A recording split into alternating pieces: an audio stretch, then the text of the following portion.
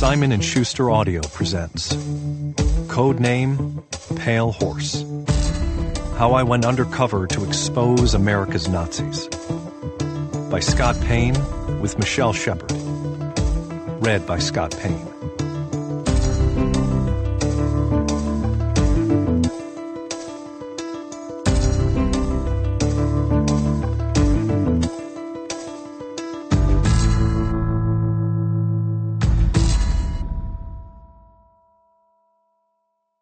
To my loving wife and daughters. Prologue. Rome, Georgia, August 2nd, 2019. It was a sweltering summer day, the kind of day when it's hard to think about anything but the heat. I was in the southern town of Rome, Georgia, located in the foothills of the Appalachians. Basically, I was in the middle of nowhere, and I was all alone. As an undercover employee for the Federal Bureau of Investigation, also known as FBI UCE, I knew backup was usually not far away. At the very least, a team would have known my whereabouts, whether they could reach me or not. Most of the time, though, you had to be self-sufficient in the field, relying solely on your wits and your cover story.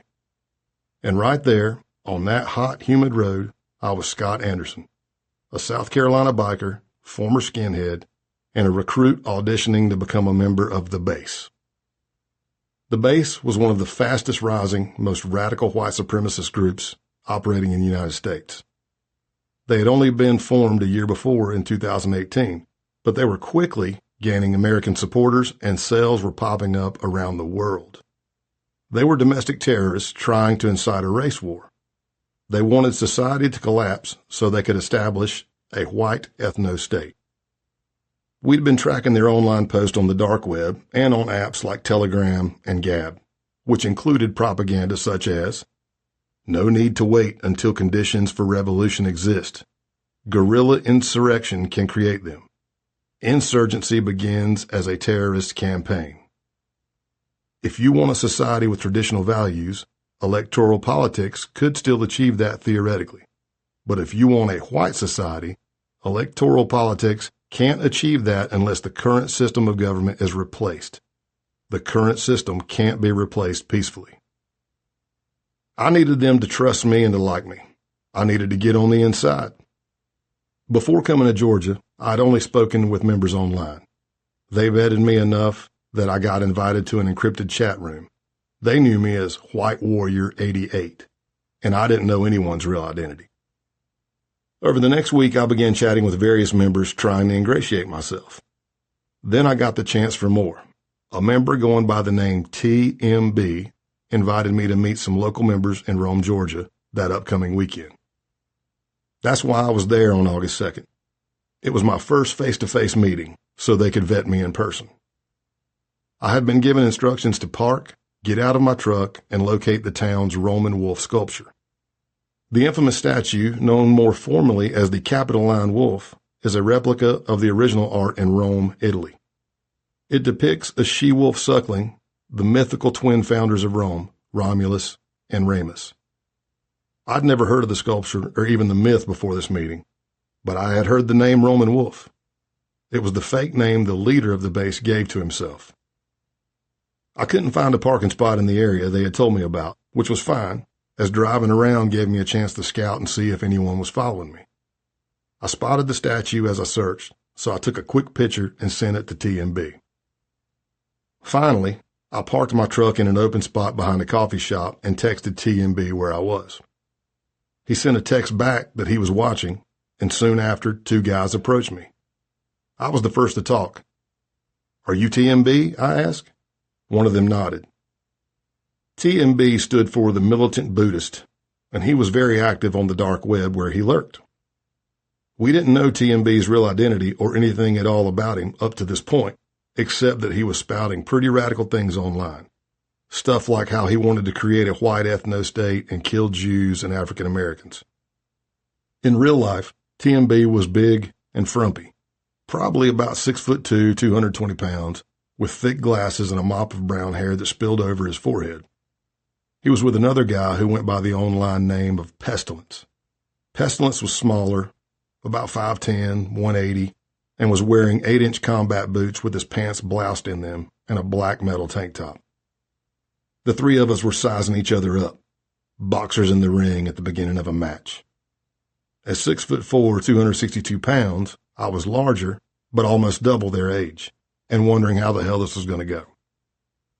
Before we talked further, TMB looked at me warily and said, "Put your phone on airplane mode." I did as he instructed. Then he pulled out something I'd never seen before in my 2 decades in law enforcement. It looked like some sort of Geiger counter, and he began to pass it all over my body. Presumably, he was trying to pick up a wire, which thankfully I was not wearing.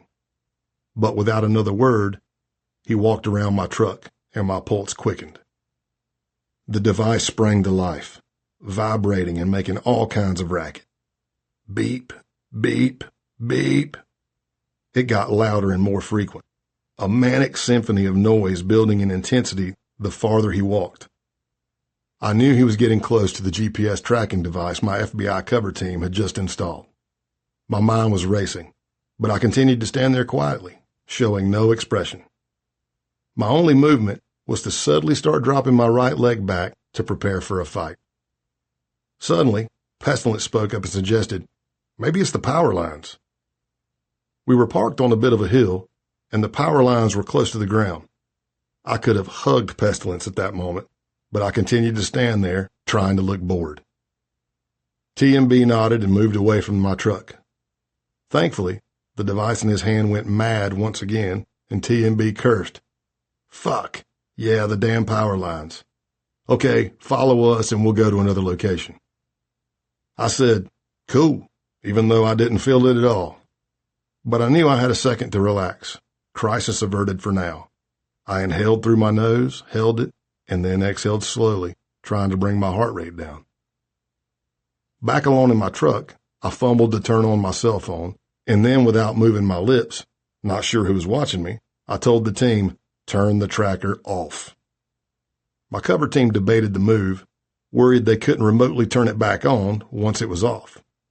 I was trying my best to stay calm, channeling a ventriloquist and following TMB's car to the new location as I insisted to the team that it wasn't optional.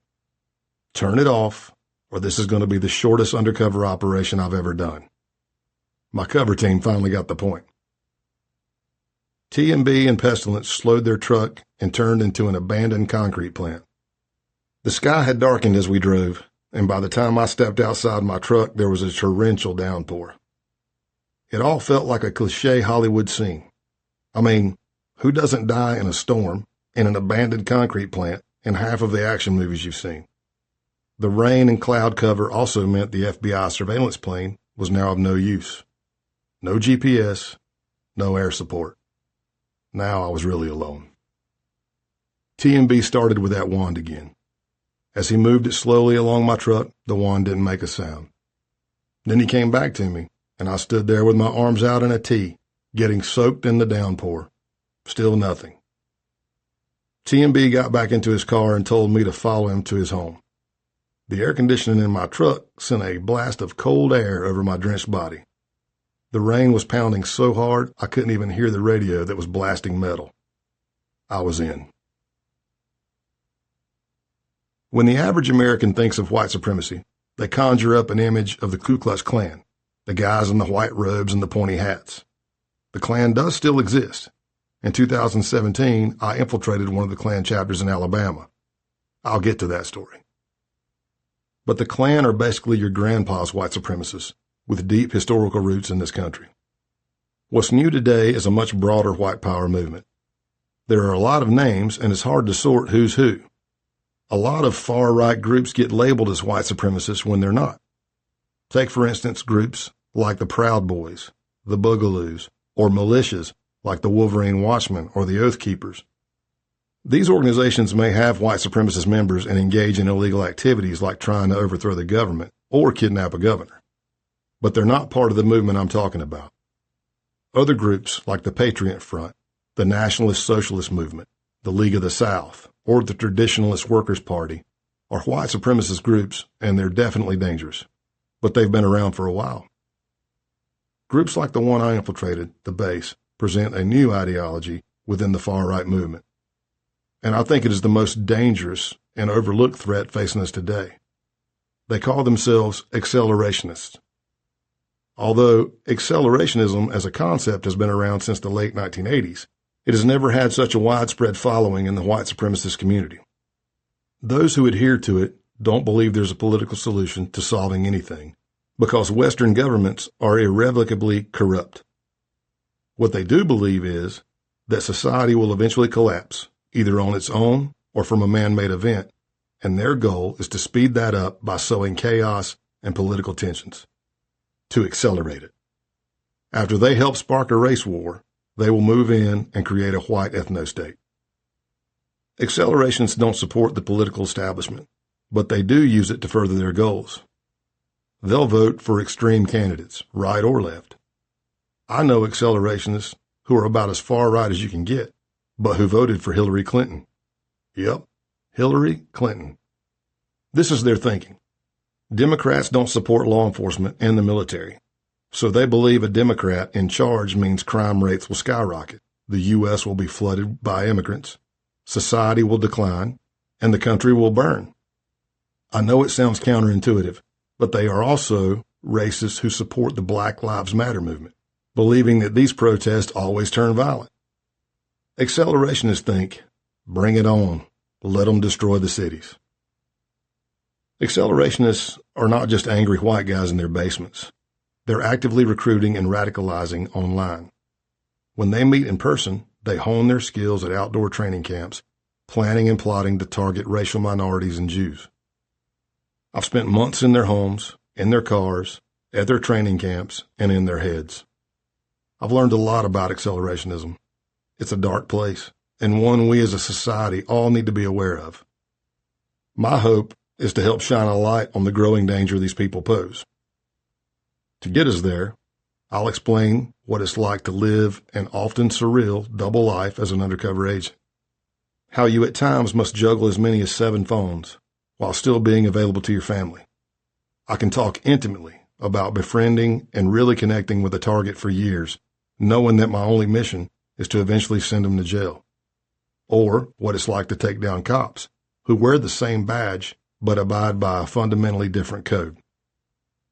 My 28 years in law enforcement serves as a roadmap of some of the most consequential issues our country has faced in the last few decades. Every case taught me something new. But I've also screwed up and made a lot of mistakes. I'm loud, I'm brash, I'm a big splash kind of guy, and sometimes that can rub people the wrong way. At times, I know I've been a cocky SOB. Hell, I've even been the reason for new policy in the Undercover Operations Guide.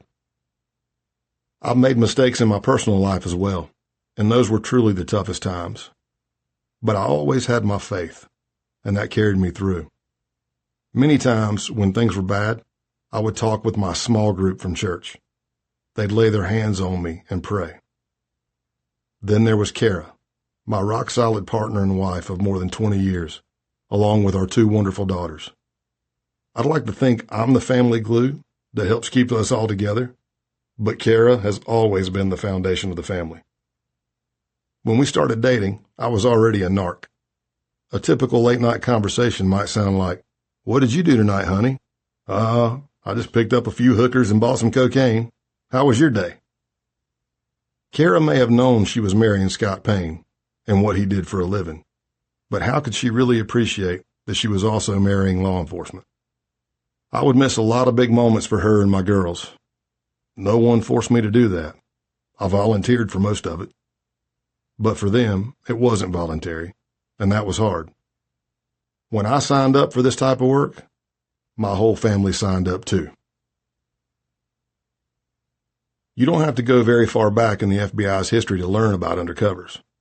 The Bureau under J. Edgar Hoover didn't have an undercover program.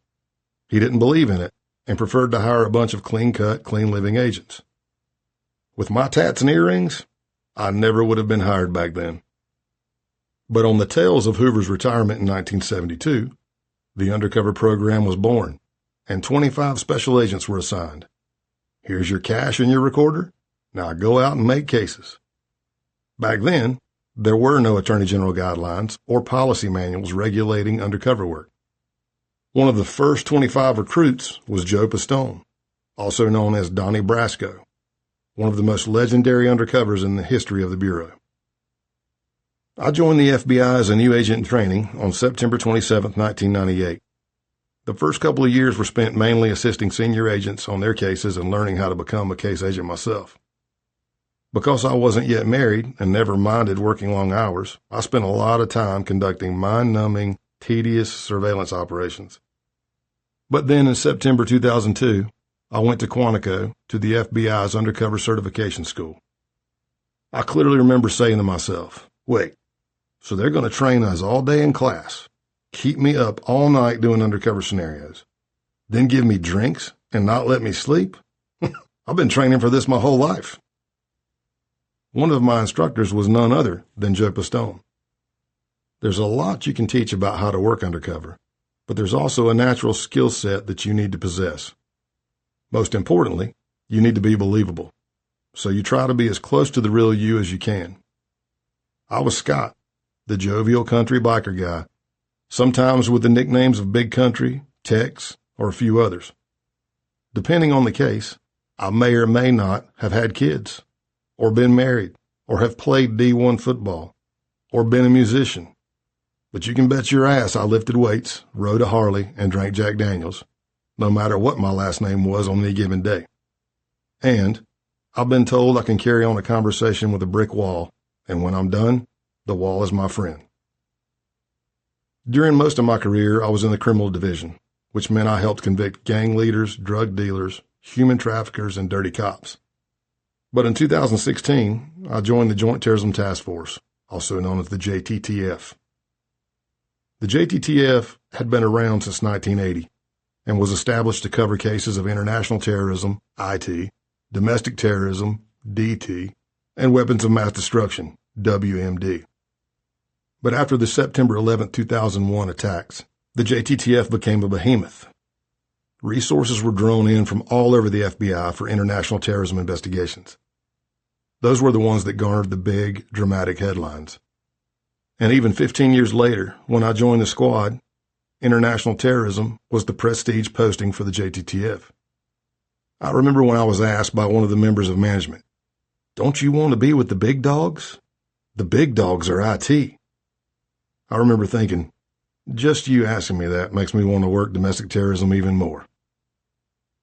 It wouldn't be long, though, before domestic terrorism started stealing the headlines. One of my first big successes was against the Aryan Nation, the largest white supremacist gang at the time in Tennessee. The case started with just one Aryan Nation member who was a known felon and was widely reported to possess an illegal firearm. We tailed him, but every damn time we stopped him, he didn't have the gun.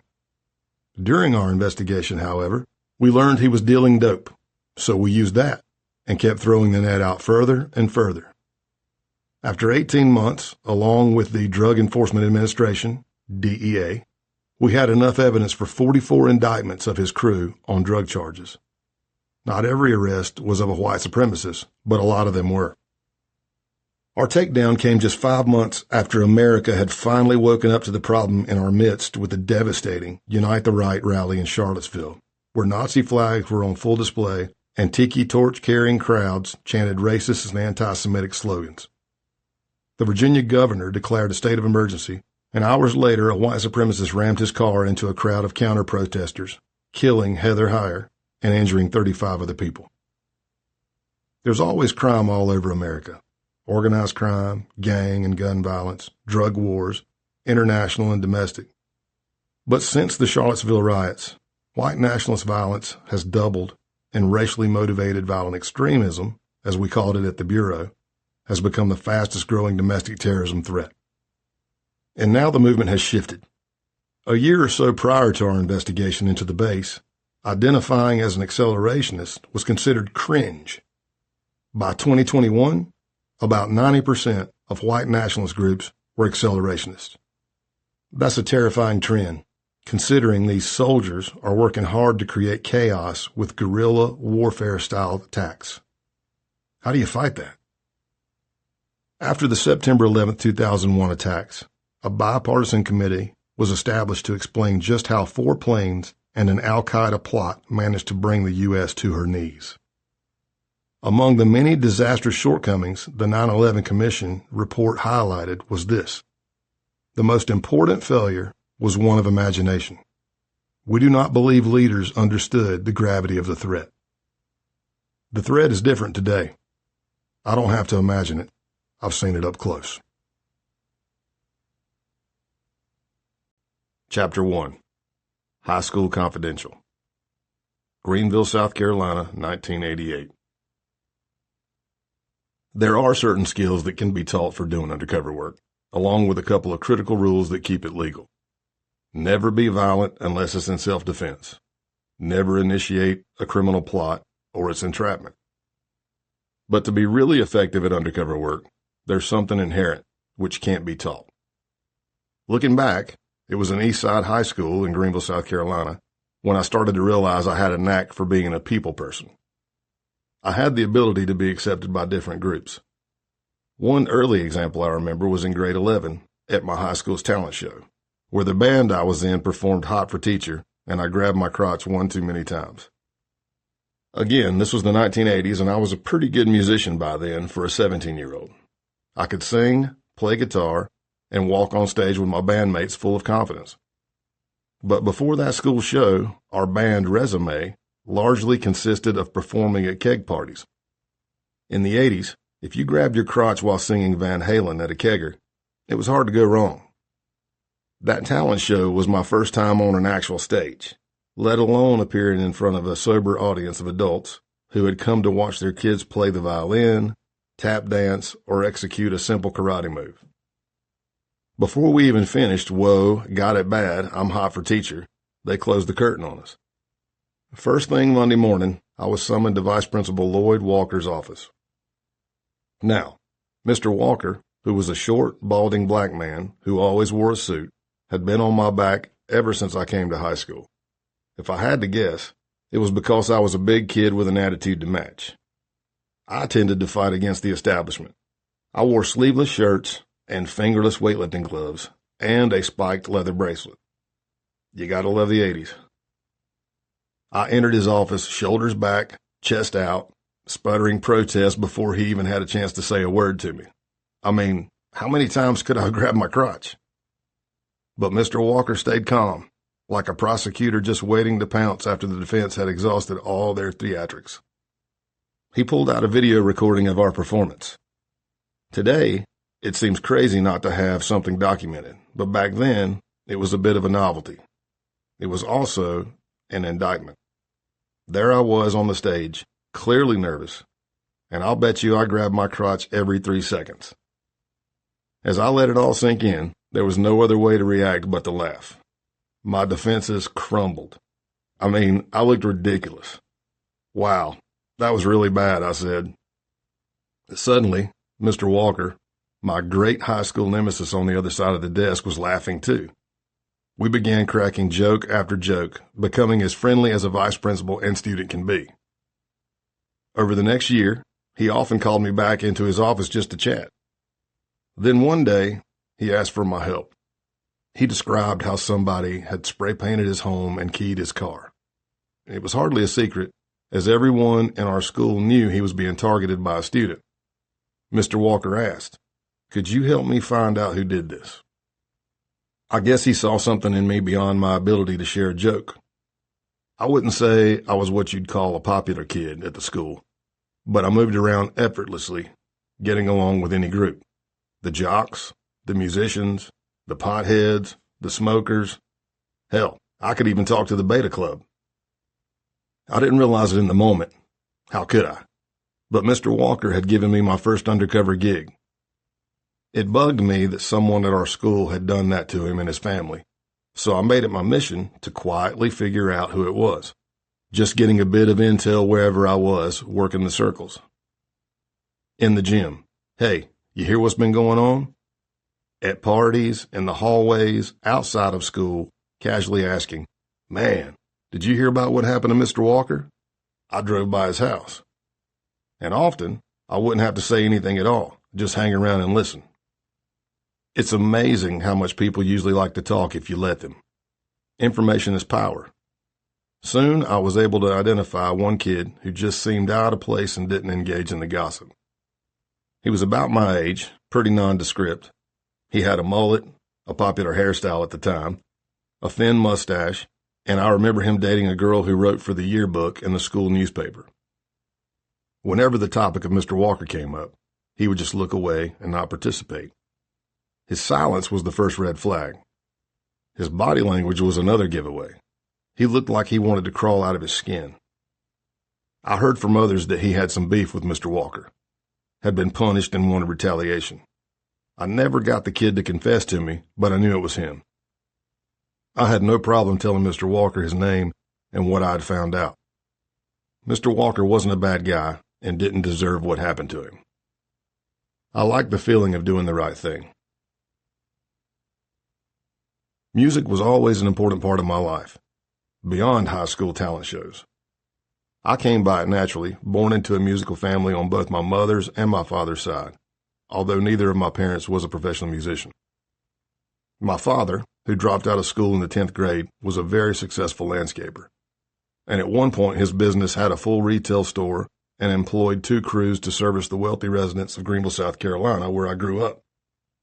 My mother was the book-smart one, and later in life became a much sought-after accountant, who during her time working for high-profile clients uncovered 3 major cases of embezzlement.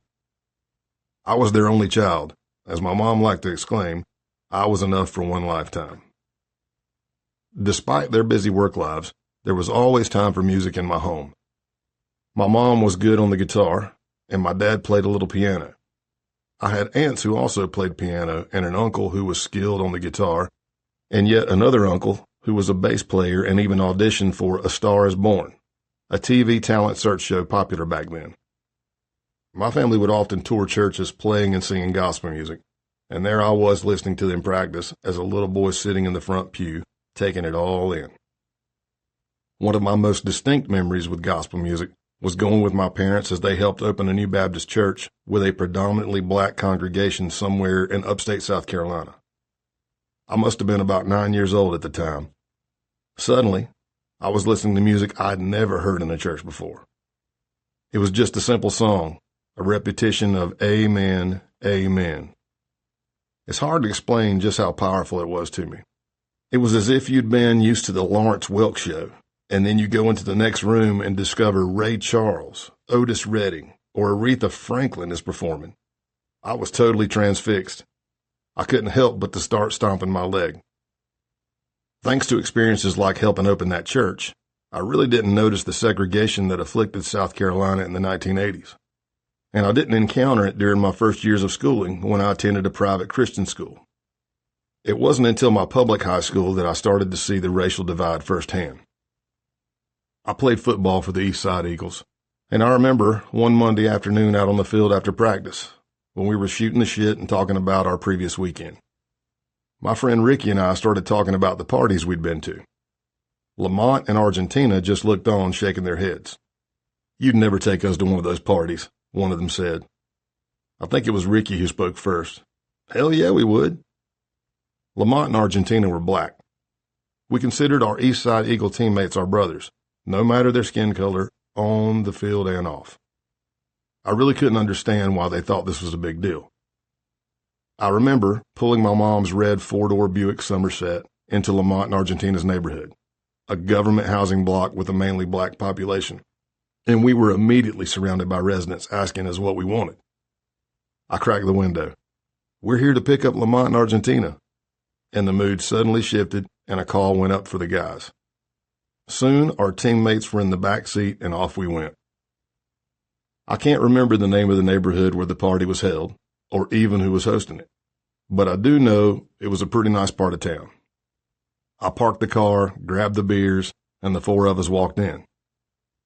All eyes were immediately on us, and if it had been a scene from a movie, this would have been the moment when the record scratched and the music stopped. We didn't know all the kids there, but we knew a lot of them, and it was immediately clear that Lamont and Argentina were not only unexpected guests, they also weren't welcome. Some kids looked visibly scared. After a couple awkward conversations, we decided to leave. But the night was young, so we didn't stop there. Driving in my mom's Somerset on that warm summer night, we went in search of our own fun. Who needed a house party? We had each other and a few 12-packs in the back seat. We drove to Paris Mountain, which was the place to go on the weekends just to hang out. You'd park by the radio tower and trek down one of the trails until you hit The Rock, where you could relax, drink, and have a great view of the city. Problem was, as soon as we neared the top, a South Carolina Highway Patrol checkpoint came into view, and there was no way to turn around or swerve to avoid it. I'll never forget what happened next. We knew we were done for underage drinking, and the troopers wasted no time in roughing us all up a bit. They weren't beating us, but we were ordered out of the car, hands on the hood, lots of shouting, that kind of stuff. At one point, I had my head slammed on the hood. But then I watched as Lamont in Argentina received a different kind of treatment, filled with racial slurs. Each verbal blow got me madder and madder. When the trooper kept yelling at me to give him my car keys, that anger built, and I turned, took my hands off the hood, and threw them hard at him, not realizing how close he was. He caught them as they hit his chest, and I thought, oh shit, I'm going to jail, and quickly turned around, hands and head back down. In the end, they let us all go, but not before emptying several beers on the rear driver's side floorboards. Lamont and Argentina were quiet on the ride back down the mountain, and I remember Ricky and me apologizing for what had happened. It's not your fault, they said. It was clear this wasn't their first experience like this. It was one of my first real reckonings with racism, and it has stayed with me until today. It would be something that I would revisit over the years as I examined my own personal beliefs when I infiltrated white supremacist groups, and then most profoundly in 2020, when law enforcement agencies all over America looked inward after the death of George Floyd. I didn't always walk the line growing up. I got in fights, smoked dope, drank a lot, and at times I didn't associate myself with the best influences. My childhood had always been blessed, and I was surrounded by love and support. But when I was about 12, my dad suffered from depression and my parents started to argue. It happened pretty suddenly. I'd never really seen them fight in my whole life up until then. When I was 13, they told me they were separating, and that set me down a dark path. People kept asking if I was okay, and I'd reply that I was totally fine and didn't care. That I don't care attitude seeped into every part of my life. When a friend introduced me to witchcraft and Satanism, I thought, why not? It all started innocently enough. I was just messing around with a Ouija board and asking the spirits things you shouldn't. But before I knew it, I was spiraling down a path toward full-blown devil worshiping. I began studying satanic rituals and occultist Aleister Crowley and how to make pacts with the devil. On weekends, I'd go to the local video store, the Pick-a-Flick, and rent my way through A to Z of demonic horror films. I would say terrible things in evil voices, at one point making a girl at my school burst into tears. I would take my Volkswagen Beetle to a Christian mechanic with the cassette tape player all set to blare satanic Grim Reaper songs as soon as they turned it on. It was a horrible phase that lasted about a year. My closest friends, part of our group we called the Brew Crew, began distancing themselves from me. One night after partying, I crashed in the same room as my friend Ricky, lying on a couch in front of a bed where he was with his girlfriend. As we were falling asleep, I started reenacting a scene from one of the movies I'd watched, laughing maniacally like I was being possessed by a demon. I rolled over, and suddenly all I saw was a watery red image and the face of a smiling demon calling me toward him with one long crooked finger and a twisted nail. There were no hallucinogens involved. We had just been drinking that night. I was terrified and screamed as loud as I could. I hit the light, and Ricky and his girlfriend jumped up asking what had happened as they looked at me panting heavily and shaking uncontrollably. I told Ricky if I ever did that again, if I ever used that voice or talked about devil worshiping, he had permission to hit me over the head with a bat. Ricky, who now seemed filled with a stoic calmness, full of the Holy Spirit, just looked at me and said simply, "I told you, didn't I?" I didn't sleep a wink, and when the sun rose on that Sunday morning, I walked, still reeking of booze and wearing the clothes from the night before, several miles to Edwards Road Baptist Church. I never looked back. There was music, there was sport, and there was my faith. Those pillars from my youth laid a foundation and helped shape me into the man I am today, in ways big and small. But in terms of some of the best interpersonal skills that I acquired growing up and could later use in my work undercover, there was no better training ground for me than the Silver Slipper. The Silver Slipper was one of many gentlemen's clubs, an oxymoron because gentlemen are hard to find, on Dorchester Boulevard, which was just a stretch of road off I-26 which runs through South Carolina and dead ends into Charleston. Locals had dubbed it Stripper's Row. There were more than half a dozen clubs of varying degrees of seediness, including the Flying Dutchman, the Hayloft, and Miss Kitty's.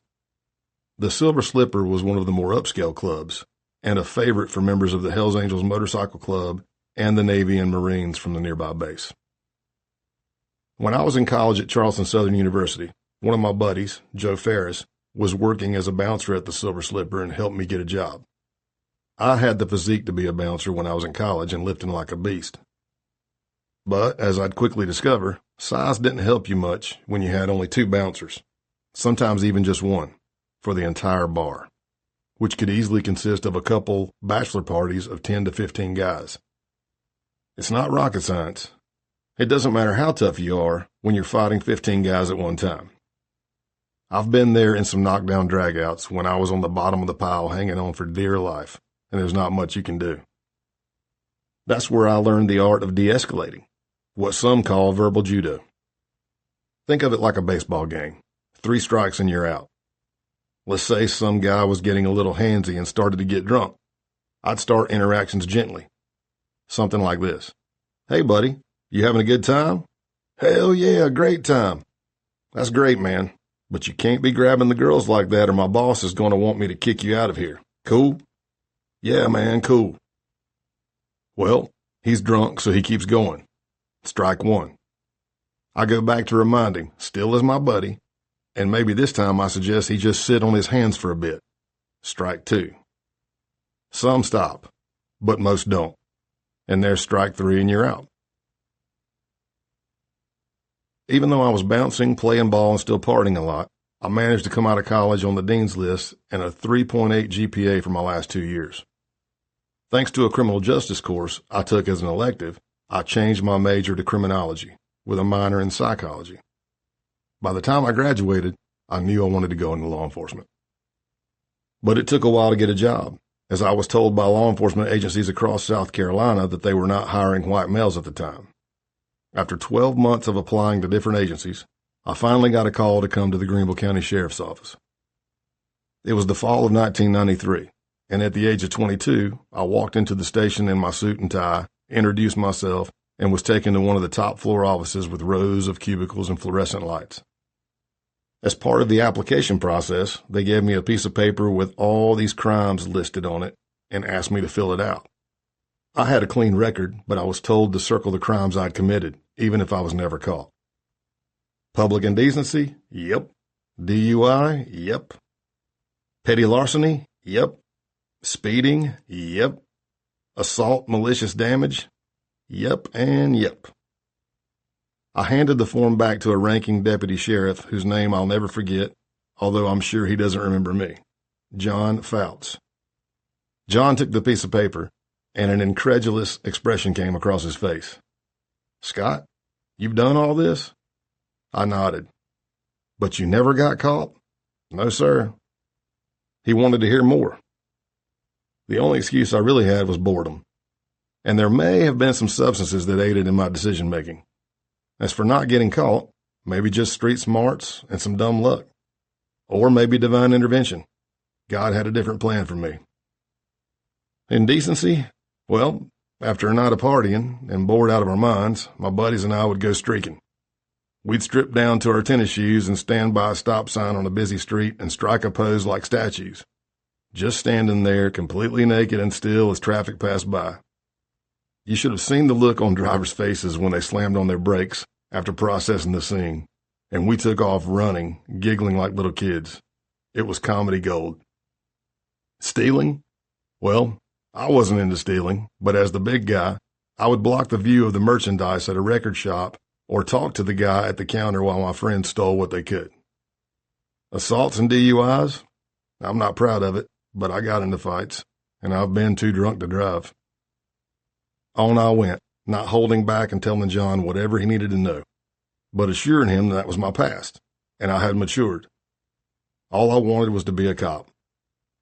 The only thing I can think of is that he appreciated my honesty, because I was allowed to continue through the process and was soon after hired. Who knows where my life would have taken me if I hadn't gone into policing. Life is really about choices, and most of the time when you're choosing one thing, you're giving up another. I chose law and order. Chapter 2. The Badge. Greenville, South Carolina, 1996. I was slouched down in the passenger seat of a beat-up white Ford Econoline, wearing a stocking cap and a bulky coat, trying to appear smaller than my 270-pound frame. In the driver's seat was one of Greenville, South Carolina's known drug users. He bore a resemblance to Bubbles, the impossibly optimistic junkie from The Wire. Slight, haggard-looking, with permanent dark circles under his eyes. Bubbles was doing what he usually did, getting ready to buy crack cocaine. But on this day, he was working for us as a source, and we were prepping for what we call a controlled buy. Sources would agree to help law enforcement because they needed the money, or they wanted a deal to work off their own charge. Sometimes, they just wanted to do the right thing. We kept sources close, searching them and their vehicle before and after operations, and conducted surveillance of them to make sure they went in with only what we gave them for the buy and came back out with nothing but our evidence. It was important to document the chain of evidence and make sure whatever we did would stand up in court. But it was always a stronger case if you had a cop chaperone going undercover alongside them. And that was my role on that cold, gray, wet, and generally nasty afternoon. I had joined the Greenville County Sheriff's Office in 1993 and spent the first 3 years on uniform patrol. Then I landed a coveted position and was promoted to investigator with the Vice and Narcotics Squad. To say I was unprepared when I first joined the squad is an understatement. On day one, my training officer asked me if I'd ever seen Reservoir Dogs. I hadn't, so that was my homework, to go home and watch it that night. The next day he said to me, "Now, that's a real undercover. That guy never broke roll. He stayed undercover." Well, as I got older and became more experienced, I realized that this was bad advice. A terrible example of what a good undercover agent is supposed to be. That guy, Mr. Orange, watched another cop get his ear cut off, set on fire, killed, and then he got shot. And he never broke roll. No thank you. There is no case worth that. At the sheriff's office, we were fighting drugs at the local level, targeting mainly street dealers. Unlike my undercover work years later with the FBI, when our team could spend weeks, even months, building up my fake undercover profile before meeting a target. These cases were often impromptu. For my first nighttime assignment, I was told to just roll up at the appointed meet location where I'd get wired up. Then I was instructed to drive down to a known drug trafficking area, roll down the window, and ask the dealer for a 20. None of the training officers seemed bothered by my size and that I wasn't exactly the picture of an emaciated crack user. My heart was pounding, and butterflies were going mad in my stomach as I eased the car towards the dealers.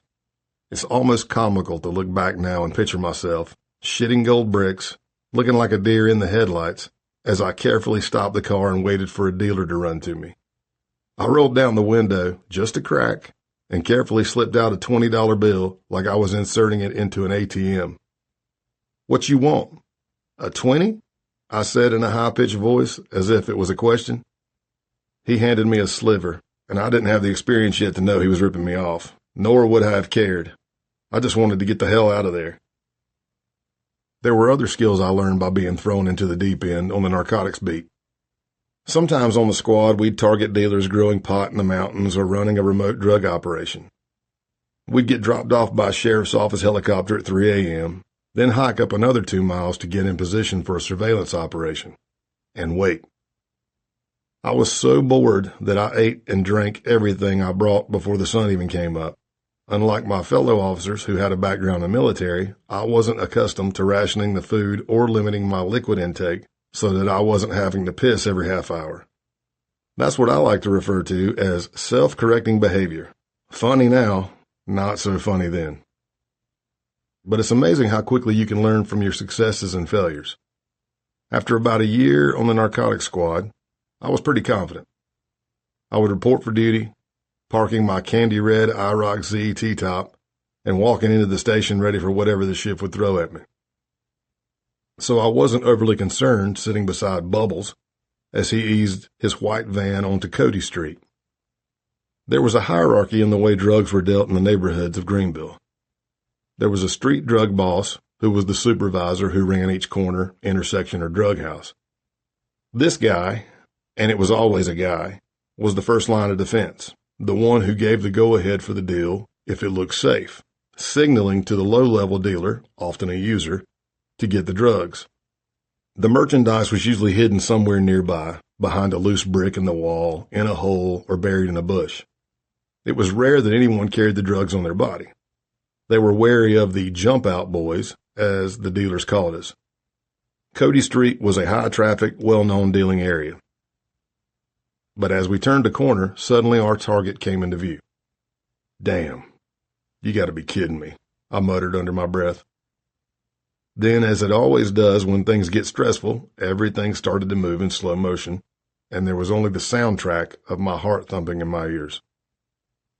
I couldn't remember this dealer's name, but I definitely knew his face. Just 2 weeks earlier, I had been helping our Southern Command Narcotics Squad execute a search warrant. As luck would have it, I was the investigator who had gotten this dealer out of bed and cuffed him. Later, back at the station, I tried to build a bit of rapport with him, talking in detail about our tattoos. Clearly, having all that police attention hadn't deterred him from getting right back out on the street. I didn't let on to the source that I knew his target. I just looked the dealer dead in the eye as sweat started to drip under all my layers of clothing, and my stomach knotted painfully. He returned my stare, not breaking eye contact, as he slowly walked around the van right up to my window to get a good look at me. In my hand, I was clutching the money for the deal. "What's up?" I asked, watching his eyes finally leave my face to look at the cash. Then he looked to his guy who was slinging the drugs and said, "Go ahead." We did the deal. When we later arrested him, he said, "I knew you were a cop." I replied, "You thought I was a cop, but you had some doubt." As it usually does in the world of criminals, greed won the day. After my retirement from law enforcement in the summer of 2021, I was described in a Rolling Stone profile as a hillbilly Donnie Brasco. I wear that title proudly and think the reputation of being able to relate to people, no matter their background or crime, and whether I was in uniform on patrol or working undercover, began in those early policing days in Greenville. I was a proactive officer right from the start, not the kind of deputy who would sit in a cul-de-sac drinking coffee. If I wasn't responding to calls, I made it my mission to get to know the county, especially the rural roads of the Blue Ridge Mountains that extended all the way up to the border with North Carolina. We called that region Northern Command Beat Area Number 1. Since this was the mid-1990s, there was no such thing as Google Maps. You just had your Rand McNally Road Atlas and memory. And in that beat area, it was good to know the roads well. If you were dispatched to answer a call, you knew backup was at least 30 minutes behind you. And there was a good chance that by the time you arrived, whatever was happening would already be over. In the mountains, I got to further practice my verbal judo, as talking was often your best weapon. One day, I arrived on a call on a rural back road to find a woman holding her front tooth in her hand.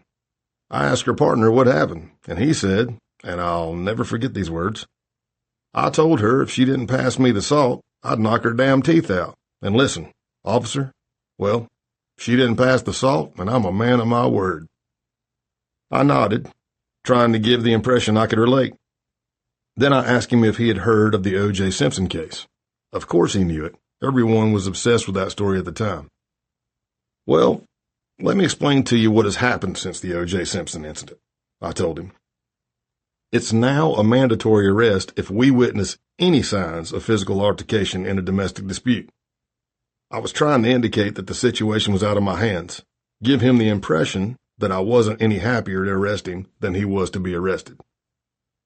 Now it was his turn to nod. Hell, it's okay, he said. You're just doing your job. And he offered his wrist to be handcuffed. On the 40-minute drive to the station, I asked what type of music he liked to listen to, and he said anything but that rap crap. We put on a classic rock station, and Leonard Skinner took us the rest of the way down the mountain.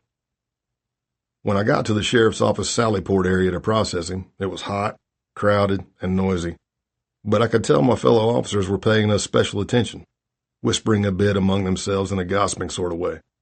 I asked what was going on. Do you know who he is? One of the deputies asked me. We don't go to his house without at least 4 of us. He fights all the time. I had a lot of mentors inside the sheriff's office, but not all of the people I got valuable advice from were in law enforcement. One lesson was pretty basic. If you're going undercover, make sure you look the part.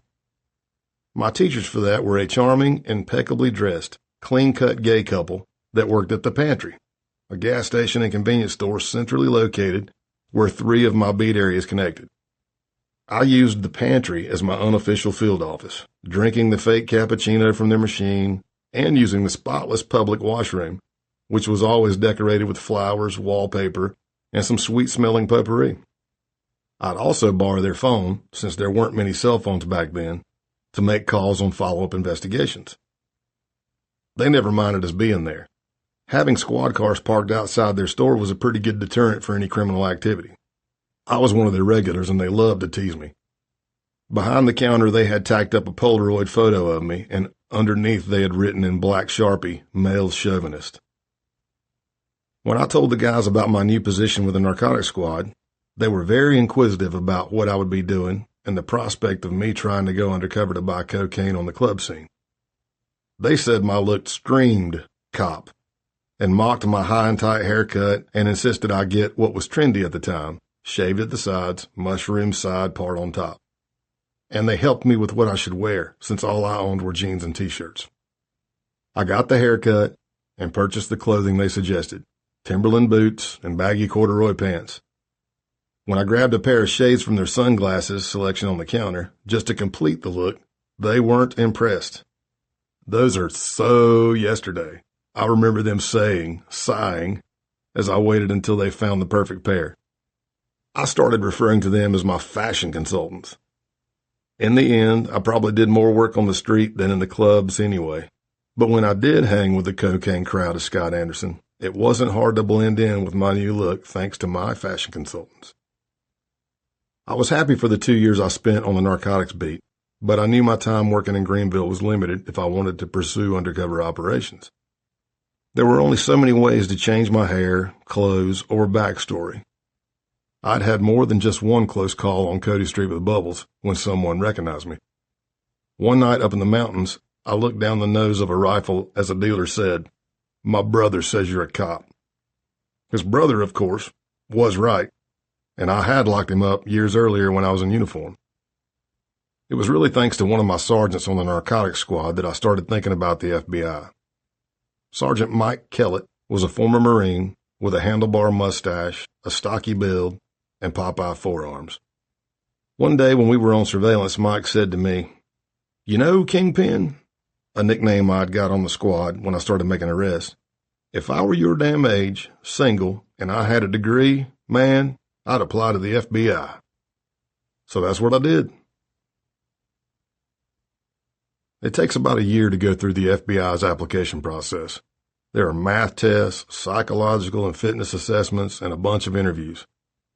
Although I wore a suit, I showed up for one test with my beard and long hair to a waiting room filled with clean-cut applicants, lawyers, accountants, and some members of the military wearing their dress uniforms. Although I had approval from the FBI applicant coordinator to maintain my appearance, needed at the time for the narcotics squad, it did not stop some very odd glances from my fellow applicants. Part of the screening involved an incredibly lengthy and involved polygraph test that I think lasted at least 3 hours. Have you done any illegal narcotics within the last 10 years? No, I answered. Have you used marijuana in the last 3 years? I paused. Is that a trick question? I asked. No, the examiner answered. Well, this was 1998, and I was a narcotics officer, and I sure as hell knew weed was illegal. But he replied that it would have been okay if I used it up to 3 years prior. Okay, my answer would still be no. Then we went on to discuss the times I did use weed before going into law enforcement, and the question still continued. Did you package it? Did you sell it? I said, look, I can answer all of your questions with this explanation. Then I described how as a teenager, I would go to parties with my friends, and we'd all add money to a pile. Someone would come back with weed, we'd smoke it, and if there was any left, someone would keep it. Only one time did I bring the leftovers with me, and I couldn't sleep, worried my mom would find it. I bet you I changed the hiding place 5 times that night. I never did that again. I think I was more scared of my mom than the police. He persisted with the questions. How many times would you say you've used marijuana? I'm not sure. Would you say no more than 15? So I replied, yeah, sure, 15 sounds good, even though I had no idea what he meant by 15. The agent did not like this casual answer and slammed the desk, screaming, pointing at me. You think this is a joke? None of this made sense. I started to panic. We were talking about something from over a decade ago. And what did he mean by 15? 15 joints? 15 times? 15 pounds? I had to guess that there was some elected official's kid or someone with influence who wanted to become an FBI agent but had a recent weed habit, but no more than 15 times, so they made this rule. Anyway, I passed that test because I got an FBI invitation letter to report to Quantico, Virginia for training on September 27, 1998. At some point during our 5 months of training, we were asked to fill out a form that listed our preferences of the field offices where we wanted to be posted, rating them in order from 1 to 56. I sweated over that form, trying to figure out where I wanted to live, working my way up the East Coast so I could stay close to my family. I listed New York as number 36 out of the possible 56 field offices.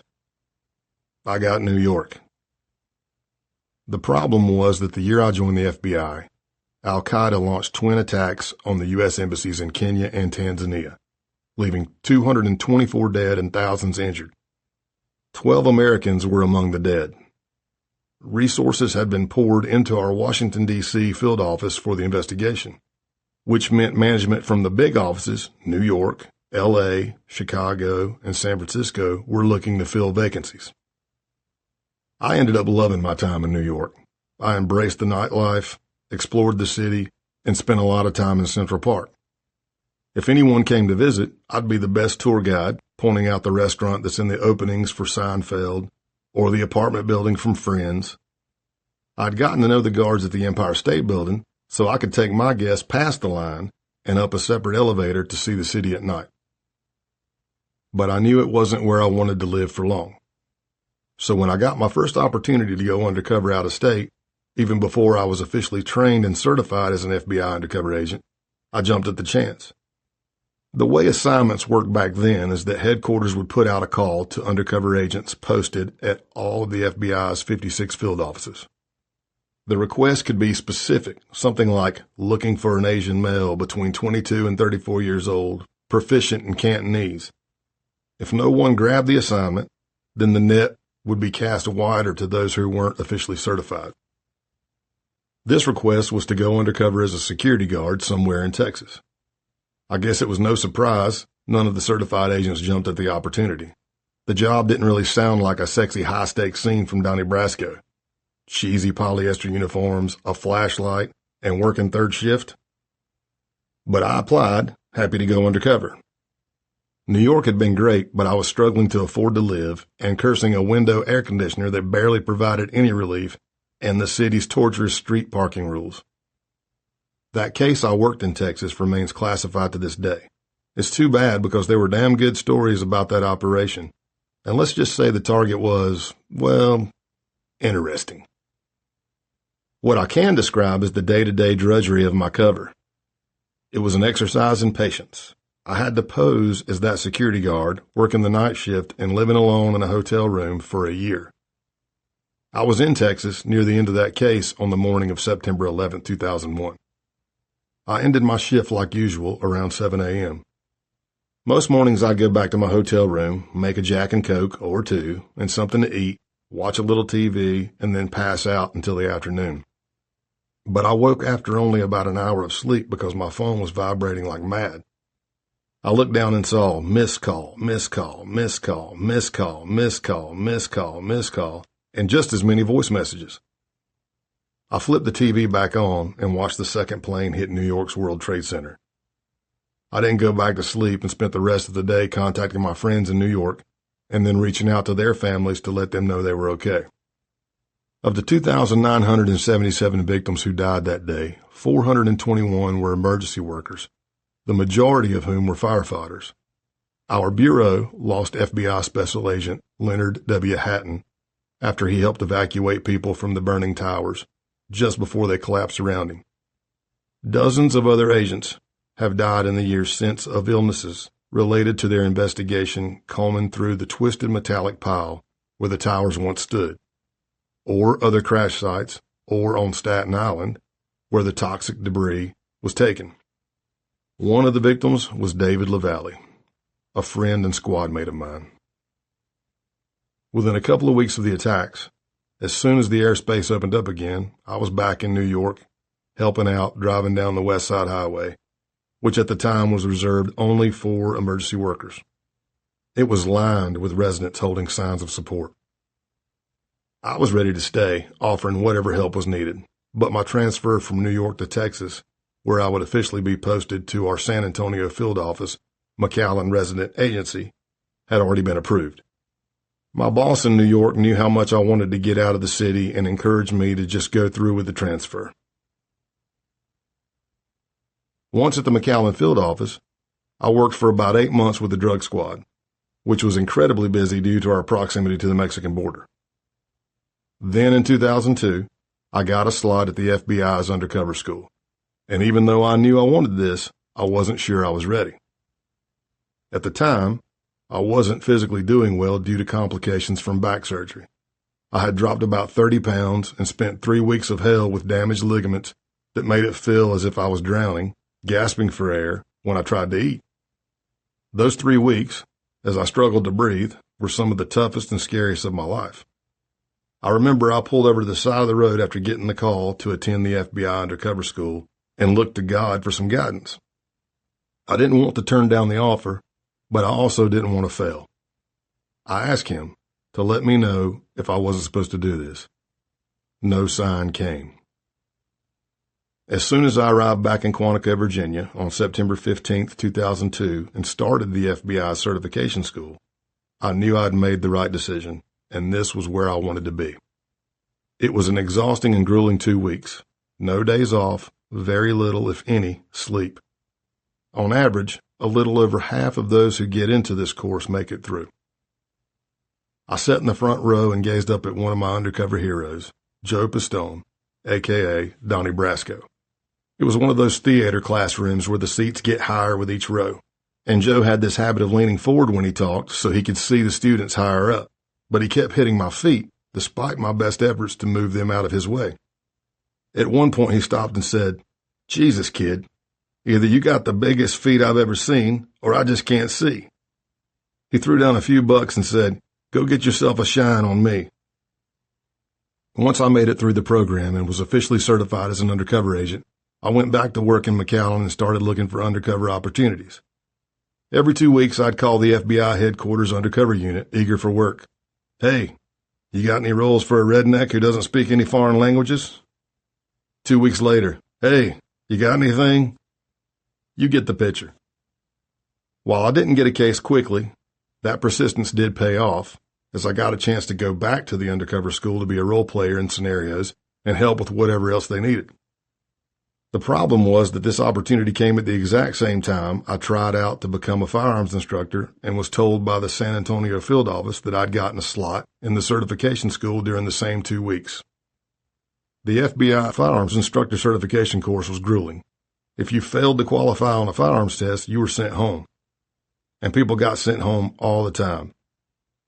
I didn't want to say no to either opportunity, so I ended up doing both. That meant I was at Quantico's firearms instructor school all day and role-playing at the undercover school all night. On the first evening, after I role-played in the scenario as a dirty banker, Steve Salmieri took me aside and told me he thought I had something special. Salmieri was a close friend of Joe Pistone, and while maybe not as well known in public, he was an undercover legend. During his 29 years at the FBI, Salmieri infiltrated the mafia, biker gangs, and terrorist groups and ran the undercover unit at the FBI's headquarters.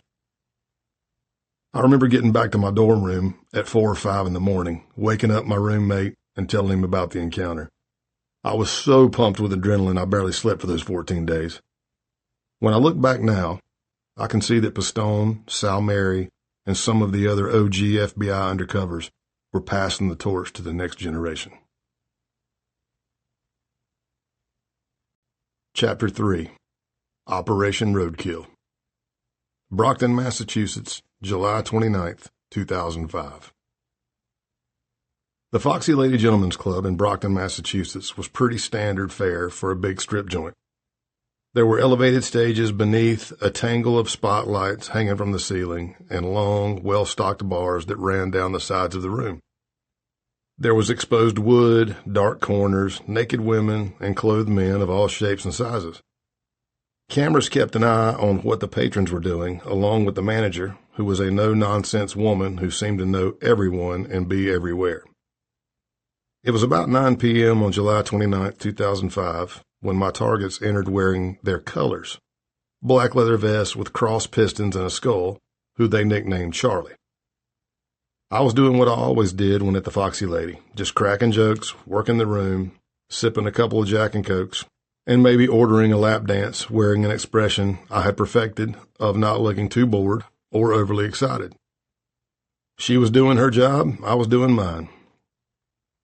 My targets were members of the Outlaws Motorcycle Club, OMC, one of America's most violent biker gangs and the historic arch rival of the Hells Angels. Outlaws forever, forever outlaws, they like to say. The Outlaws, like the Hells Angels, the Banditos, the Pagans, the Mongols, and other outlaw motorcycle clubs, called themselves the One Percenters, meaning they considered themselves hardcore bikers on the fringes of society.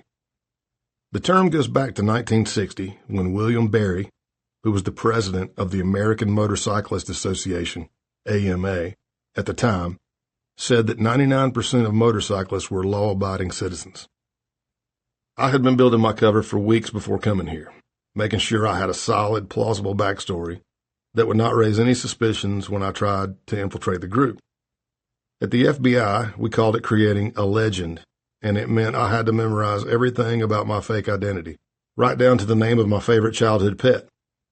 I stayed close to my real identity, just to make it both believable and easy to remember.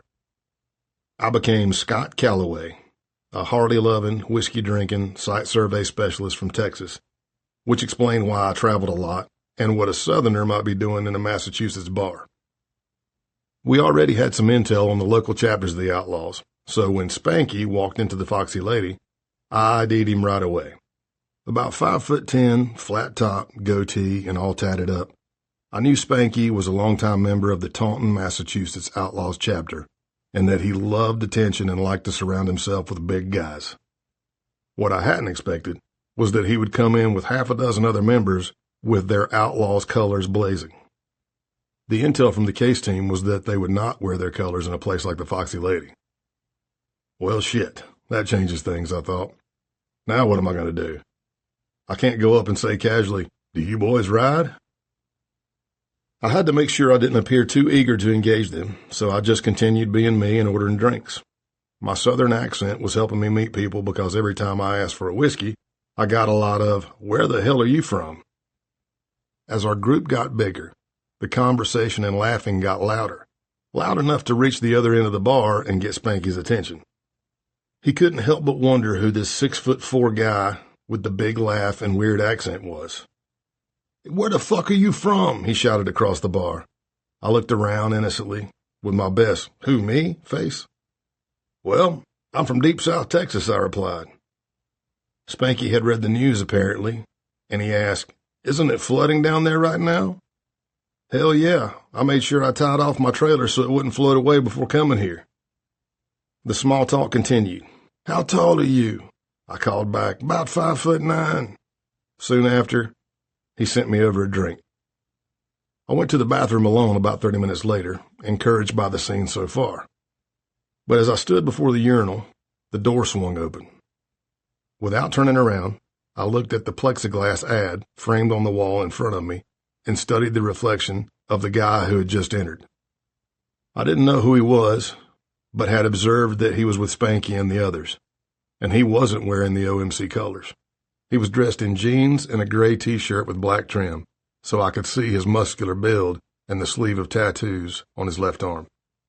In his left ear, he had 3 stainless steel ball hoop earrings. He looked left, he looked right, he looked under the stall doors, then he turned towards me and walked slowly. I braced, getting ready to be jumped. But instead, he just came up beside me. "What brings you to Massachusetts?" It was the start of a beautiful friendship. The FBI would dub this outlaw's case Operation Roadkill. It was not my first undercover operation after being officially certified as an undercover agent. I also had cameos on other cases, which are basically defined the same way a cameo is in acting: a smaller part or a walk-on role to support the main characters. In one case, I was hanging out with a source in Oklahoma, trying to ingratiate myself in an illegal chop shop business and purchase stolen vehicles. At the time, FBI agent Barry Loggins, who was known as Bo, was a mentor and friend of mine with a ton of experience in the undercover program. In a strange coincidence of timing, I was returning a covert vehicle for the Oklahoma case one day when Bo came out of his office and told me he had just hung up the phone with the Boston field office undercover coordinator, and he had been asking about me. "He pinned me in a corner and asked me if I would personally vouch for you," Bo told me. And I said yes. Then he paused. "So don't fuck this up." "Absolutely, sir," I replied. "No pressure." It was an amazing opportunity. I'd already been to Boston to interview for the Outlaws case, but I think it was Bo's blessing that sealed the deal. And I landed that case at a great time in my life. I loved living in Texas, and soon after moving there from New York and buying a house, I married the love of my life, Kara. I'd first met Kara through my friend Brian Cox when I was living in Greenville, South Carolina. Brian came from a family of NYPD officers, but we knew each other from our days as bouncers at the Silver Slipper. Brian had saved me more than once over the years, including giving me his couch when a roommate I'd planned to live with suddenly got evicted and I was stuck with all my worldly possessions in my car and too stubborn to move back home. During that time, before I found law enforcement, Brian helped me set up my first bank account and save my wages to eventually get my own place. His future wife, Andrea, was friends with Kara and keen to set us up. The problem was that Kara and I lived 1,400 miles away from each other. These days, it's not unusual to meet your partner online or get to know someone intimately by text or phone before meeting in person. But in the mid-90s, that still seemed rare. But once I got up the courage to call her, we talked every night, night after night, for months. Then I finally saved up enough money to visit, and on what would be only the second flight I'd ever taken in my life, booked a 9-day trip to meet her in Nebraska. It was a gamble. 9 days is a long time if it's not going well. If you ask Kara, the moment she knew we would be together happened on one of those nights. We were both in her little rental home getting ready to go out. Kara was blow-drying her hair, and I was waiting on the couch when I saw her dad's acoustic guitar. After tuning it up a little, I started playing a Zakk Wylde song. Kara came out and just stared, wondering how the hell I knew she was a rabid fan of the long-haired lead guitarist for Ozzy Osbourne. It would be a few years later and a lot of long-distance dating before we were married in December of 2001 and moved into our first home in McAllen, Texas. By the time I started on the Outlaws case in the summer of 2005, we had 2 daughters, aged 3 and 1. Life was pretty sweet. But what I didn't know then was that this case was about to push me to the limit. I'd come close to losing my marriage, my sanity, and my life. The big guy who came into the bathroom at the Foxy Lady to check me out was named Scott Town. Scott T, as he was known, was a mixed martial arts underground fighter. While he wasn't an official patch-carrying member of the OMC, he was widely respected and feared in the group. I was relieved my cover story hadn't strayed too far from the truth, because Scott T's questions that first day were probing, and there were a few uncomfortable coincidences. For instance, when I said I was living in McAllen, Texas, he replied that he had been there a few times and started rattling off neighborhoods and streets. He also knew a lot about Greenville, South Carolina, where I was born. I liked Scott T right from the beginning, and we hit it off immediately. We were so similar. We liked all the same things, carried ourselves the same way, had the same sense of humor. I couldn't help but think again about that proverbial fork in the road when I went the law and order way. If I hadn't, maybe I would have become Scott T. Over the weeks and months that followed, he opened up to me, telling me details about both his professional and personal life. Before he started doing business with the Outlaws, he made money fighting pit bulls all across America. That's how he knew Texas and South Carolina and a bunch of other states. He had never been arrested for it, but had some close calls, including one in Austin, Texas, he told me, where he was running dogs alongside a crooked cop. Another law enforcement unit raided one of their fights, and he managed to escape with his dog. The cop wasn't so lucky. Scott T taught me a lot about the Outlaws and how they operated, despite his status of not being a patch-carrying member. He said he could join pretty much whenever he wanted, but was worried about being targeted and going to jail. The story he told me was that years ago, he had had a close call with law enforcement and had to pay an attorney a huge sum of money to get out of it. It scared him. He had 4 daughters and didn't want to leave them.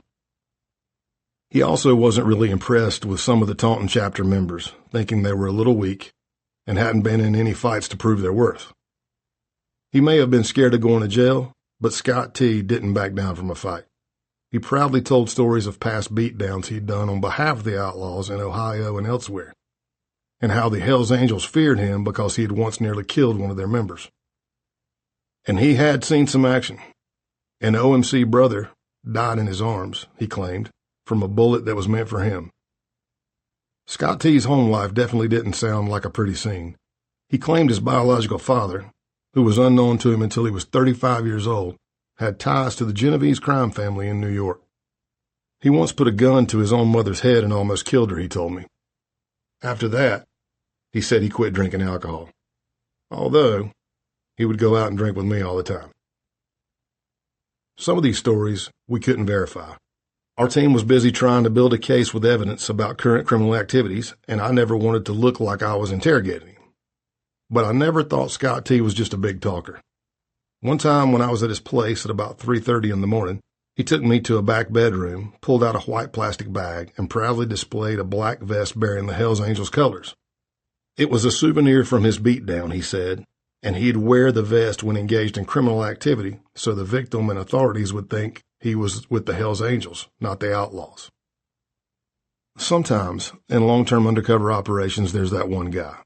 The one you get really close to and know he's got your back, and he believes you have his. For Operation Roadkill, that guy was Scott T. But I've never really had a bond like that with a target, ever, before that case or after. The 11th Annual Outlaws Motorcycle Club Lobster Festival was held on August 13th in Brockton, Massachusetts, and I had a personal invite from Spanky. Before he left the Foxy Lady that first night we met, he'd given me 2 of his business cards, one for a 24-hour towing company and the other for a tattoo parlor. There were 4 different numbers listed, and Spanky told me that whenever I was in town, I could reach him at any of those. Earlier in the evening, we'd been talking about riding, and I let him know my motorcycle was back in Texas. "Don't worry," he said. "If you need one, I'll get you a scooter to ride." Then he told me about the Lobster Festival. "All you need to say to get in," he said, "is Spanky sent me." But on that day, I didn't go alone. I had arranged to arrive with Scott T, and I trailed him like a devoted puppy. Whenever anyone asked me who I was, I'd say, I guess I'm his bitch today. These outlaw motorcycle biker parties are pretty public affairs, with hundreds of guests spilling in and out of the clubhouse. This one was held at the Brockton chapter, and while you needed an invite to get in, there were dozens of cops and unmarked units on the perimeter, filming and taking photos. My own team was out there, and I'd occasionally get a glimpse of one of them. When we walked in, I bought a handful of Brockton bucks, which could be used for drinks and lobsters, and purchased a few raffle tickets. There was live music, and there were women and tons of motorcycles, all swirling in a sea of black leather. Thanks to my new friend Scott T, over the next 4.5 hours, I met many members of the Outlaws from the Northeast region, including those at the Taunton and Brockton chapters like Handsome Gary, Antichrist, Monster, and 40. As we were getting ready to leave, the crowd quieted for a moment for the raffle draw. Dude, I said to Scott T when the number was called, I think I won. I stared at the ticket in my hand in disbelief. All afternoon, I was carefully navigating the crowd, walking that tightrope of attracting attention, but not too much attention. And now I'm being called up on stage in front of hundreds because I won the damn raffle? I tried to get Scott T to go up for me, but he wouldn't do it. I made my way through the crowd, handed in my winning ticket, collected the wad of cash as quickly as I could, and then went to the clubhouse bar and bought 2 Jack and Cokes and put in the jar the largest tip I've ever left in my life. The Lobster Festival after party was back at the Foxy Lady. There were many outlaws who came, including Spanky and a member from the Maine chapter who said he had just gotten out of jail 2 hours earlier. Scott T was there too. I knew I was being constantly observed, and my mind was always racing, but so far, I was passing all of their unofficial tests. Part of the reason Spanky was so friendly with me was that he saw an opportunity. The Outlaws wanted to start a Cape Cod chapter and were looking at me and Scott T as the inaugural members. Cape Cod was Hell's Angels territory, so they knew they needed some big dogs who could handle themselves and establish territory in case there were turf wars. The Foxy Lady on a Saturday night was packed. Our group filled one back part of the bar, and we were pretty much minding our own business. Unfortunately, it didn't last long.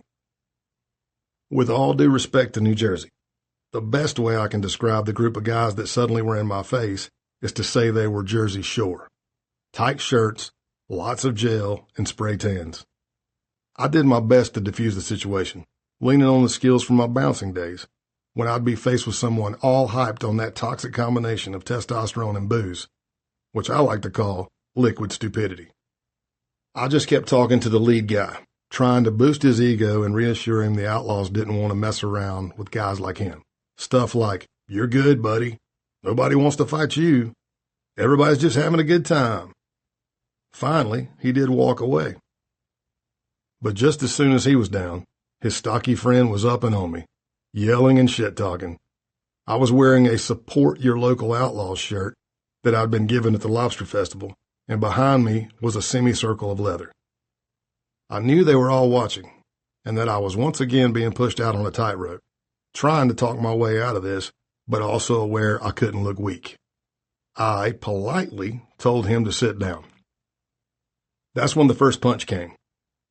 I actually managed to dodge several, but there was a bench right behind me, and when I bumped into it, my knees buckled, and I ended up in a seated position.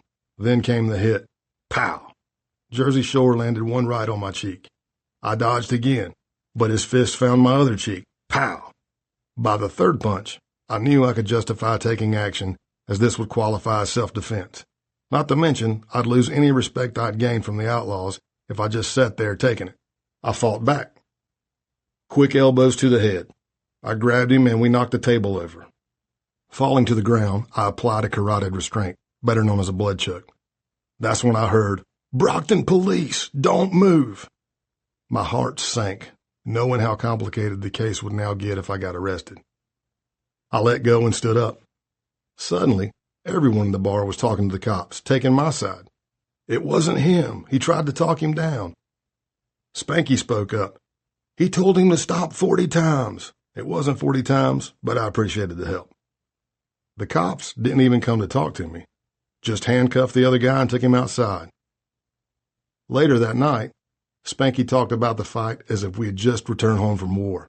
"This is my guy. This is my guy," he told the other members, slapping my back. "We've shed blood together. We fucking bled together." I thought to myself, we? But I looked at him sincerely and once again knew I should stroke the ego. "Yeah, man," I replied. "I appreciate you having my back." The next day, I boarded a plane home to McAllen, Texas. Touching down on the tarmac, I took a deep breath and readied myself to return once again to being Scott Payne. Chapter 4. Running on Empty. Taunton, Massachusetts, July 2005 to October 2006. I was constantly on the move, running myself down, physically and mentally. Being an undercover agent on Operation Roadkill was not my only FBI obligation. People picture our role in cases like these through a Hollywood lens, where an agent fully embodies the fake identity in the most extreme method actor fashion you can imagine. We go underground for months or even years. The truth is, during my time in the Bureau, being a full-time undercover agent was pretty rare. While I worked Operation Roadkill, I was also still the primary undercover agent for the Oklahoma case, which had morphed into a public corruption investigation because someone from the local law enforcement had a hand in the illegal chop shop. That meant some weekends I was still calling Spanky, Scott T., and the guys in Massachusetts to keep the case moving and collecting evidence, even when I was with the Oklahoma crew at their Redneck Yacht Club, the party barge where we drank on the decks of their tied-off houseboats and ski boats. I was also still a case agent generating and running long-term investigations. That meant I would have to develop sources and be in charge of other investigations whenever I was back in McAllen. Here's one example of an investigation I oversaw during those years. It started with a call from an inmate at the Federal Detention Center in Houston. This guy was a member of the almighty Latin King Nation, a powerful prison and street gang, and was near the end of his sentence. He contacted us because another inmate, Joel Lopez Sr., had tried to hire him to kill a United States District Court judge and a woman who he claimed owed him $100,000 in drug debt. Lopez had been sentenced to life for drug crimes by this federal judge, and in his twisted logic, he thought if the judge was dead, it would help in his appeal. He was willing to pay our source $3 million to kill the two of them and gave him his wife's number, telling him to contact her once he was released. When he contacted Lopez's wife on a burner phone we gave him, she responded, "I've been waiting for your call." The investigation culminated with a sting operation with our source as he pretended to go forward with the murders. Mr. Lopez, age 51, was given another life sentence for his murder-for-hire attempt. In addition to all these roles, I was also the principal relief supervisor. In other words, I would run the squad when the boss was away. It was not out of the ordinary to have to juggle multiple cartel kidnapping and extortion cases. One week there were 4 at the same time. Lastly, I was on the SWAT team and the lead tactical and firearms instructor for the FBI's McAllen field office at the time, which meant some weeks when I'd be home in Texas, I'd be on the range teaching agents to shoot in a climate with a heat index of 120 and the humidity 90% or more. I'd drink a gallon of water and a gallon of Gatorade and still not piss all day. I thought I was managing pretty well. It would take a few years for me to realize the actual toll it was having on me and how the relationships I held dear were suffering. At home, I was basically a ghost. Even when I was there, I wasn't. I'd come back from a trip to Massachusetts, and Kara, excited to have me home, would happily declare she had secured a babysitter for the night and we could enjoy a nice dinner out. I'd try to look enthusiastic, but all I wanted was to be at home with a meal that wasn't from a drive-thru or a restaurant. I didn't care. I could have had hamburger helper and been happy. When we did stay home, I wasn't offering much. I'd pour some Jack and Coke and cradle my eldest girl, who was 3 years old at the time, in the rocking chair, playing with her hair, and trace my finger along her tiny face. I'd hum either Elvis's "Are You Lonesome Tonight?" or an American Trilogy. When she was asleep, I'd do the same bedtime routine with my 1-year-old daughter. By the time I'd crawl into bed with Kara, I was half asleep before my head even hit the pillow. After that lobster festival, and impressing Spanky with how well I handled the fight at the Foxy Lady, I started getting more invites to Outlaws get-togethers. The following month, in September of 2005, I went to the Chili Chowder Festival in Bridgewater, Massachusetts, where I got a chance to talk to Joseph No, a.k.a. Joe Doggs, the Taunton chapter president. Joe Doggs had spiky blonde hair and a goatee and was only about 5'10", with a medium build, unless he was taking prednisone for his asthma, in which case his face and body would blow up like a pufferfish. When I met him that September afternoon, he was already high, twitchy, nervous, and sniffing like crazy. I assumed it was cocaine, but he could have been hyped up on anything. I also met Brian De La Vega, a.k.a. Clothesline, for the first time that day. Clothesline didn't say much and wasn't as big as some of the other guys, but I knew he was the group's enforcer. He was clean-shaven, with intense eyes, short hair, and mutton chops tattooed along his jawline. Across his neck he had inked the words, "Live free or die." I remember when I offered Clothesline a Jack and Coke. He said, "I'm allergic to Jack Daniels. Every time I drink it, I break out in cuffs." That's funny. I tried to remember all these details and the names of the other members I met. There was Dozer, Willie, Bear, Charbo, and about a dozen others. I'd repeat their nicknames, trying to keep everyone straight for the end-of-the-day reports we called 302s. I didn't start equipping myself with audio and video recording equipment until I was about 3 months into the case, had gained their trust, and no longer worried they might search me. Those recordings would be incredibly helpful for my note-taking and part of the evidence we would need in court. But for those first few months, all I had was my memory. Luckily, I'd been blessed with a good one.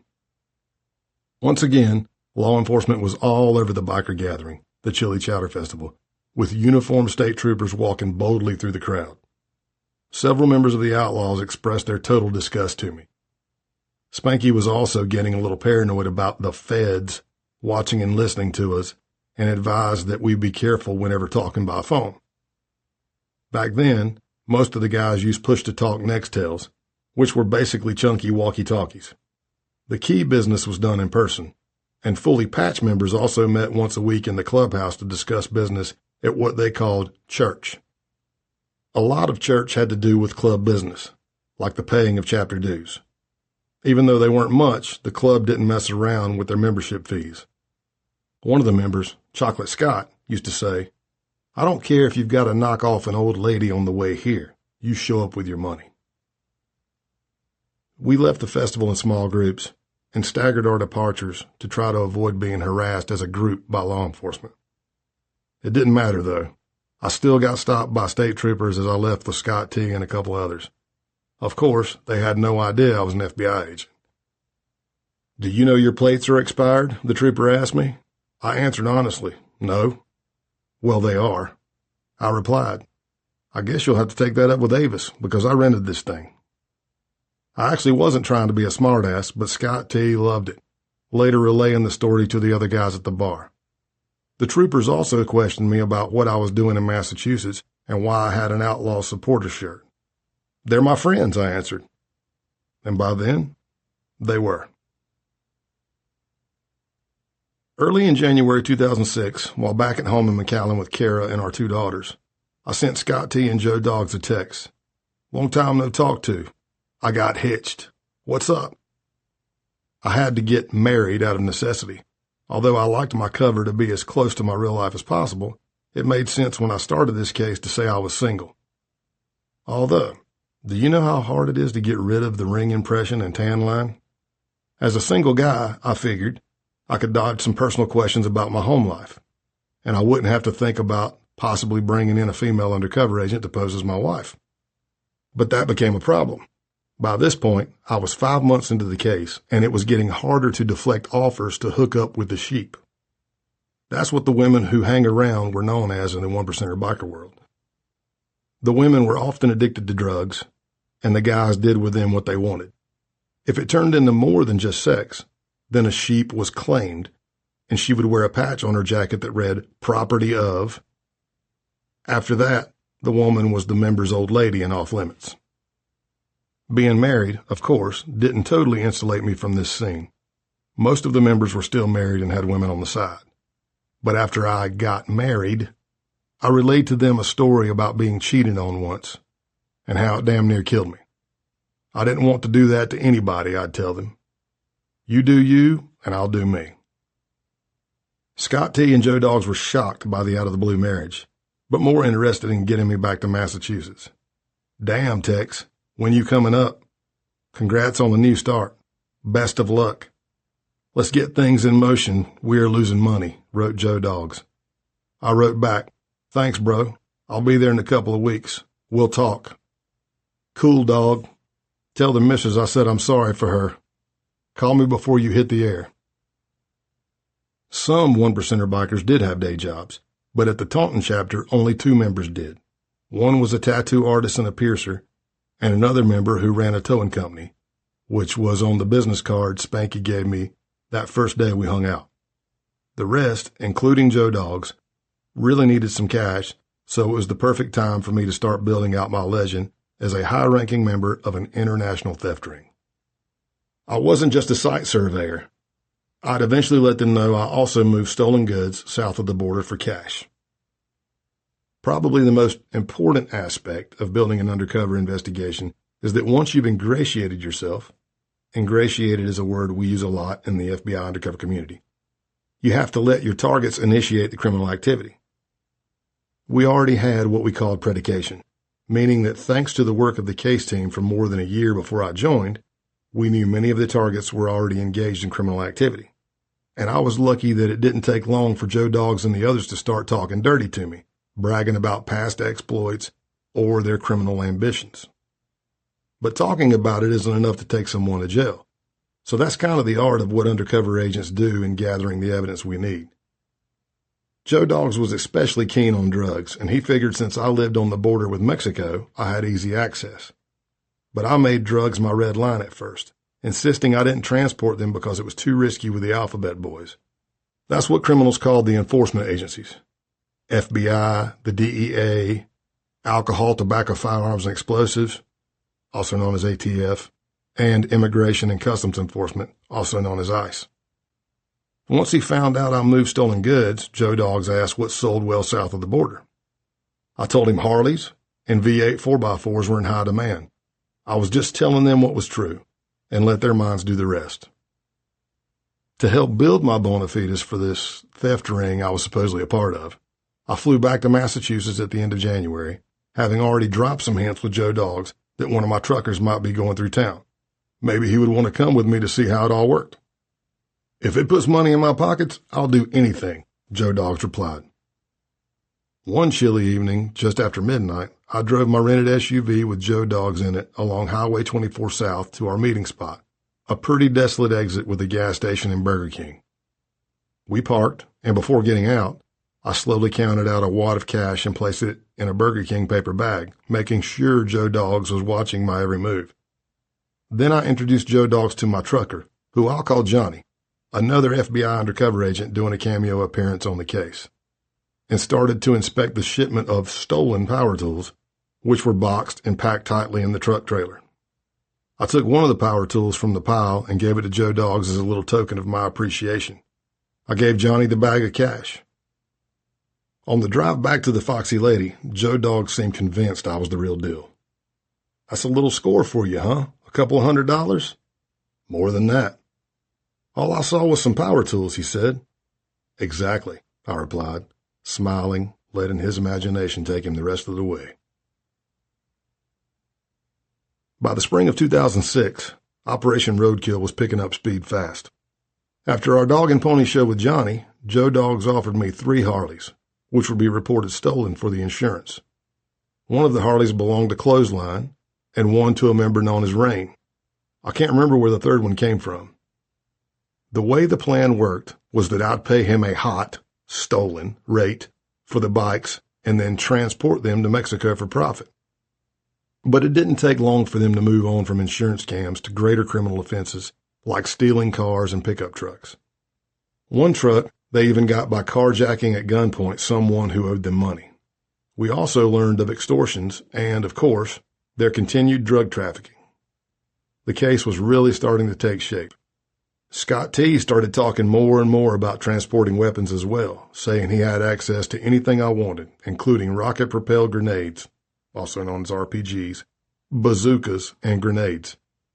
But they always circled back to drugs, which I steered them away from for various reasons, including the fact that the FBI couldn't give the outlaws cocaine to deal on the streets of America. Meanwhile, the biker war between the outlaws and the Hells Angels was heating up dangerously.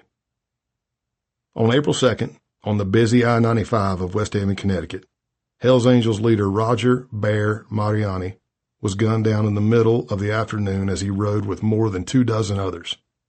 The shooter was one of 4 men riding in a green truck with Florida license plates. I was back in McAllen when I heard about the killing, and my mind immediately returned to a call a day or so earlier with Scott T. Every call or conversation was logged and recorded, but at the time, that one didn't seem particularly important. It was just Scott T telling me about how he had been partying with Clothesline and some out-of-state outlaws he identified only as Dano and Minus. But guess where they're from? That's right, visiting the Northeast from Florida. The outlaws' regional boss, Marty Warren, had warned all members to lay low for a while and not wear their colors.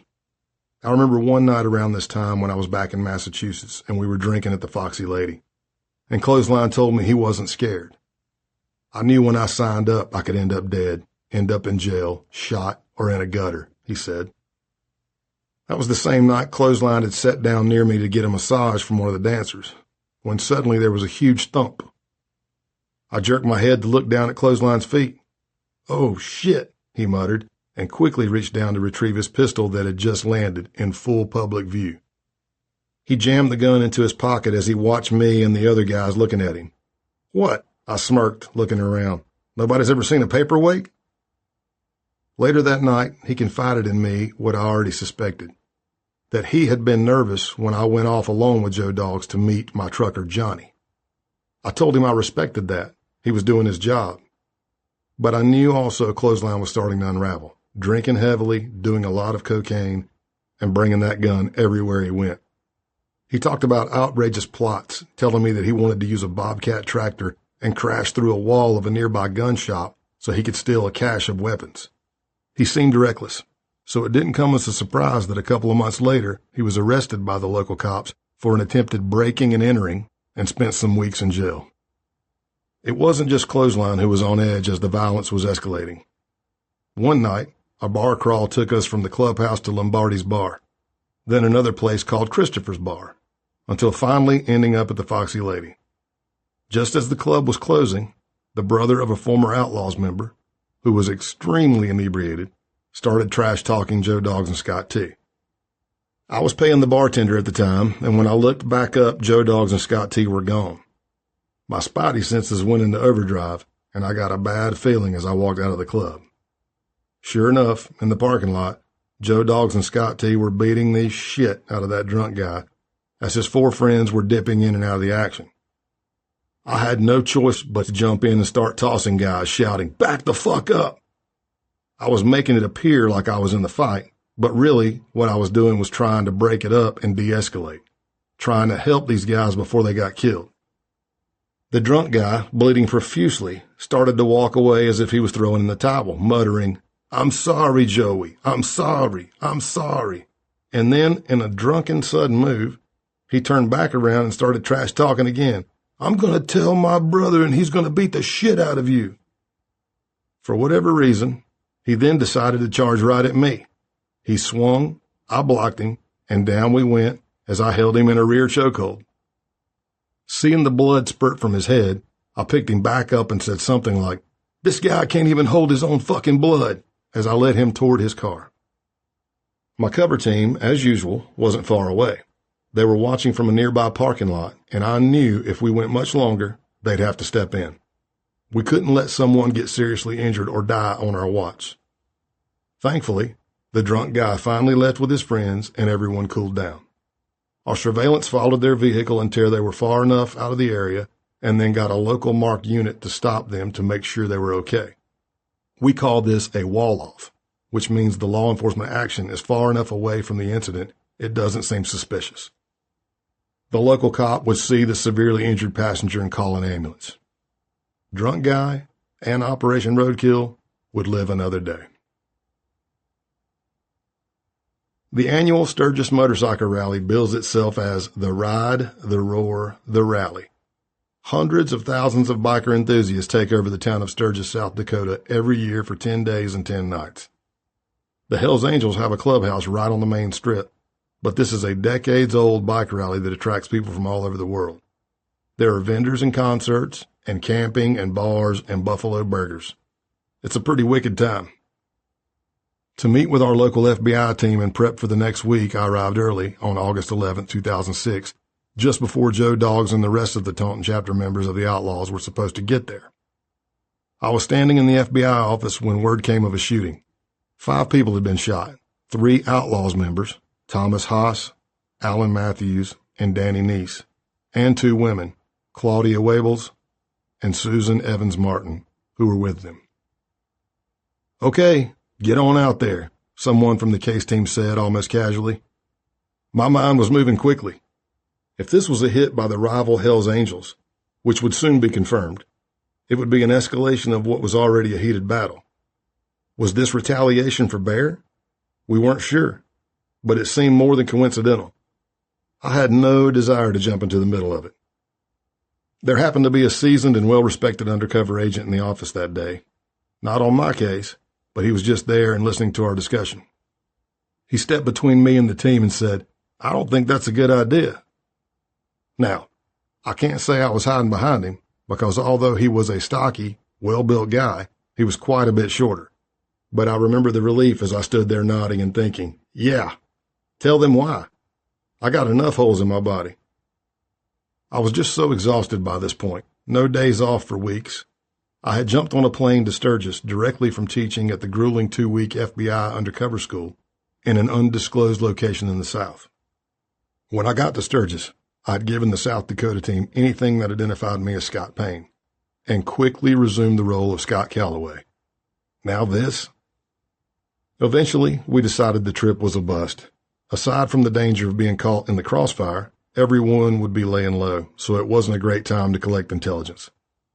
There was another undercover agent with me who had been posing as one of my truckers. We walked around the Outlaws campsite for about half an hour, saying some hellos and just being seen. I handed in my recording equipment and jumped on my bike. It was a perfect summer night as I rode down Keystone's Main Street, which almost looked like a set for an old Western. I was on my way to Mount Rushmore, which I'd never seen, taking in deep breaths of the fresh air and a big night sky of stars. There was just the sound of my rumbling Harley and the feeling of a warm breeze. For these precious minutes, I didn't have to work. I could just experience the moment. I parked and walked out to gaze up at the faces of George Washington, Thomas Jefferson, Theodore Roosevelt, and Abraham Lincoln rising up from the dense green tree line. As I stood there, a spectacular fireworks show erupted. Here I was, this South Carolina boy, seeing in person something I'd only ever seen on TV, back in the days when there were only 3 television stations. At the end of the night, the national anthem would play as images of an American flag, an eagle, and Mount Rushmore filled the screen before it was just those colored bars and white noise. I stood there and felt a rare moment of peace and patriotism. The fight was about our youngest daughter. Things got really tough with Kara after Sturgis. I had come back home to have surgery on my torn rotator cuff, and my phone wouldn't stop ringing. My case team was leaving message after message. When can you do this? When can you do that? Meanwhile, I was also getting calls from Scott T. and the boys, concerned about how my surgery had gone and wishing me a speedy recovery. When I finally called an impatient member of my case team back, I explained, "I've been on a fentanyl patch for 72 hours. Hell, I can't even finish peeing before I need to sit down." Even though I knew it was a slippery slope and the bad guys weren't my friends, I couldn't help but think about how I was being treated better by hardcore criminals than some members of my team. But not wanting to let anybody down, I quickly got back to work and flew to Massachusetts with my arm in a sling for Lobster Fest, my second by this point. I was on muscle relaxers and painkillers, and I remember having one drink and catching myself slurring. For a split second I thought, What the hell am I doing here? I was burning the candle at both ends and running out of wax. I could wake up on a Saturday, drink a whole pot of coffee, and fall right back to sleep. When Kara called to talk about our daughter, I was working in my capacity as a case agent back in McAllen and happened to be in an interview room with the suspect. Our daughter was sick, and Kara was also exhausted. I just kept telling her to take our little girl to the doctor. The money was coming out of my paycheck every month for health care anyway. Why didn't we use it? But Kara didn't want to bring her to a crowded waiting room with other sick children for hours just for the doctor to say she had a virus. I sighed heavily into the phone. In my defense, the sigh was because my head was still in the interview room, working the case, but I knew I should probably head home. I was just frustrated with the situation. To Kara, the sigh was me being pissed off. She hung up without another word. I wrapped up the interview and went right home. When I got there, the fight continued and escalated. We were both sleep-deprived and stressed, and we were both talking, but not really listening. I got madder and madder until I kicked an ottoman, and it went flying across the room, punching a hole in the drywall. Kara ran to the bathroom and locked herself in. Minutes later, through the door, she told me she had called 911. You called 911? Yes, but I hung up. It doesn't matter, I said, and readied myself. What Kara didn't know was that a 911 call with no response means the cops are coming. I knew the McAllen police were on their way, so I called my supervisor as I walked outside our home. He was having lunch at the time, and I said as calmly as I could, I think you better get over here. The cops are coming. This wasn't my first outburst. A few weeks earlier, someone had run over our beloved dog, a little Bichon Frise named Tucker. It happened right outside our house, in front of me, and I just saw red. Without thinking, and with spit flying from my mouth as I yelled, I walked over to the driver. He was already outside of his truck apologizing. I picked him right up off the ground and slammed him back against his truck. Tucker survived, but was never really the same. The driver was shaken, but fine, and returned to our house that night to apologize again. After my outburst, I started to really worry about where my head was at. I had always prided myself on my restraint, but I didn't have any that day with the driver. And now, I had lost it on Kara, too. Chapter 5. The Basement. Taunton, Massachusetts, November 29th, 2006. The Outlaws Clubhouse was a cinder block building nestled in a residential neighborhood and impossible to miss. The Outlaws' black flag proudly flew out front, with the driveway full of Harleys. You'd enter through a heavy, solid door secured by deadbolts and a metal bar. The floor was that black and white diamond tile pattern you sometimes see in old barbershops.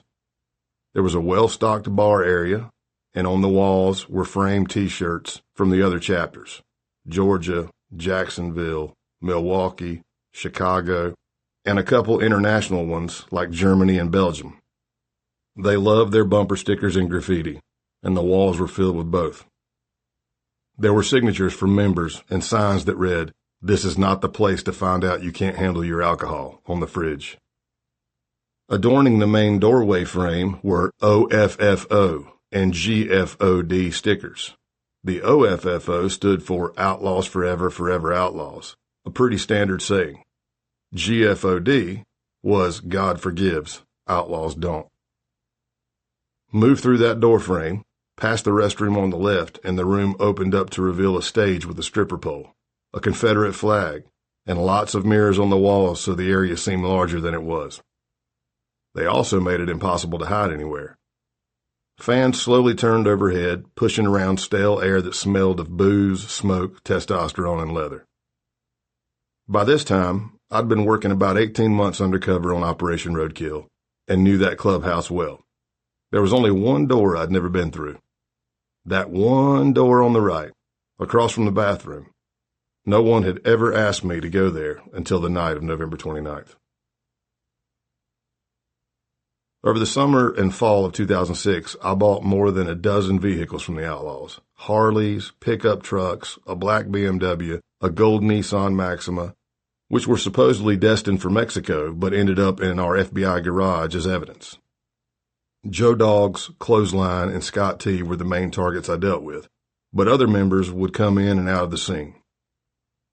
To transport the goods, I introduced the outlaws to Tony, an FBI undercover agent who posed as another one of my drivers. Like Johnny, who was the first of my truckers Joe Dogs had met, Tony's main undercover role was as a driver, and he definitely knew his way around a semi-truck. On our first deal, I could just picture him in his cab cussing me, as I was in my car ahead cussing Joe Dogs. As I would later learn, Dogs was a mess.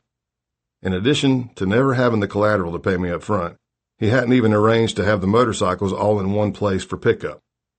That meant we were driving through residential neighborhoods, negotiating circle drives, narrow streets with low power lines, and cars everywhere.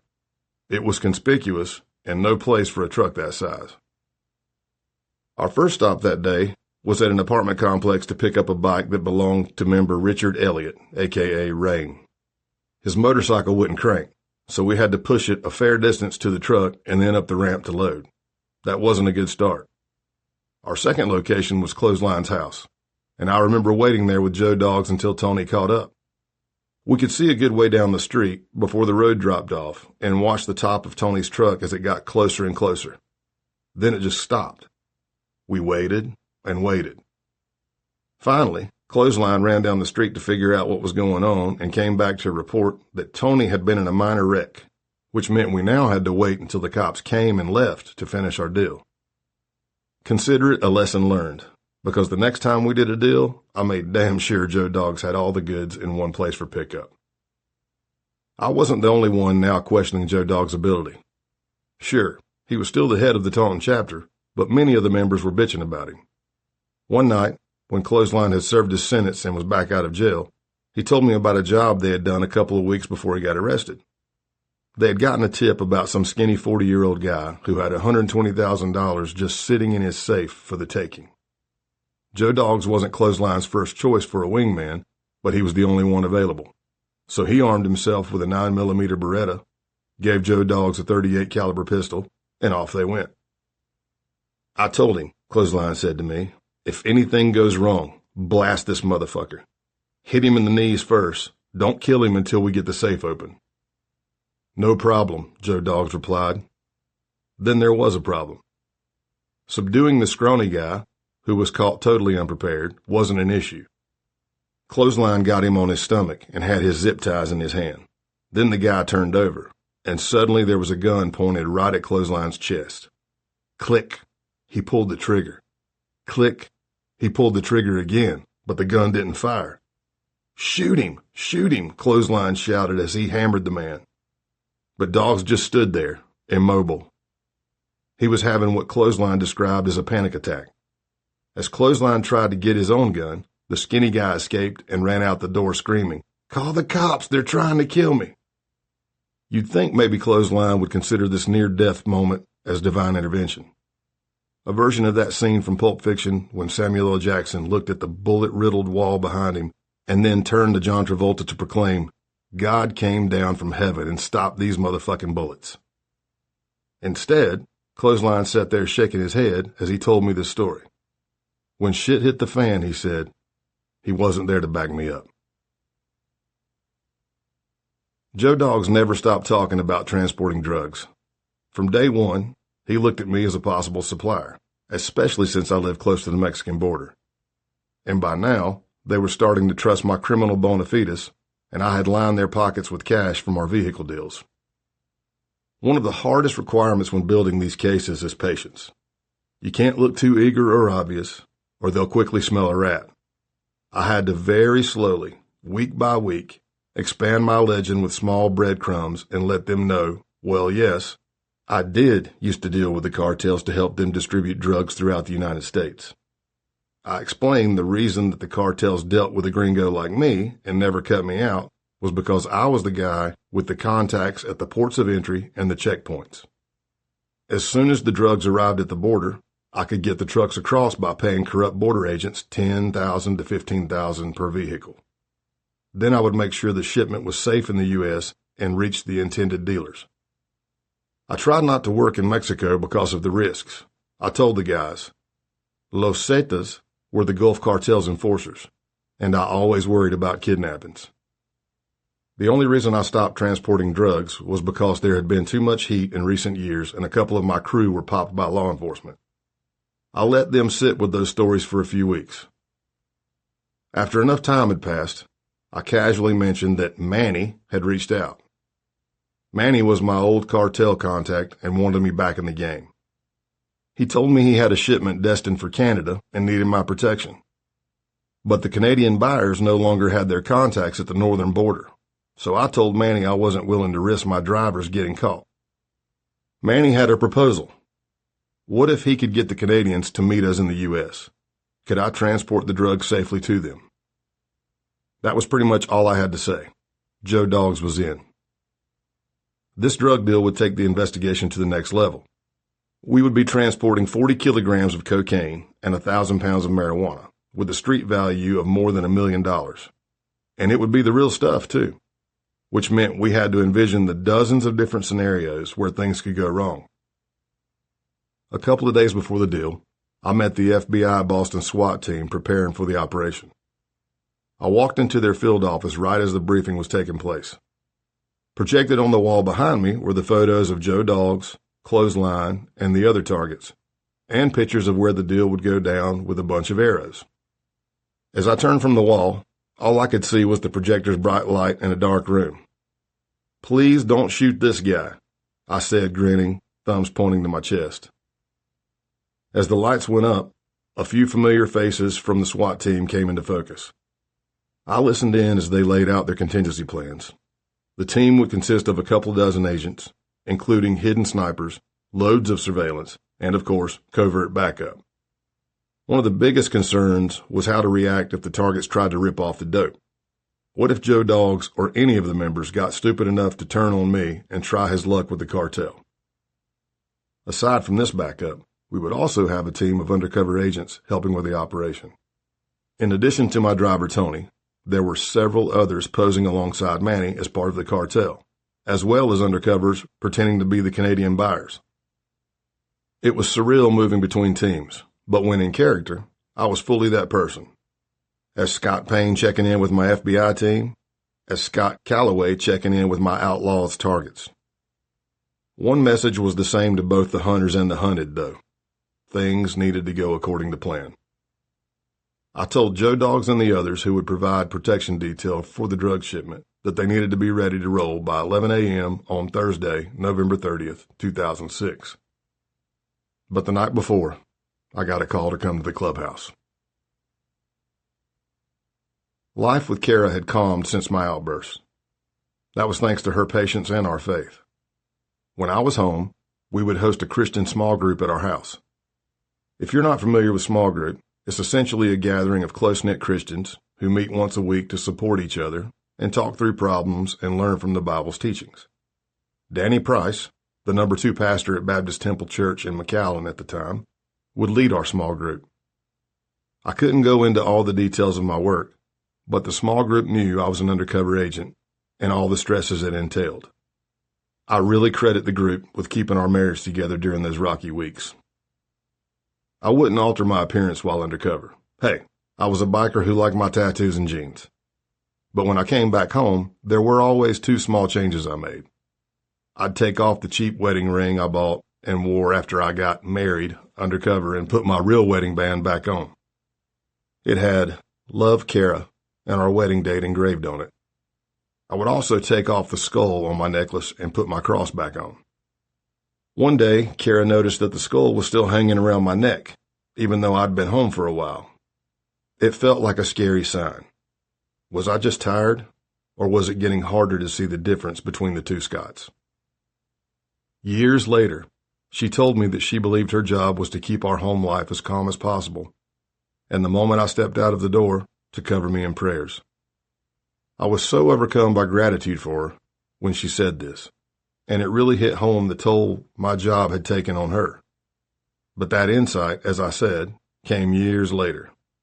At the time, my vision was tunnel-focused on the case. When Joe Dogs called me to come to the clubhouse on November 29th, there were no red flags. I knew they'd be jittery about the deal and probably wanted to go over the plan again. Besides, It helped me because the U.S. Attorney's Office was always looking for more evidence and encouraged me to get them to talk about the deal inside the clubhouse. But when I arrived, I did start to wonder what was going on. Joe Dogs wasn't picking up his phone. I knocked on the clubhouse door. A few seconds later, the door opened, but no more than a few inches, just enough to see Joe Dogs looking a little nervous and telling me to come back. They were still conducting business at church, he told me. I wasn't a patched outlaw, so I didn't expect to be invited in for church. But I did wonder why he had called me to come at that time if he wasn't ready to see me. Joe Dogs asked me to take OB, Steve O'Brien Jr., a probationary member, to nearby Lombardi's bar. Then we waited outside the clubhouse until Joe Dogs called me back. I noted the time for the report I knew I'd later write. It was 8:35 p.m. Inside the clubhouse, I slipped into my usual jovial Tex mode, cracking jokes. A drink was being poured for me when Clothesline said, "Tex, can I talk to you for a minute?" It was more of a command than a question. Then he walked toward one door I'd never been through. I followed, holding a plastic cup with my Jack and Coke.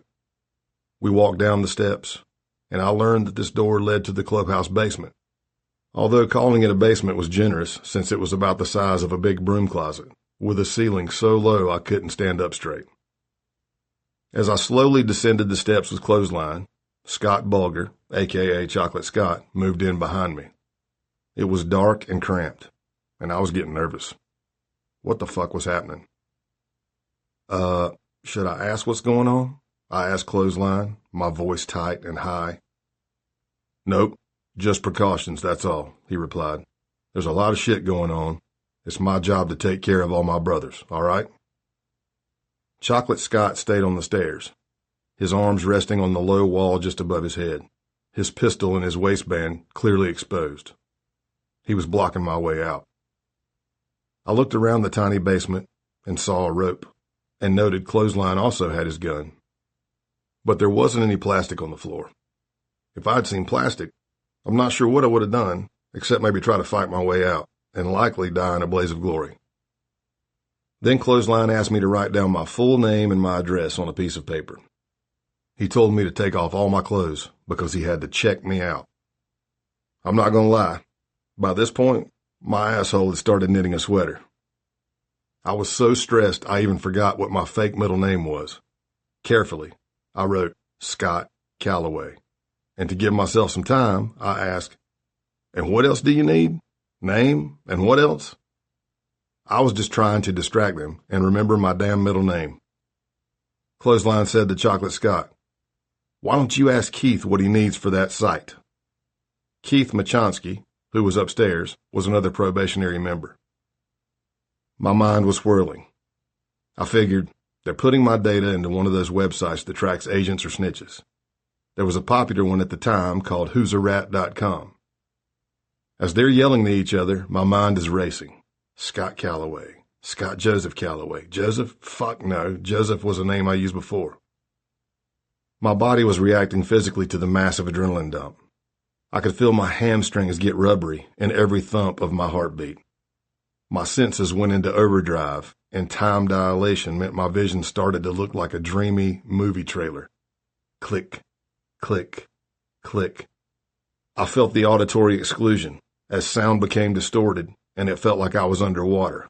Whoosh, whoosh, whoosh. Then it hit me. Andrew. I remembered I thought it was funny to have the initials SAC, which in the land of FBI acronyms means Special Agent in Charge. I wrote it down. "Do you understand what I'm getting at?" Clothesline asked me as Chocolate Scott shifted behind me. "I mean, we've already done business," I said to Clothesline, trying to steady my voice, which suddenly sounded a pitch higher to me. I was praying hard, looking for a sign. Clearly I wasn't listening. Had I been, I would have heard that the Lynyrd Skynyrd song, "Give Me 3 Steps," was playing in the clubhouse the entire time I was in there. It's a song about a guy in a bad situation, desperately trying to get to the door to get out. I was equipped with my standard video and recording devices as usual. As I've said previously, I can't go into detail about exactly where they were on my body or what they looked like, but let's just say a strip search definitely risked my cover. Slowly, I took my jacket off, my shirt, then my boots. I dropped my pants and underwear around my ankles. Clothesline continued to talk. Cases have been built against people, he trailed off, then added, trust me, if someone was accusing me of being a fucking Fed, I would smash them in the fucking mouth. I'm not happy, I replied, but I was staring right at Clothesline with a look that I hoped was saying, tell me we're okay. I know you're not happy, he said. I wouldn't be either. I tried to sound casual again. It's all right. You're doing your deal, bro. What would you do if someone came to your town and started doing all types of shit with you? Wouldn't you be suspect? Clothesline asked. Yeah, if they came to me, I protested, but I didn't come to nobody. People came to me. There was a pause. I willed my breathing to slow again. Am I good? I asked. Clothesline was smiling. Yeah. Well, can you hug me now? I laughed, maybe a little too enthusiastically. I pulled my pants back up, and I started coming back into my body as a wave of relief washed over me. Then Clothesline picked up my jacket. We weren't done. Click, click, click. Whoop, whoop, whoop. You got anything in your jacket you don't want me to find? Like some pictures of my old lady? I laughed and he joined me. I muttered, I don't know. I hope not. Then I inadvertently let out a low groan, wearier and more scared than maybe any sound I'd ever made in my life. I sounded like a wounded animal. Clothesline was kneading my jacket, running his hands up and down the sleeves, the buttons. If he had felt anything and asked, what is this? I only had two responses. I don't know. Naked pictures of your old lady? If that didn't work, I only had one option left. The gig's up. I'm an undercover FBI agent. I can walk out of here and we can see each other in court, or all hell's going to break loose. The problem was, I may have been bluffing, because I wasn't sure if my cover team could hear me at all. I stood there shirtless as I watched him continue gripping my jacket. It felt like forever. Then he handed it back, and just like that, it was over. I got to do what I got to do, Clothesline said, looking almost as relieved as I was. I muttered in response, no hard feelings. That's cool. That's cool. Then we climbed out of the basement. My cover team at the beginning of the shift that night consisted of Brockton Police Department Detective Joe Cummings and Massachusetts State Trooper Sergeant Thomas Higginbotham. What I didn't know at the time, but would find out later that night as I handed in my recording equipment, was that something hadn't set right with them the moment Joe Dogs refused my entry into the clubhouse. Once I was inside, Higginbotham and Cummings moved close enough to hear me. They heard every word, and when I was taken down to the basement, they radioed the FBI's Boston office, telling them I was wired up and the outlaws were stripping me. That meant action. The blue lights and sirens were coming. Higginbotham and Cummings, as local law enforcement, had been in that clubhouse on search warrants before and knew the layout. They quickly decided that ramming the van through the wall beside the door would be an easier way to breach the clubhouse rather than trying to get through the fortified door. They suited up, vests on, and continued to listen. Listening as my voice got higher, listening as Clothesline talked. I can't say enough good things about Cummings and Higginbotham. They had the wherewithal and experience, and after a year and a half on the case, they knew me well. One thing you're always taught as an undercover, and what I now teach new recruits, is to never vapor lock. Always keep talking, keep gathering intel, keep listening. They were ready to pull the trigger, but they didn't, and because of their savviness, they saved the case. Timothy Quinn, who was the FBI case agent, had just started his shift in the Boston office when Cummings and Higginbotham radioed in to say I was in trouble. Quinn, who was born and raised in New Jersey, was not only an excellent case agent, he had also been my best friend at the FBI Academy. We stayed at his parents' place when he took me to New York for the first time to help me find a place to live. I remember him saying to me later that night of the strip search, when I was coming down that highway, Signal 1, blue lights and sirens on, man, I felt like I was in there with you. I replied with a grin, you weren't. By the time I was finally on my way back to my hotel, with only a few hours left before I had to be up again, I called Kara on the burner phone I'd given her, the one I used to check in at the end of each night, whether it was 4 a.m. or 7 in the morning. She immediately asked me, "Are you okay?" I told her I was and asked, "Why?" Then she said that earlier in the evening, she was driving with the girls in McAllen and was struck with an overwhelming feeling. She pulled over to the side of the road and started praying for me. I asked her what time that was. It was the exact time I was being stripped in the basement. Chapter 6, The Crash. Brockton, Massachusetts, November 30th, 2006. Nobody late, nobody gets nervous, nobody fucks around. When you talk to the cartel, you talk with respect. I had been delivering that message to Joe Doggs and his crew for weeks now. Today was finally the day. I eased my rental car off Route 44 and into the IHOP parking lot to meet Doggs that Thursday morning with Scott T. and Obi along as passengers. I was fueled by adrenaline, caffeine, and about an hour of sleep since my basement strip search. I had told the guys not to wear any colors for the deal, just dress as plainly as possible so as not to draw attention. Joe Doggs was in the parking lot wearing a baseball cap backward and his white hoodie with blue flames up the sleeves unzipped to expose a t-shirt that screamed in all caps, "Fuck that bitch." That's not drawing attention? He slipped a pistol that he was lending to me for the deal into my car, and together we went across the street to the Radio Shack to buy 6 handheld radios so we could communicate without being overheard by law enforcement. By the time we got back to the IHOP parking lot, Scott Bulger, a.k.a. Chocolate Scott, and sometimes Black Scott, Eddie Bulio, a member of the Outlaws Brockton chapter, and Tony Lima had arrived. Lima was on probation with the Outlaws, and like all probies, had been assigned a sponsor.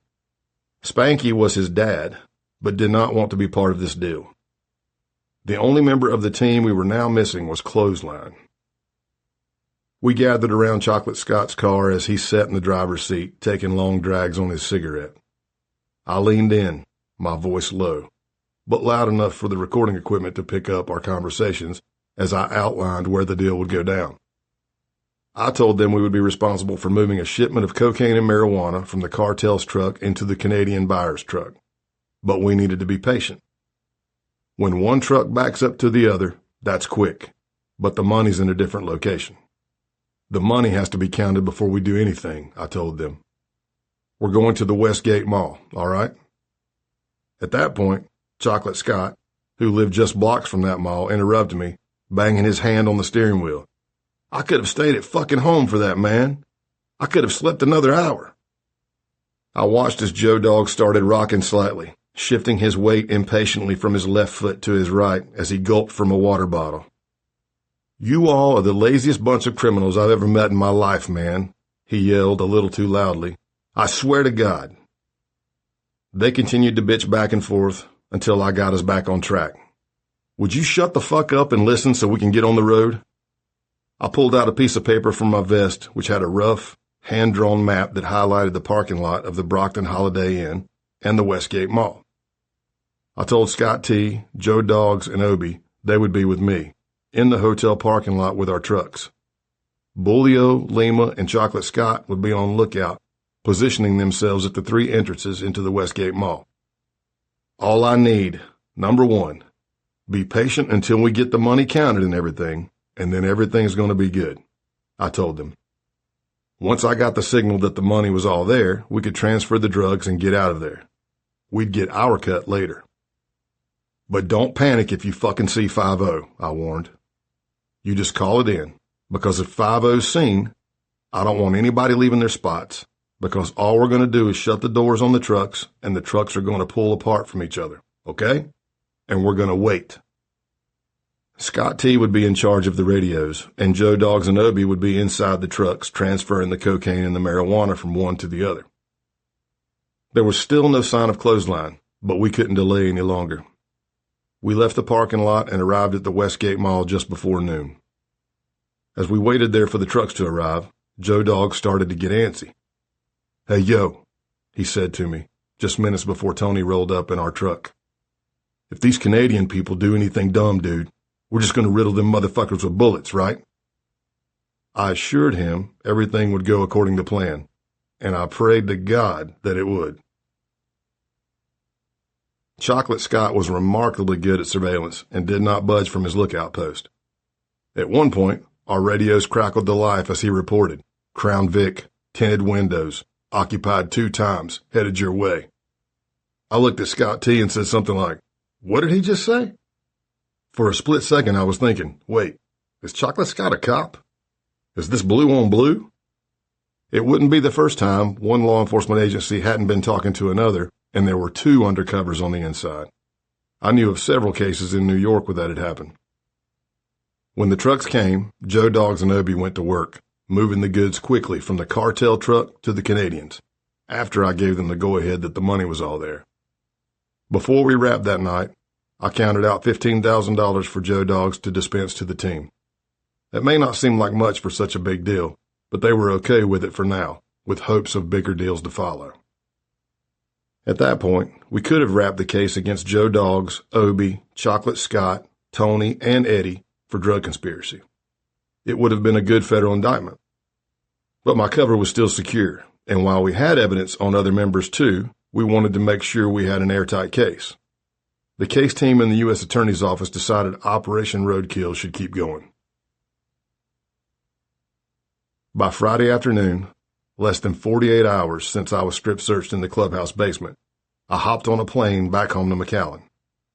But due to a strong headwind, I landed late at Houston Airport and missed my connecting flight, which meant I may be late getting to the FBI's Rio Grande Valley Christmas party, where I had an important role to play. "How's it looking?" I asked the first frazzled agent I could talk to as an angry mob of passengers crowded into small Terminal B. She sighed deeply. "Listen, I'm not going to come up here and cuss. Everybody's mad, but if there's anything you can do, I'd greatly appreciate it," I said to her. "I missed my connecting flight, and if I don't make this next flight, there's going to be a bunch of kids in the Rio Grande Valley that aren't going to get to meet Santa Claus tonight." She looked around and then said, "No matter what I say, stay right here." I did as she told me to, and stayed put as she called out the names on the standby list and then announced that the flight was full and the doors were closing. I waited until the frustrated travelers had snaked their way to the next gate with a flight. Then she came over and said, "Come with me," and the door opened again. I thanked her profusely and boarded. As soon as I arrived home, Scott Payne was back. I changed my shirt, took the skull off the chain around my neck and replaced it with a cross, switched my wedding rings, brushed my teeth, loaded up Kara, her mother, and our girls, and off we went to the FBI party, where I played Santa Claus for a room full of children. Ho effing ho. By Sunday morning, I was on a plane again, flying off for another sleep-deprived couple of weeks instructing at the FBI's undercover school. Over the course of Operation Roadkill, my relationship with Scott T deepened. It was about as close a friendship as was possible under the circumstances. Don't get me wrong, it's not like I was going to the dark side, but I love that guy. I remember one afternoon just chilling at his place having a beer and bouncing his youngest daughter on my lap, who was the exact age of my youngest girl. They were doing all the same type of movements, using the same verbiage. It was scary how much Scott T and I were alike in all the things we had in common. Just as these thoughts were going through my head, I looked over to his fridge, which was covered with stickers and spotted one that said WWSD. What would Satan do? It snapped me back to reality. Oh, right. We were different. I was having similar problems, though, with clothesline. I was letting feelings that shouldn't come into a case consume me. I took that basement strip search personally, and I was pissed that not only had he betrayed me, but then he had the nerve to not show up for the deal the next day. I had left Massachusetts without talking to him. It would be another 3 months until we were again face to face. I finally did see him on that cold February evening as he walked into one of the outlaws' hangouts, Tony's Cantina, and came over to me as I was sitting with some of the other outlaws' members. I could feel myself getting tense again. I knew I'd have to talk with him about all that had happened, but I had no idea where it would go. "Hey, Tex," he said, "you got a minute?" "I'm not sure I do, Clothesline," I replied, the irritation still in my voice. "The last time you asked me that, I ended up in a basement naked." He assured me this time was different, so I followed him to the back. Clothesline looked beaten down, a little sad, and he started to slowly explain what had led to our basement encounter. How word had come down from the Outlaws' national president, Jack Rosga, a.k.a. Milwaukee Jack, to check me out. He said he really didn't want to do it and felt like shit, and he claimed that he pushed back, saying that he and other members had already done a bunch of deals with me and weren't in bracelets. But an order was an order, and he was the chapter's enforcer. That night after I left the clubhouse, he was so messed up about what had happened, he got trashed out of his mind, and he slept through the entire deal the next day. I was listening, of course, but I was still upset, and my face showed it. Clothesline continued to look somber. "Look, man, I know I was born to be an outlaw, and I know I'm either going to die young or I'm going to die in prison." He paused. "Even though these guys are my brothers, I really don't have a lot of friends. Friends that I would take a bullet for, and I know would take a bullet for me." My expression softened as I started thinking, "Don't you say it. Don't you fucking say it." Then he said it. "And you're one of those guys." When I called Kara that night to check in, she asked how my day went. "I'm a dick. I am a dick. I'm such a dick," I said in despair. "This guy loves me." The FBI has a unit known as Safeguard, which was developed to preserve the safety, security, and psychological well-being of undercover agents, but was later expanded to include other personnel working on psychologically taxing cases. As an active undercover, you're required to be assessed periodically. If things get crazy, you can be ordered to be assessed at any time, such as the time when Kara called 911 or when I was stripped in the basement. I would always tell them I was doing fine and managing the stress well. No one was pushing me to do more. I was taking on all the work because I liked it. It was exhausting, sure, but I was holding it together and not feeling any pressure. At the time, I had no real idea how I was breaking down. I was scheduled for an assessment right before my next meeting with the Outlaws, this time at a motorcycle rally in Daytona, Florida, in March 2007. I had landed early in Orlando to meet the Safeguard team at their hotel. One of the psychological tests we had to complete as part of an assessment was a series of fill-in-the-blank questions. I answered them as I usually would, but then I got to one that stated, "The last time I relaxed, and my mind went blank. I couldn't think of a single thing I was doing to relax. Sure, I still worked out, but it wasn't like I was listening to Yanni and doing yoga. For just a moment, I thought, well, that's pretty messed up. I had my minor in psychology, 2 more classes and I could have had a double major, and I recognized that sure wasn't a good sign. But I quickly blew it off. Instead, I wrote about a day trip I took to South Padre Island, about an hour east of McAllen, with Kara and the girls. But those trips usually weren't relaxing. There was the stressful drive along Highway 83, which runs parallel to the Mexican border. Then I'd watch my daughters with eagle eyes while at the beach, unable to lay back even for a second. The day would usually end with dinner and the family sound asleep as I drove us home. Exhausting. But that was my answer, and off I went. Like the Sturgis Bike Rally, Daytona's annual bike week in March has been going on for decades, drawing hundreds of thousands of motorcycle enthusiasts. We were getting toward the end of our Boston case, but Daytona was going to be a great chance to gather even more intelligence and meet outlaws from all over the United States. It was considered a mandatory ride, which meant all outlaws had to show up, and I had been invited. I arrived before the others from Massachusetts rolled into town, so I decided to ride by the Daytona Outlaws clubhouse on my own, just to take a look. The palm tree-lined beach street was packed, motorcycles slowly crawling along or parked on the side. Almost directly in front of the clubhouse, I spotted a familiar figure. Tall, bald, bushy sideburns, and that distinct cross and hammer tattoo on his neck. Hillbilly. Hillbilly was once the president of the Jacksonville chapter and had recently been promoted to Southeast Regional President. He was also the first skinhead to join the Outlaws and had actively recruited members from the white supremacist movement. Although curiously, he was one of the main ones to vouch for Chocolate Scott, who you may have guessed got his nickname due to his darker skin, although he denied he had any African-American heritage. I'd gotten to know Hillbilly in Massachusetts when he came to visit. On one scouting mission the previous fall, I drove around with my arm in a sling from my shoulder surgery, Joe Dogs in the passenger seat and Hillbilly in the back. We were doing some reconnaissance for the next stolen vehicle pickup and talking in shitty code. Hillbilly stopped us. "Hey, you guys, stop talking about this shit. I don't want to be part of y'all's conspiracy."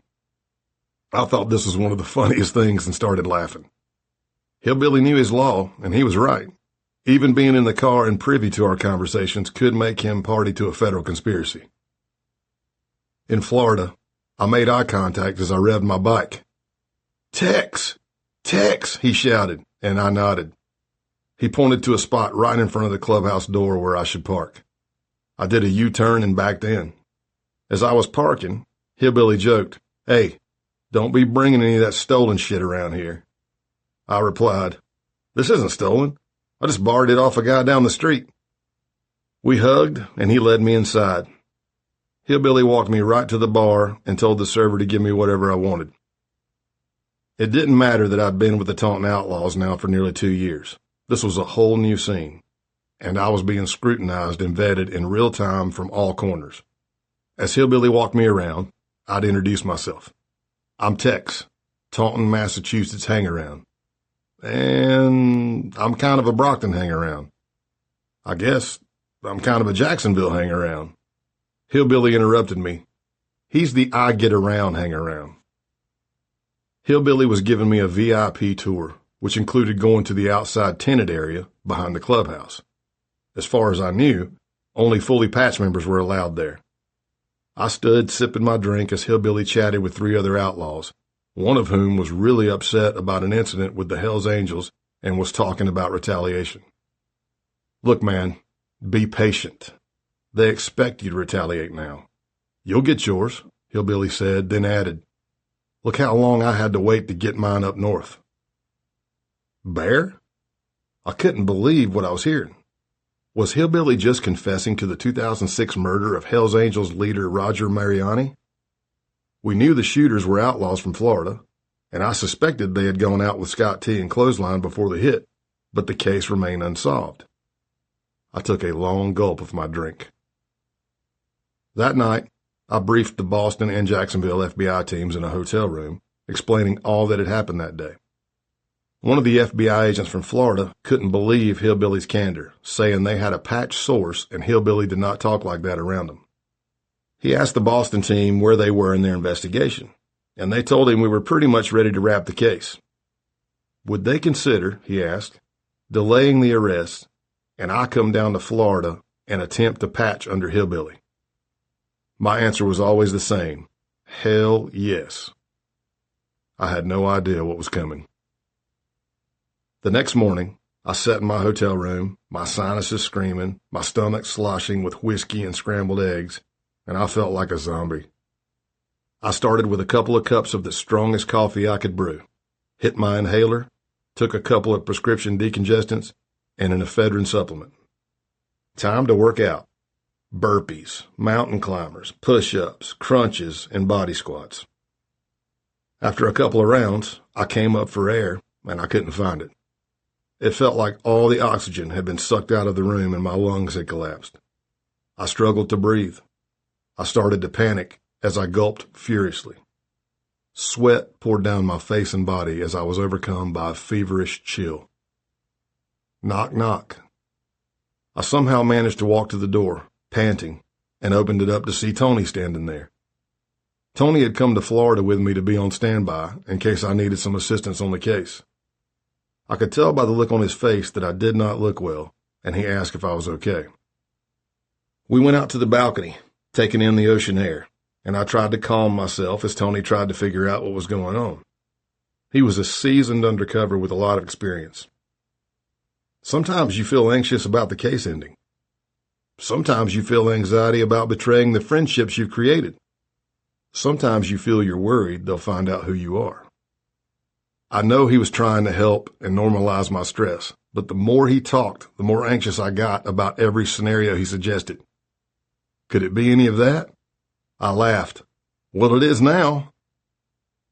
After Tony left, I took a nap. Should I have gone home or taken some days off? Maybe. But I didn't. I went back to work.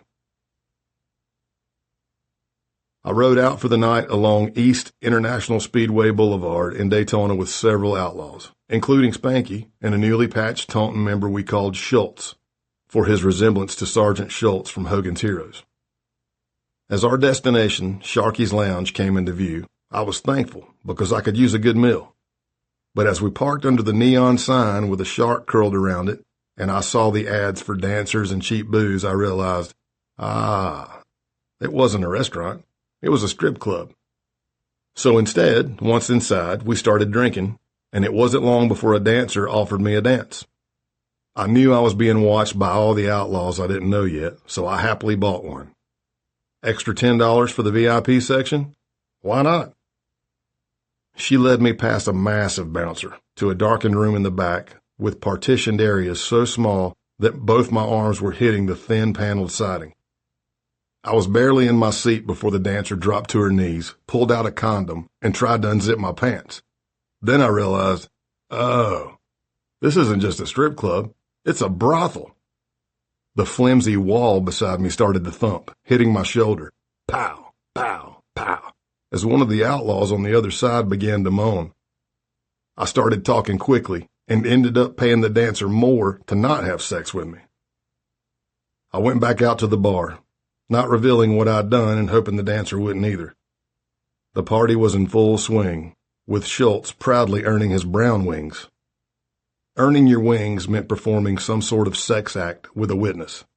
There were various colors with various meanings. Brown meant performing analingus with a woman. Yes, this was my life. I left Daytona with Tony, exhausted, driving back to Orlando to catch my flight home. With all the adrenaline starting to fade, the trip to the airport felt like a blur, as if it was a scene in a movie I once saw.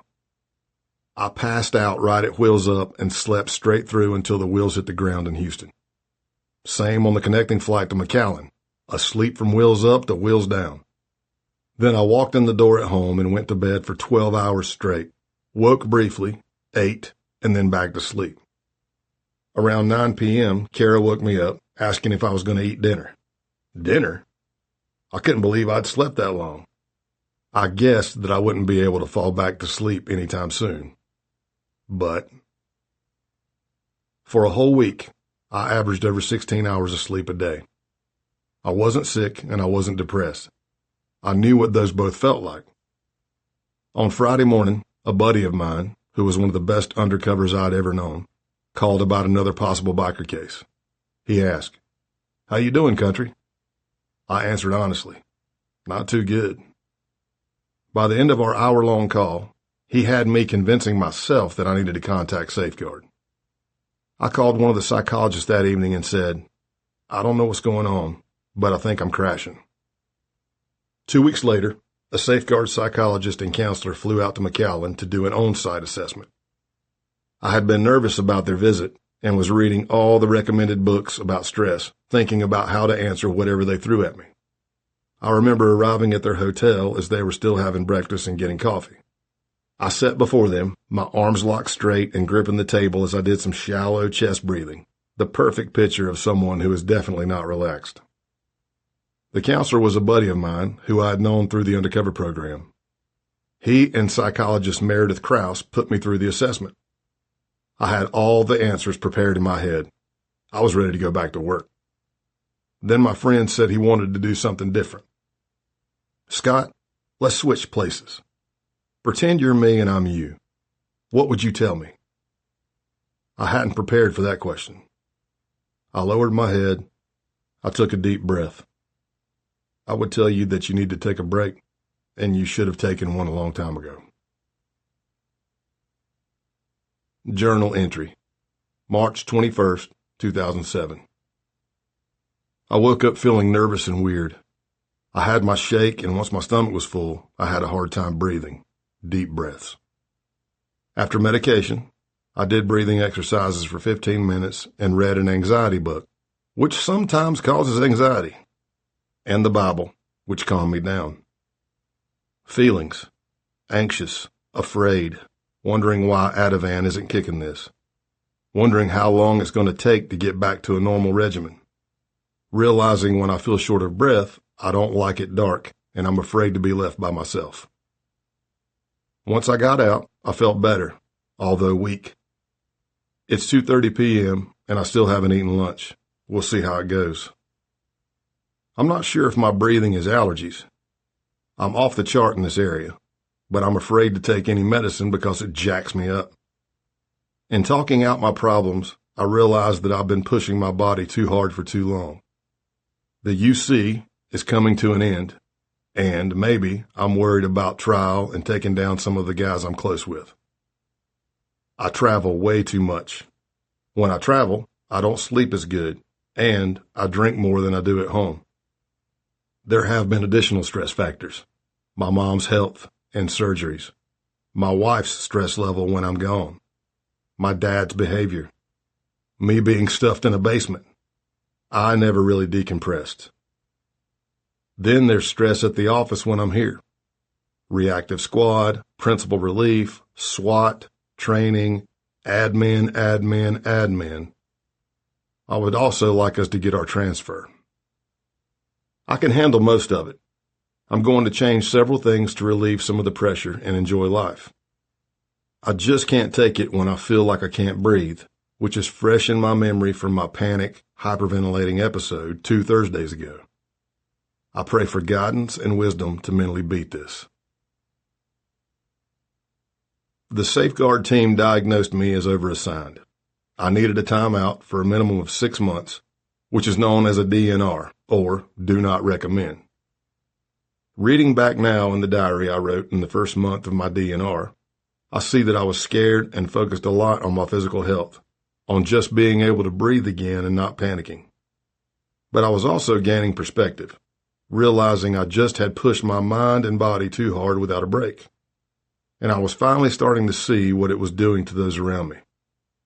One of my diary entries read, "Feel like I owe an apology." I was scared to death and more vulnerable than I'd ever felt before. I was beat down.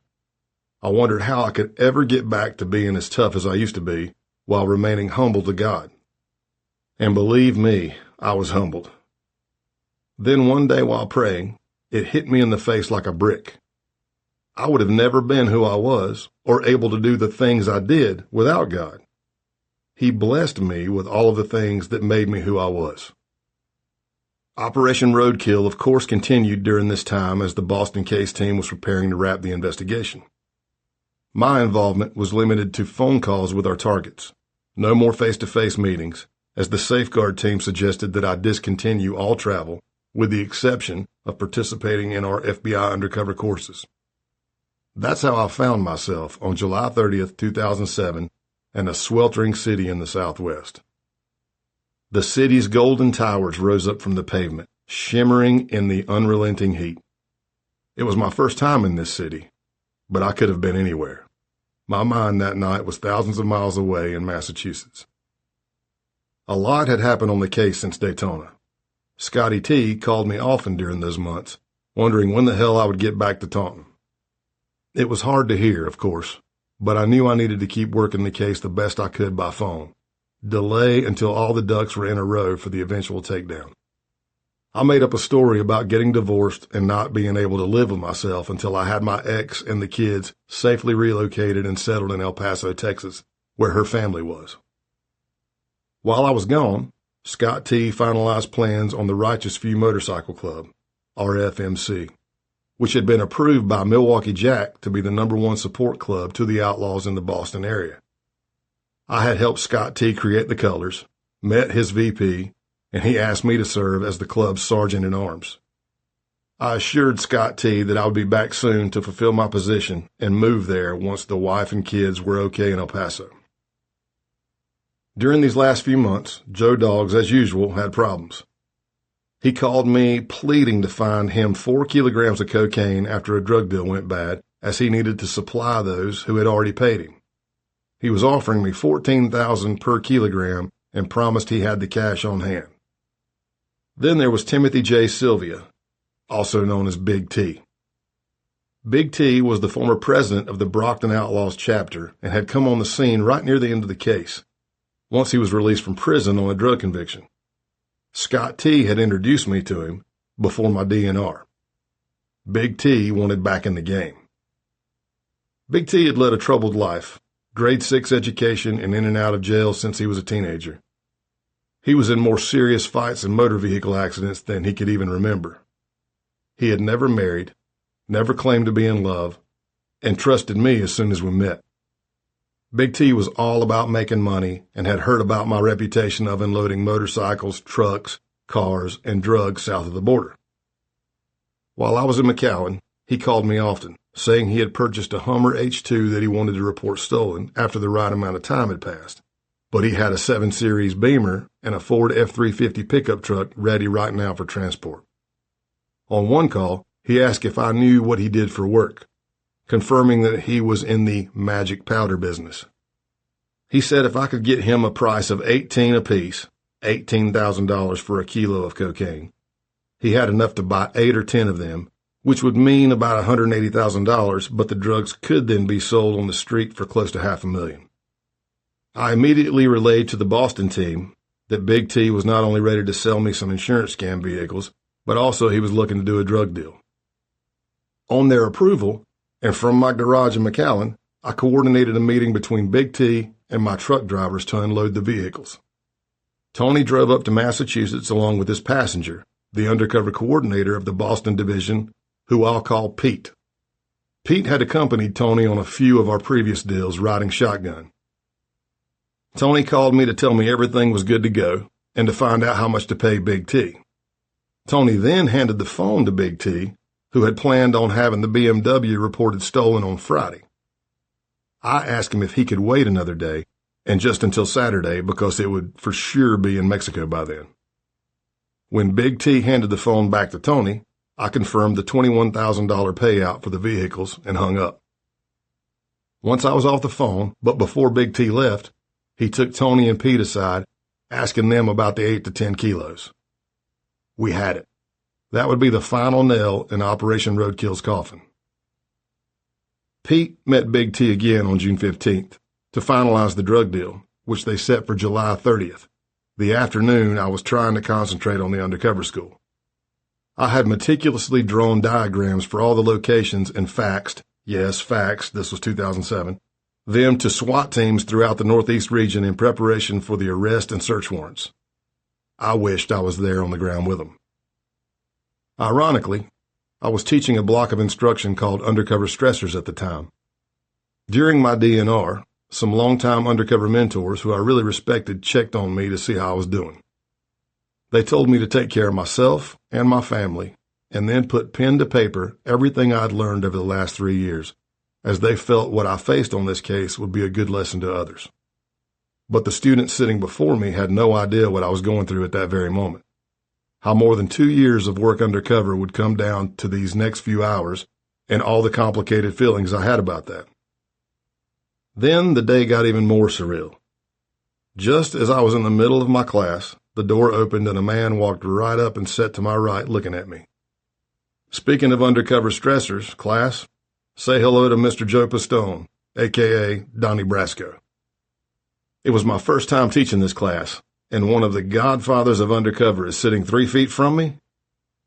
At the end of the session, he patted my cheek and kissed me on both sides, mob style. Then he whispered in my ear, "I'm glad you're okay, kid." In the early morning hours, after the students had gone to bed, I made my way back to my hotel room. The city looked about as weary as I felt. As soon as I opened the door, I could hear my undercover Nextel chirping. I had left the phone in the room to charge, never expecting it to ring again. It was Scott T. "Tex, you there?" he said in a gravelly voice. "Hey man, I wanted to let you know I just got contacted. Big T got arrested. Your truckers too. I don't know what's going on, but wanted to let you know," he told me.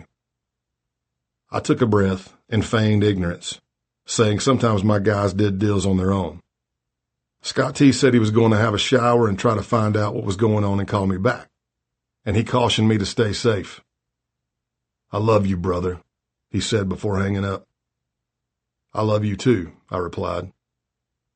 These were the last words I ever spoke to Scott Calloway's friend. 40 minutes later, the SWAT team hit his house. Operation Roadkill ended with the takedown of 15 members in different locations, and all 15 ended up pleading guilty.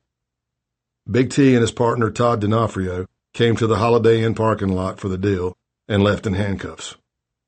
They were charged with conspiracy to possess with intent to distribute cocaine and criminal forfeiture allegation. Big T got the stiffest sentence of anyone on Operation Roadkill, 21 and a half years. His accomplice Todd got a sentence of 10 years. The other 13 arrested included Scott T., Joe Doggs, Clothesline, Chocolate Scott, Eddie, Obi, Tony Lima, and John Agresta, whose dad owned Tony's Cantina, along with outlaws John Pombryant, a.k.a. Bones, Jose Espada, a.k.a. Roe, Mark Dorenzo, a.k.a. Chooch, and Catherine Larkin, who was a friend of one of the outlaws. Larkin and Chooch were charged with insurance fraud and got probation, while the rest got varying sentences for convictions of distributing cocaine and possession of a firearm. Joe Doggs and Clothesline were locked up for 12 and a half years each. Scott T. got a sentence of 7 years.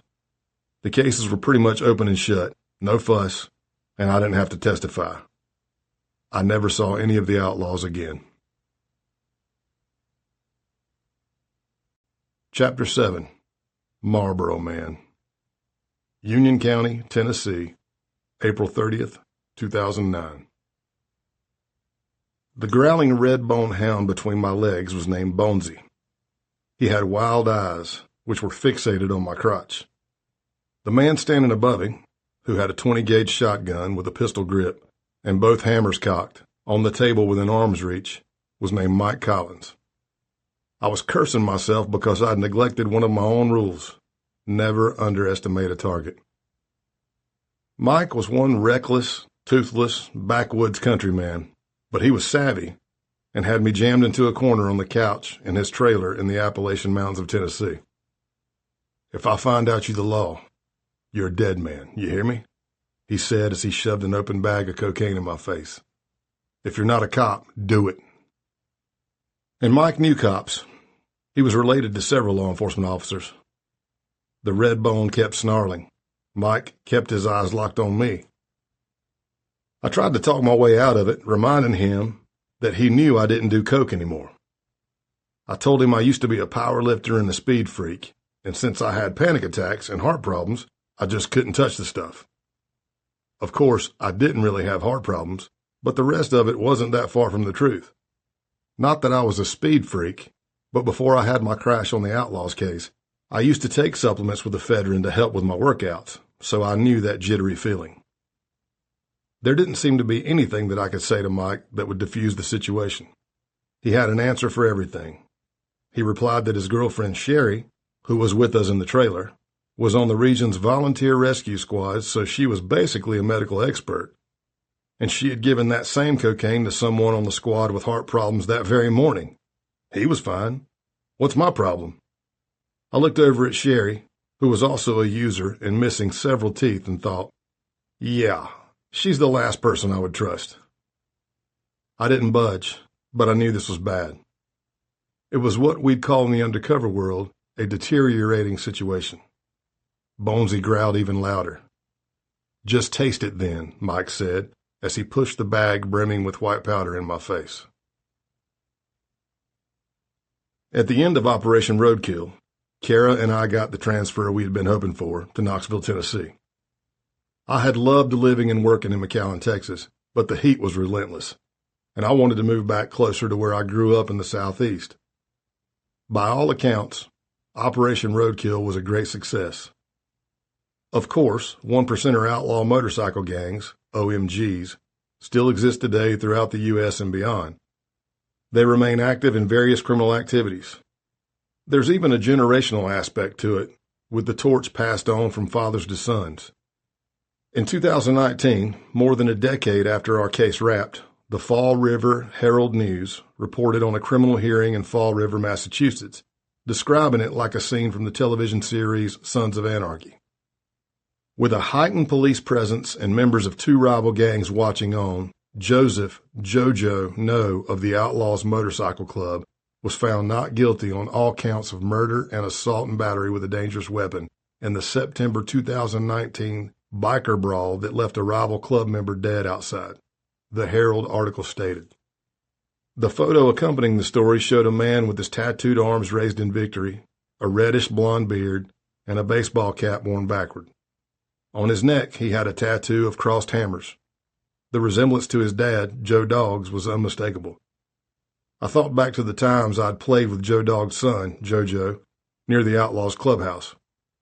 Makes you really think about how hard it is for some kids to escape their upbringing. So many people are just products of their environment. But with every case, including ours, key members were taken off the grid for years, and lives were saved before the Outlaws chapters in the Taunton area could build themselves back up again. For our work, we received a Public Service Award from the United States District Attorney of Massachusetts and the Robert Faulkner Memorial Award from the International Outlaw Motorcycle Investigators Association. I was proud of our work, but I knew I had to make some serious changes in how I worked to avoid burning out again and save my marriage. By the time I arrived in Knoxville, I'd done a lot of self-reflection and some counseling and got to understand what led to my crash. Quite simply, I applied the warrior mentality to everything. To me, warrior mentality is a state of mind where you don't let anything stop you. There's nothing that can beat you. That type of drive and positive attitude is actually imperative in my line of work. The problem is, to be an effective warrior, you also have to take care of yourself. You have to decompress. You have to take days off and do things to relax, or you'll just break. And the fault for not doing that for nearly 3 years was all mine. No one was pressuring me. No one was over-assigning me. I just rarely said no. I sought out every chance I could get until it caught up with me. I remember sitting down with a Christian counselor when I was still living in McAllen and laying out all I'd done in the last few years as an undercover, as a case agent, and as an instructor. And she said, "Oh my goodness, Scott, the average person would have crashed a year and a half ago." "Thanks," I replied. She paused, looked at me, and said, "Thanks. That wasn't a compliment."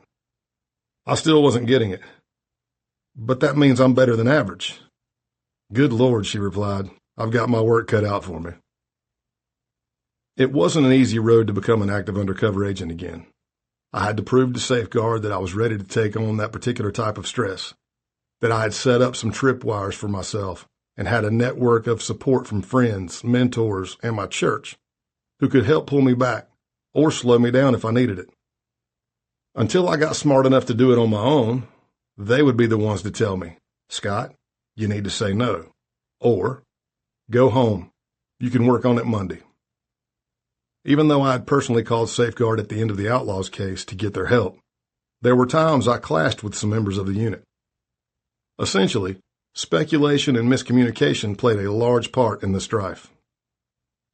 In the end, if I wanted to be an active undercover again, they insisted that Kara had to get safeguarded along with me, which meant she had to meet FBI psychologists and counselors at a location I can't disclose. Kara was so nervous and didn't have any experience with psychological assessments. She wasn't desensitized to my world. I told her to be completely honest with her feelings. She didn't work for the FBI and had no obligation to them, and I would respect whatever she said. I remember telling her the night before in our hotel room, If you think I shouldn't be doing undercover, tell them. If you think I should, tell them. If you think they suck, tell them. They can't do anything to you. But no matter what I said, Kara didn't sleep at all that night.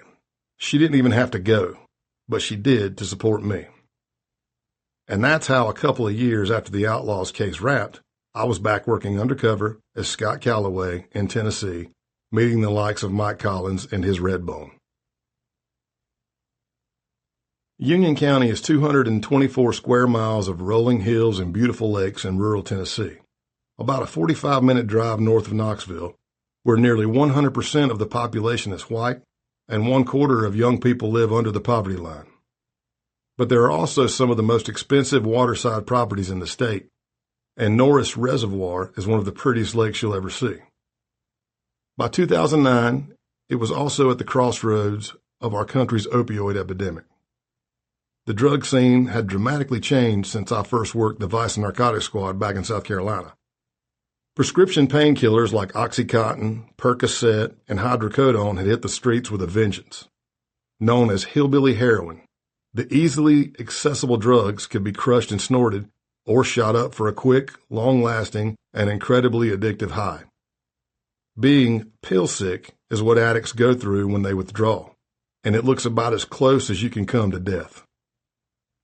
In 2008, 14,800 Americans died of prescription painkiller overdoses, and by the following year, that number had jumped to 37,485, marking the first year that more citizens died from drugs than car accidents. By 2021, that number was over 100,000. I hadn't been stationed in Knoxville for long when an investigation was opened into public reports about dirty deputies and local cops dealing drugs in the area. But source reporting usually went something like this. I know for a fact so-and-so's dirty and they're selling dope. Okay, how do you know? Because Roger's sister's daughter's boyfriend says. There was a lot of reporting, which may be enough to open a case, but it wasn't enough to convict someone. The case team in Knoxville had been working hard at developing sources before I arrived, and one afternoon in 2009, I accompanied FBI agent K.T. Harper and Tennessee Bureau of Investigation agent Mark Irwin to meet one. I'll call the source Garth. Now, Garth had a steady supply of prescribed Oxy 80s and Roxy 30s, drank beer, was about 5'4", hardly ever wore a shirt in the summer, and had a voice way deeper than mine, and I've got a deep voice. Garth was also easy to be around, and he really took to me, and I took to him and his family. After that meeting, I debated with the case team about going undercover because Garth said he wanted to work with me. I had to weigh my options, though. I'd never been deep undercover so close to home, which had its risk. On the other hand, I'd only been in Tennessee for about 6 months, so I hadn't had much exposure. I asked Garth if our target stayed close to home, and he reassured me that they never traveled out of the hills of Union County to go into the city. After talking it over at home and with the team, I agreed to jump in. We called the case Poetic Justice, as a little nod to the dirty cops we were targeting. For my legend, I stuck with the name Scott Calloway because it hadn't been burned for the Outlaws case.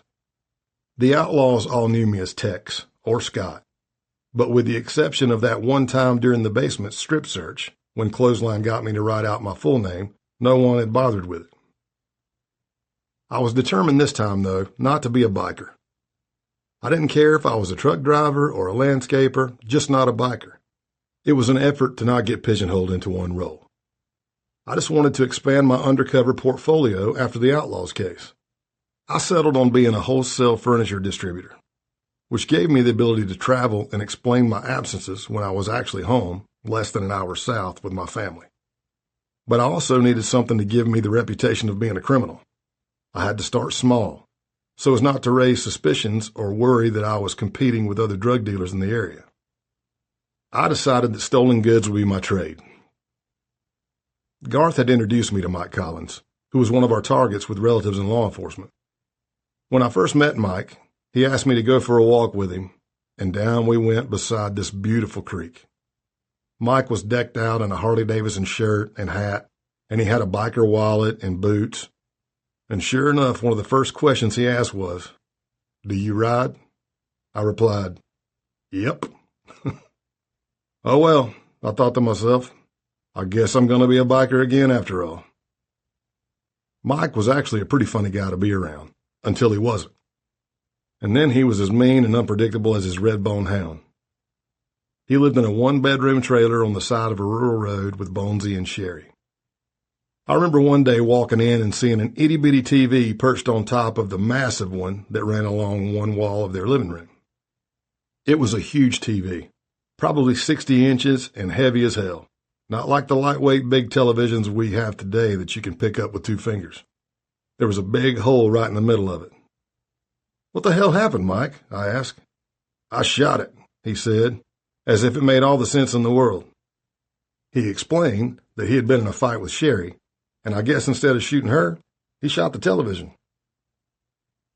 I eased into my role as a guy who could sell or trade stolen goods by one day dropping off a master case of cigarettes at Mike's place, which is 60 cartons. I told Mike the stolen cigarettes were left over from my latest deal, and if he could help me sell them, that would be great. I charged him $1,200 for the 60 cartons. He could sell them for whatever he wanted and keep the profits. That meant he paid me $20 a carton, which at the time cost about $50. Then I left briefly to go buy us a case of beer. While I was driving, maybe a mile or 2 up the road, my cell phone rang. It was Mike. He wanted to see if I could get some more cases, so naturally I said no problem. "What do you want? Bud Light? Miller Lite?" I asked, thinking that of course he was talking about the beer I was picking up. No, he says, "cigarettes." "They're already gone?" I replied, incredulous. I had been out of there no more than 5 minutes. I soon discovered there wasn't a problem in Union County getting dope or pills. They were everywhere. But stolen cigarettes that you could get for a cheap price were an untapped market, and no one wanted to pay full price for their smokes. I had picked the perfect niche to ingratiate myself, and as my reputation grew, I acquired a nickname, the Marlboro Man. After a few months undercover, I could pull up to the back of Judy's bar and sling cartons off my truck for about $20 to $25 each, bartering and gathering important intel for the case. The dealing got so popular, there would sometimes be a lineup in the parking lot, and I'd just hope the local cops, the clean ones, didn't stop by. One of the hardest parts for me was finding a way to keep track of all the illegal deals, so I developed a code to punch into my flip phone that I could later record into my reports of who was buying what and for how much. Sometimes the targets wouldn't pay me in cash, but trade in opioids and other illegal narcotics. I would be offered 2 Oxy-80s for a carton instead of $20. Of course, those pills would be worth way more than $20, roughly about $160 street value at the time. But that's just how easy it was to get pills in Union County back then. Slowly, we were building the case, and I was getting closer to the targets and their law enforcement pals. By that April day in 2009, I was pretty comfortable with Mike Collins and his girlfriend Sherry. The afternoon had started out as a bit of a party. Garth and others were there, just drinking and chilling, but somehow I didn't really register when suddenly people went outside to check out a horse. Looking back now, I couldn't have set Mike up better. Not only did I not see a red flag that I was alone, it was likely planned that Mike sent people outside. But I gave him the perfect end to get me to test the cocaine. I had been complaining about the cocaine one of his relatives sold me on a previous trip, saying it wasn't pure and had been stepped on to make it weigh more. It was just a way to further build up my credibility. But it also gave Mike an easy opening to then say, "Well, this isn't. Have you tried this?" The bag of white powder was in my face and the dog between my legs before I knew it. My heart rate increased, and I tried to control my breathing. "Just taste it. If you're not a cop, just taste it." I protested as much as I possibly could that day, but I soon realized I was stuck, and there was no way to talk my way out of this one. I was cursing myself, wondering how I'd gotten into this spot. The red bone growled. Sherry looked on. Mike sat there with his shotgun in reach. "Just taste it." I responded, "Is this the test? Is this your test?" I could have just said no, ordered him to move his damn dog, and walked out. but I chose to try a different tactic. I wet my finger, put it in the bag, and did a little sleight of hand.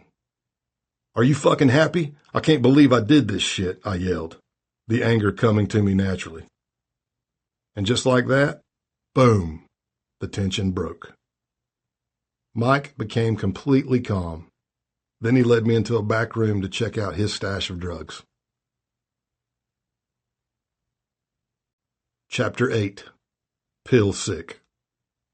Union County, Tennessee, 2009 to 2011. The guys getting rich off the opioid trade were not your usual suspects. It took a few years until the Mexican cartels, the outlaw motorcycle clubs, and the street-level dealers fully grasped the extent of the money being made by America's opioid epidemic, aka hillbilly heroin. Big Pharma, in particular the Sackler family and Purdue Pharma, was the first to profit handsomely off the distribution of OxyContin once the powerful agent was approved by the Federal Drug Administration, FDA, in the mid-1990s.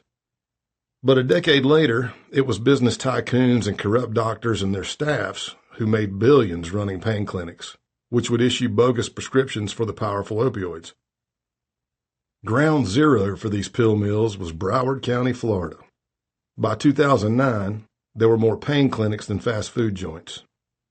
The most famous dealers at the time were twin brothers Chris and Jeff George, who ran several clinics in the area and were eventually arrested and sentenced to more than 2 decades in prison following a massive joint FBI, DEA, and local police investigation. The opioid epidemic, which continues today, has been well covered in the years since, with articles, books, and documentaries exposing its roots and the cost for society. What I witnessed in the trenches during our poetic justice investigation was the sheer madness of what poverty and drugs could wreak on vulnerable communities. I saw up close what happened when those drugs from Broward County reached Union County. The illegal pill trade worked like this. Carloads of users and dealers would make the 1,000-mile drive from Tennessee to Florida and pose as patients with ailments that required pain medication. The obliging doctors would issue prescriptions with about the same level of care as a store clerk issuing a Powerball lottery ticket. Pharmacies, often right in the doctor's office, would charge about $5 per 30-milligram dose of oxycodone, which then could fetch at least $30 on the street. Some of the popular pain clinics would make their clients park several blocks away in a waiting area so as not to draw attention with lines of patients snaking around their medical facility. They would then send a van for them to carry them to the clinic's front doors. These parking lots, where cars idled waiting for their turn, would become so packed that it wasn't uncommon to see what looked like drug-dealing tailgate parties. The drugs would then come back and flood the rural Appalachian region, which included Alabama, Kentucky, Ohio, West Virginia, and Tennessee. Each state had a network of sponsors who would pay for the gas, office visit, and prescriptions in exchange for half of the scripts to sell on the streets. And in Union County, we had many reports that local law enforcement was profiting off this trade. I didn't fully understand what opioid addiction looked like until I met Mark Williams. Mark had befriended me near the beginning of our case, helping me sell illegal cigarettes, as did Mike Collins and a few others. I liked Mark and found him easy to talk to, and in the beginning, we got along just fine. But like so many others, he was addicted to pills and had a bit of a tumultuous home life trying to support 2 little kids with his current wife and an older son from a previous relationship. To give you a sense just how crazy it was, his son confessed to me at one point that he had been sleeping with Mark's wife. "Your mother?" I asked. He looked at me like I was the crazy one, saying, "No, it was his stepmother." At one point during the investigation, Mark got locked up in Harlan County, Kentucky, which had nothing to do with our poetic justice case. He was picked up by local police on separate drug charges. When he was released, he came back to see me, and I'll never forget how he described his incarceration. Mark had been crushing about 10 Oxy 80s and 15 to 20 Roxy 30s a day.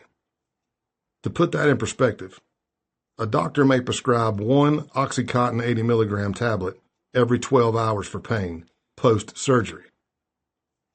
Mark's tolerance for opioids was so high, he was taking 10 of those a day on top of up to 20, 30-milligram pills of roxicodone, another opioid. When he got arrested, he was forced to go cold turkey and experience withdrawal on a prison cell floor. It was hell. You name a physical symptom, and Mark said he experienced it. Full-blown seizures, vomiting, diarrhea, fever, unbearable pain. If he could have found a way to kill himself, he would have. He couldn't eat for 12 days. It's amazing he survived.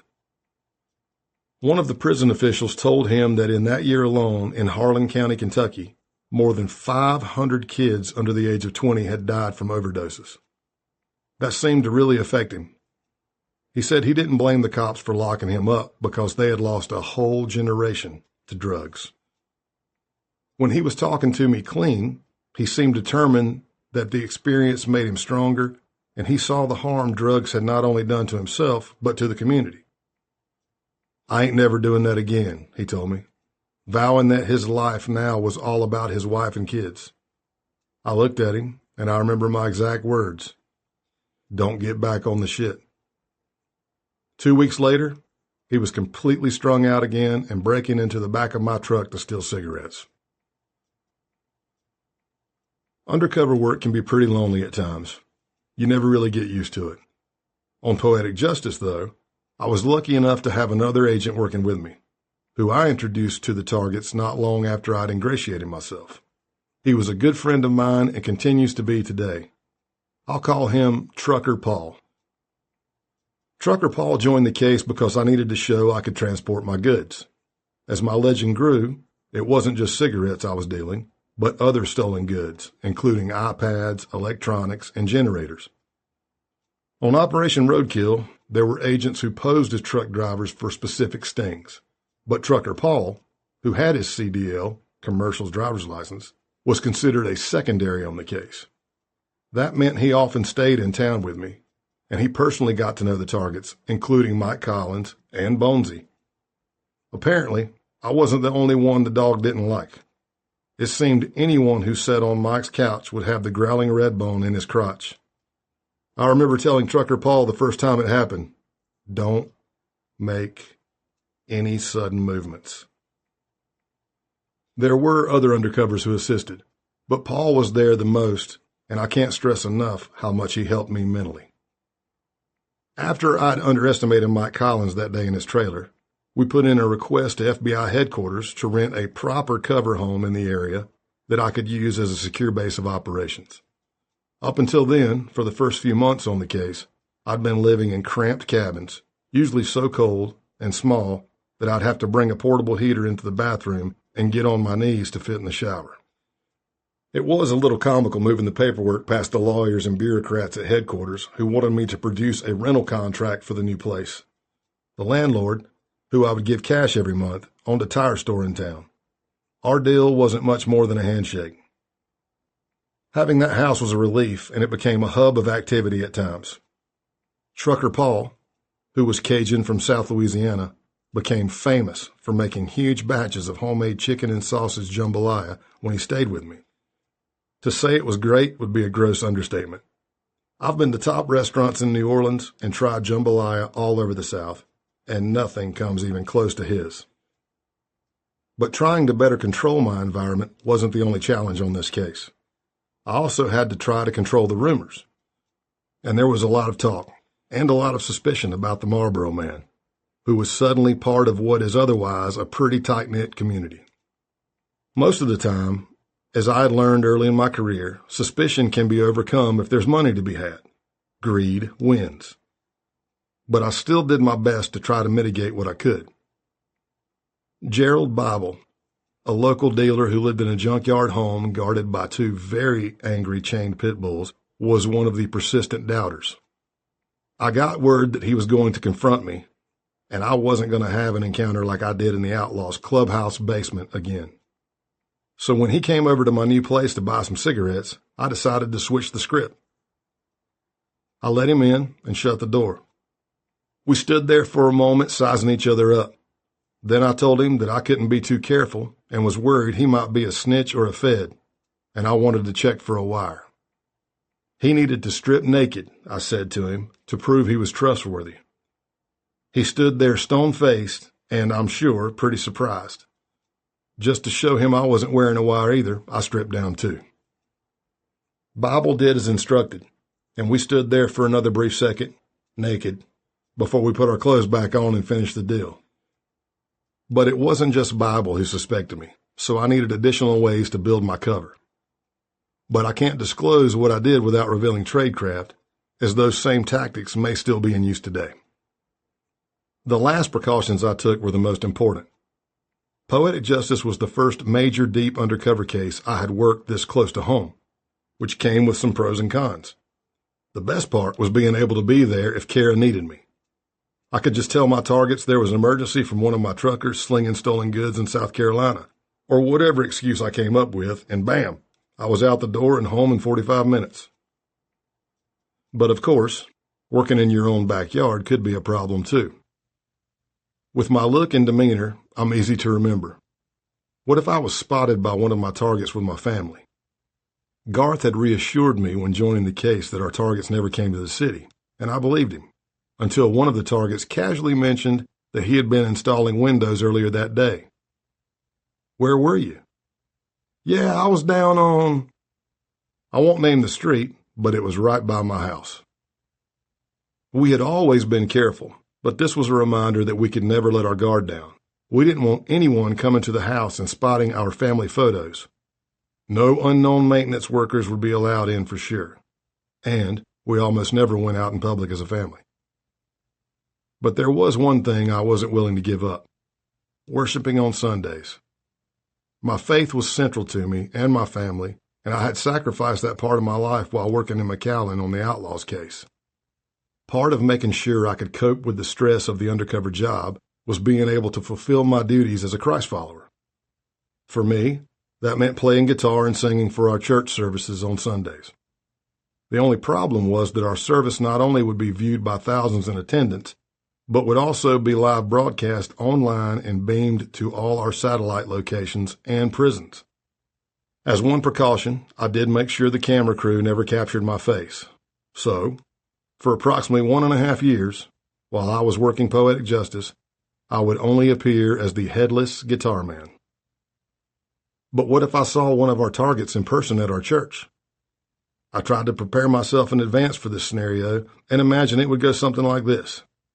I would just talk to them first as a Christ follower. I would ask them if they needed anything, or could I help with anything. Then we'd go outside and I'd say, okay, what's going to happen now? And I'd take it from there, hoping I could get them on board to help with the case. I mean, what better place to have a come to Jesus meeting than at church? I was, of course, extra careful with my girls, too, and didn't go out with them in public as much as I would have liked to. I even tried to get them to use code words or call me uncle rather than daddy, which they could never quite get. I remember one of my daughter's birthdays. We had a small family party at the Build-A-Bear workshop in the mall. Remember those stores that had made-to-order teddy bears? I didn't want to miss it, so I went to the parking lot after Kara had taken the girls in and sat for 20 minutes, watching. Then I went into the mall alone, trying to look casual as I meandered around, checking out all the other shoppers. When I was satisfied I hadn't been spotted and hadn't seen any of our targets, I slipped into the Build-A-Bear workshop and slid up to my kid. Happy birthday! There are few things a good cop hates more than a dirty cop. Based on the reports we were getting, our investigation wasn't into just 1 or 2 bad apples. Poetic Justice was a public corruption investigation. In other words, we were trying to build a case proving systemic illegal activity by law enforcement. We wanted to take down all the local law enforcement who wore the badge not to uphold the law, but to shield themselves from it. But one of the challenges in our case was that the deputies and officers we were targeting with the Sheriff's Department and local police division all grew up in Union County. That meant there was a good chance they were related to some of the local criminals, or at the very least had friends who were. And it also distorted their perspectives on the law. When going to cockfights is as much part of your childhood as river fishing was of mine, it is hard to suddenly flip the switch and crack down on the illegal gatherings. I remember going to one cockfight with Garth early in the investigation and seeing more than one marked cruiser in the parking lot. Not only were the deputies and cops in uniform and turning a blind eye to the betting on murderous birds in the pit, but there were also plenty of pills and cocaine being traded right there in the open as law enforcement looked on. Ironically, I remember trying to get a beer, but being told that was illegal. I thought to myself, that's the law they're going to uphold? One of our targets was a 40-year-old cop named Dylan DeVault, a.k.a. Dyla, who was married to one of Mike Collins' daughters. Dyla had the stereotypical look of someone in law enforcement: close-cropped dark hair, prominent eyebrows, square jaw, and a thick neck. When we started the case in 2009, he was a reserve deputy with the sheriff's office who had no problem buying illegal cigarettes from me, selling me pain pills, or having the occasional snort of cocaine. By October 2010, he had been hired by the University of Tennessee Police Department and stopped openly doing coke, but he continued to buy cases of my illegal cigarettes and didn't mind showing up at my house in uniform. On one deal, he pulled his cruiser up beside my truck and blared the car radio. Instead of talking, he wrote on a napkin his order for 115 cartons. I brought him the illegal cigarettes, and he gave me about $5,400. The second he left, I made sure to record every part of the deal in my daily investigative report, my 302. Trucker Paul's jambalaya often brought Dyla and other officers to my house. I remember one day I'd stepped out of the kitchen when Dyla said to Trucker Paul, "I need to ask you something serious." Here we go, Paul thought, as he readied himself to face an interrogation about how long he had known me, how we met, and anything else that could cast doubt on our cover story. Dyla continued to look serious and then said, "Can you give me the recipe for your jambalaya?" "I told you it was good." Another familiar law enforcement face at our place was John Moon Hubbs. Moon was about 50 years old, a Union County constable, and after Mark Williams introduced us, he took to me like a moth to a flame. He was so brazen in his dealing that one day when we were at Union County High School for the sheriff's re-election benefit, Moon summoned me to the bathroom to sell me some cocaine. He loved to talk about all the cops he knew and what criminal activity they were up to, including allegations that someone in the sheriff's office was the grand wizard of the local Ku Klux Klan. He also made promises about how he and other cops could help me with my criminal activity. I knew Moon was our way in, but we had to move slowly and subtly. Unfortunately, Moon was not a subtle guy. Garth was an endless source of unbelievable stories and our guide into this dark, sad underbelly of addiction. During one debriefing session, he sat in the front seat of my truck as a new female agent I was helping train listened from the back. She wasn't yet accustomed to my world and looked on with alarm as shirtless Garth told us about Johnny Two Fingers. Johnny Two Fingers? In his matter-of-fact manner, Garth explained in his low, gravelly voice how Johnny got his nickname by having sex with his donkey. I continued listening, mirroring his nonchalance, but noticing in the rearview mirror how uncomfortable the new agent was becoming. "I guess the donkey didn't like it," Garth said, describing how he turned suddenly and snapped off two of Johnny's fingers. And everybody knows. And he knows that everybody knows. And he still lives here? The answer to all three of my questions was yes. Believe it or not, that wasn't even the most disgusting story of the day. Garth also told us about a party where he had been with various deputies and cops and a seemingly endless supply of pills and coke. In the kitchen, he said, he watched a German shepherd have sex with a woman on her hands and knees. She was undoubtedly strung out, but not so much so that she wasn't saying, "Ow, ow, ow." "They pulled the dog off," Garth said. But the story wasn't done. They pulled the dog off, he said, only to put socks on his front paws because she said it was the dog's claws on her back that was hurting. "So you didn't stop said sexual act?" I asked in disbelief. You helped further said sexual act? I looked back at the new agent and asked, You getting all this? She was now wide-eyed and nodding her head as she took notes, just saying, uh-huh, uh-huh, uh-huh. Garth sometimes had a complicated home life, and that complicated our case. His phone was constantly ringing with calls from his wife or kids as we were driving around setting up our deals. His ringtone became the soundtrack to our case. Whoa, Black Betty, bam-ba-lam. He'd answer, Yes, no, I told you I'm working, love you, bye. A few minutes later, whoa, Black Betty, bam-a-lam. Garth's face would go crimson red like some Chris Farley character on Saturday Night Live. What? It would be a different kid. I told you daddy's working, love you, bye. About 3 days later, after I'd begged Garth to change his ringtone, off it went again. Dat, da-da-dat, da-da-dat. He had chosen AC/DC's Back in Black as his next phone ditty. Daddy's working. I'm not sure what ringtone was better. Both great songs, but after several days and hundreds of calls. Garth was our main source, but his whole family was part of the case. Garth had been with his wife for years, and they had grown up together. There was no way I could come on the scene as this new friend she had never heard of and not raise her suspicions.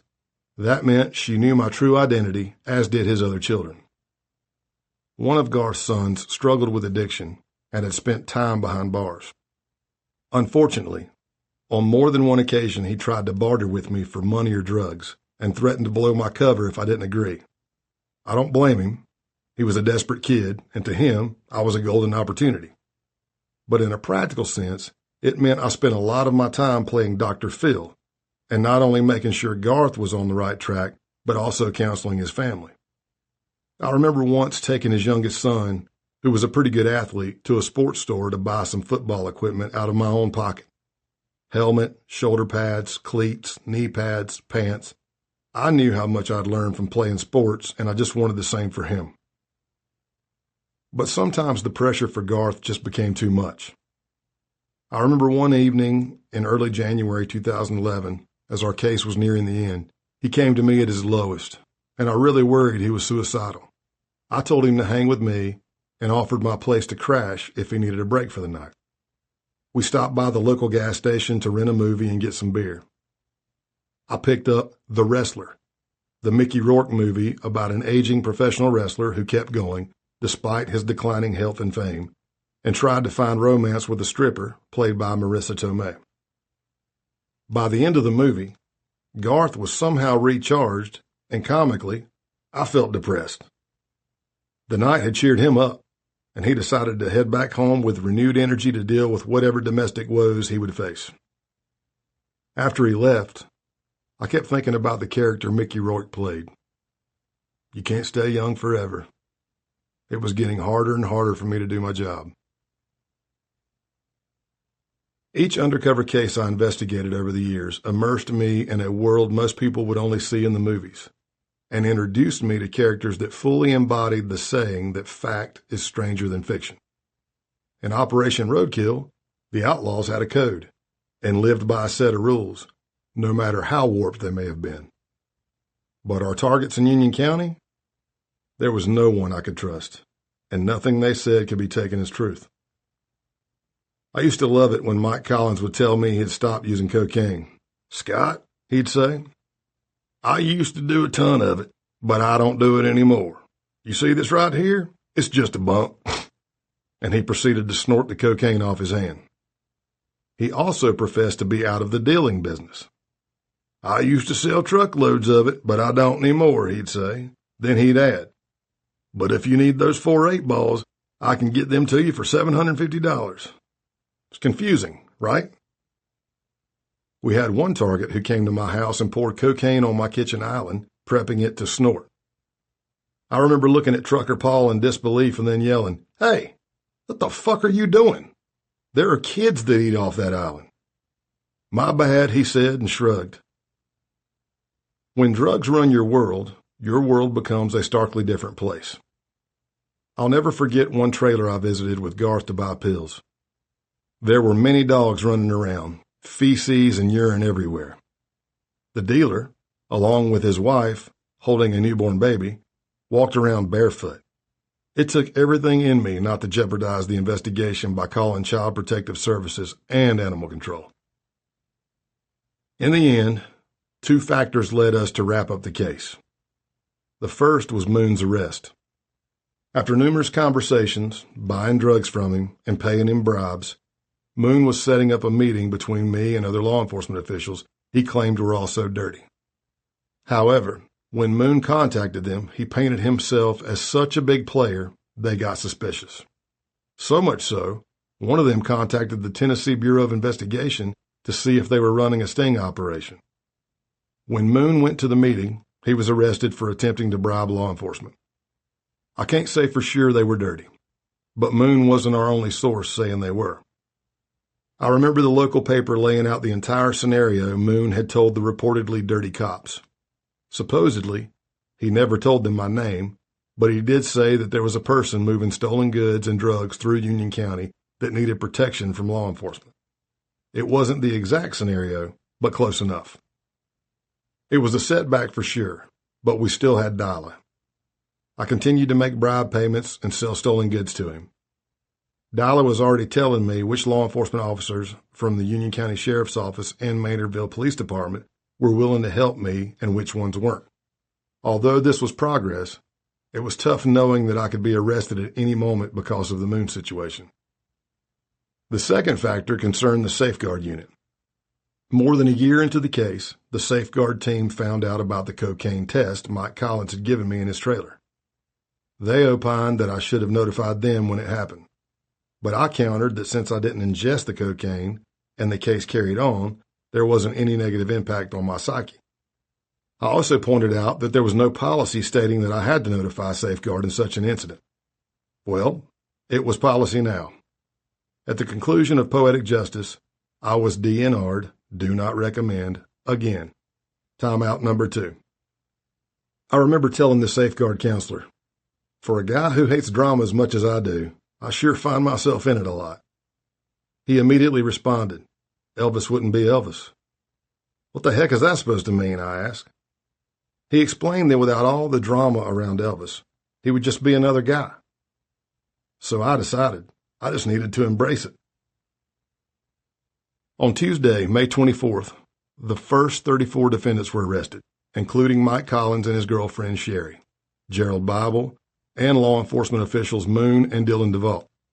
In total, we would convict 51 dealers from an area with a population of just over 200,000. It was a success, but stopped short of the sweeping police corruption convictions we had hoped for. I remember sitting down with Mike Collins after he was arrested, and he said to me something undercover agents often hear at the end of a case. Oh, hell, I knew you was the law the whole time. Yeah? Then why'd you sell me coke for over a year? I asked. Oh, Mike said, that's 'cause I like you. After the takedown, I would receive voice messages from Mike on my undercover phone. Hey, buddy, it's your boy Mike. I just wanted you to know I love you, and I know you were just doing your job. I remember years later when a coworker sent me a link to an obituary. It was for Mike. He had died suddenly at the age of 61. I guess it didn't surprise me knowing the life he led, but I couldn't help but feel sad. Chapter 9. I reckon I got a little bit of hatred. Myrtle Beach, South Carolina, January 12th, 2017. Benji McDowell sat fidgeting in the back seat of my rental sedan, looking anxious and excited at the same time. He had doughy cheeks, a goatee, and a buzz cut, and even though he was 29 years old, I suspect he got ID'd at bars when ordering a beer. Benji was also a convicted felon. He had been recently released from a South Carolina prison, covered in white supremacist tattoos, and 7 days earlier had posted this on Facebook. Dylan Roof did what these tattoos wearing so badass is supposed to be doing. They don't give fuck about their white race.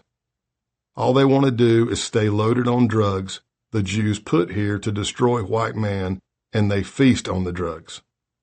They should be feasting on the enemy that stole their heritage and their bloodline and trying to run us off this earth. You can post pictures of fucking Viking and swords, all the shit you want to post. If you ain't got the heart to fight for Yahweh like Dylan Roof did, you need to shut the fucking up. Damn right I'm pissed off. When I see a fucking white young and disabled beat him to death before fucking N-word, and white people running their fucking mouth not doing nothing. Damn right I'm pissed off. Although, of course, he spelled out the N-word. A day later, Benji went searching online for an iron, aka a gun. His online activity wasn't the only red flag. The FBI's Columbia Division in South Carolina had received other reports about Benji and opened an investigation, putting out a canvas for an undercover agent. Benji's praise of Dylan Roof was of course chilling. 2 days earlier, in a unanimous verdict, the unrepentant Roof had been sentenced to death by a federal jury for his massacre. The FBI later admitted that flaws in the federal gun background check system had allowed Roof to buy the .45 caliber handgun he used in the attack, when he should have been denied due to a prior drug conviction.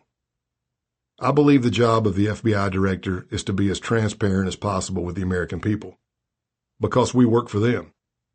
As you know, I try hard to explain our work to them, and I am also committed to explaining to them when we make a mistake and what I intend to do about it. I'm here today to talk to you about a mistake in a matter of heartbreaking importance to all of us. Dylan Roof, the alleged killer of so many innocent people at the Emmanuel AME Church, should not have been allowed to purchase the gun he allegedly used that evening, then FBI Director James Comey said in a statement following the killings. Roof's Facebook page also contained subtle symbols of white supremacy that were not flagged by his friends or family before the killings. In one photo, Roof was wearing a black jacket with 2 now-defunct flags, one from apartheid-era South Africa and the other from Rhodesia, when it had a militarized white rulership before becoming Zimbabwe in 1980. Roof's physical appearance shocked many when he was arrested after the killings. He did not fit the profile of what we picture as a mass murderer. As journalist Rachel Kadzi-Ganza wrote in a GQ magazine profile of Roof, he looked like a young, demented monk. Roof's bowl haircut later became cultishly popular among violent white supremacists. One group even called themselves the Bowl Gang or the Bowl Patrol. So the fact that Benji didn't appear very educated from his Facebook posts and didn't look particularly menacing as he sat in the back of my car meant nothing. My backstory on the case, my legend, was that I was a longtime member of the cause being white supremacy. I had arranged to pick Benji up from his house in Conway, South Carolina, that January afternoon, and the plan was to take him to my hotel room in Myrtle Beach, so we would have some privacy to discuss his plans. Benji was reported to us by members of the white supremacy movement. Take that sentence in for a second. Longtime members of the white supremacy movement thought this guy, Benji, was too radical. But so far, Benji hadn't broken any laws. His racist and anti-Semitic rants on Facebook, even though violent, were generally protected under the First Amendment, the right to free speech. My job was to figure out what he was planning and stop him before he could act. Unlike my other undercover roles, where I was usually jovial, easy to talk to Scott, I had a bit of a different persona when I did this type of work, which I called a closer. If I was posing as a weapons dealer or a murder-for-hire thug, I didn't need to build rapport or be the target's friend. That would seem odd. I kept an eye on Benji in the rearview mirror as we made small talk for the hour-long ride to my hotel. An acquaintance of Benji sat in the front seat beside me. About halfway there, I noticed that he had rolled himself a joint and was getting ready to fire it up in the car. I know marijuana isn't a big deal these days, but back then in South Carolina, it was a criminal offense, and I did not want this case to get complicated. Benji, let me ask you something about South Carolina, I said, my voice stern, steady, and low. All right, he answered. Is weed legal here? No, sir, he said. All right. I'm passing a shitload of cops, so I don't know where you're carrying that shit, but I can't be caught with it. All right, that's fine. I'll swallow that motherfucker, he answered. Okay, all right. It ain't nothing but a good blunt, sir. I can't be messing with none of that shit. I got too much at stake. You know what I'm saying? Yes, sir, he said. I respect that 100%. I must have made my point because, true to his word, he ate it. When we got to the parking lot of my hotel, a Hampton Inn in a touristy area of Myrtle Beach, South Carolina, Benji proceeded to get out of the car and puke. The summer before Benji's case in 2016, I had decided to join the FBI's JTTF, the Joint Terrorism Task Force. The move wasn't motivated by a desire to work on terrorism investigations as much as, let's just say, an inability to see eye to eye with my supervisors. I always prided myself on being able to get along. That was part of my skill set. But there definitely were exceptions, and quite simply, I had been miserable working under my management in Knoxville. My method as a case agent had always been to be a producer, and to strive to be above average when it came to running sources and investigations. That way, management wouldn't have a reason to tell me I couldn't take on additional undercover jobs and training, what we call collateral duties. That worked for my entire career until early 2016, when all my requests were being denied by my supervisor and his supervisor. I'd learned through time at the Bureau that good supervisors come and go. Bad supervisors come and go. These guys would not go. So I had to. I went to the SAC, Special Agent in Charge, to let him know I was stepping down from my collateral duties, and he asked me why. You know why, I told him, and said it had been getting progressively worse in the last 2 years. The SAC asked, if he moved me, where would I want to go? I thought that my experience would be a good fit for the JTTF, so that's what I requested. My SAC had me moved in about a week and a half. The first major investigation I was involved with targeted members of the Aryan Nation, the largest prison gang in Tennessee. They often get confused with the Aryan Nations, with an S, so let me explain the difference. Aryan Nations has a long history in the U.S. and was founded by American Richard Butler. Butler's inspiration came from two men he met while living in California after World War II. William Porter Gale, a retired Army colonel who had been on staff with General Douglas MacArthur and introduced Butler to a racist, anti-Semitic, militia-type anti-government movement, and Wesley Smith, a pastor who preached dual seed line theory. That perverse theory, which is adopted by followers of Christian identity, not to be confused with Christianity, goes like this. In the Garden of Eden, Adam and Eve had an offspring named Abel. He went on to sire the white European race. Then, as it is traditionally told in the Bible, Eve ate the forbidden fruit offered by a snake. But in the warped storytelling of Christian identity, Eve also sleeps with the snake, who is actually Satan, and she gives birth to Cain. From Cain came the mud people, meaning Jews and non-whites. By the end of the 1970s, Butler had been ordained as a Christian identity reverend and moved to Hayden Lake, Idaho, where he formed the Church of Jesus Christ Christian at his farmhouse. He named the political arm of his movement the Aryan Nations. The group had its heyday in the 1980s and early 1990s, holding an annual World Congress at Butler's compound and inviting a gathering of neo-Nazis, skinheads, and Klansmen. But the Aryan Nation, no S, is the Tennessee prison gang created by a guy who went by the street name Legion. I met him in prison once, and he told me the group was affiliated with Butler's organization, but when it was first formed, they had no formal ties. Apparently, Butler had been so incensed by the prison group using his group's name, he actually sent cease and desist letters to Legion. Legion said he told Butler he wasn't changing the name because people had already bled for the group. In the end, they negotiated a deal. Butler agreed the Aryan Nation could keep its name if members agreed to learn and follow the practices of Christian identity. And that's what happened. When in prison, Aryan Nation felons have certain rituals, like carrying a rock that signifies their membership, or attending church, and reciting the well-known 14 words white supremacist slogan created by David Lane, a member of the terrorist group known as the Order. We must secure the existence of our people and a future for white children. When not in prison, Aryan Nation members slipped into a pretty active crime syndicate: home invasions, robberies, drug distribution, prostitution. I had one member tell me, "We move into your town and wreak havoc." I remember asking another member how pimping out the group's women, the Aryan Angels, was working toward the cause of protecting the white race. They needed to make money. And did they only sleep with white men? The answer was no.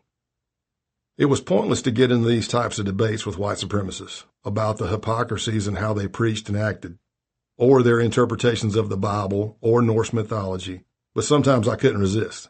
For the Aryan Nation case to fall under JTTF, we had to show 3 factors: evidence of a federal crime being committed, use of violence, and an ideology or political motive.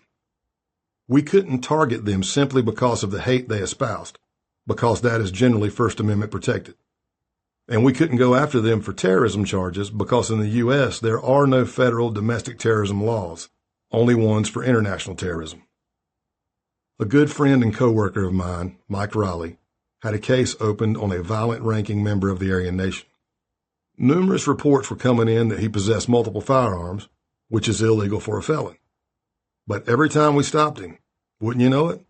No weapons. As the investigation progressed, we learned that several members of the Aryan Nation were slinging a lot of dope and committing various other crimes.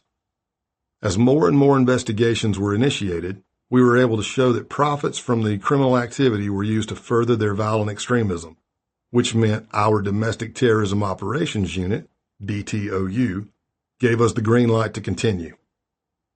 Later on in the case, we joined forces with the DEA, which had been working a separate investigation in Johnson City, Tennessee, that targeted the same suppliers. About 6 months into the Aryan Nation investigation, I saw the canvas for the Benji McDowell case, and my new supervisor happily gave me permission to work on that at the same time.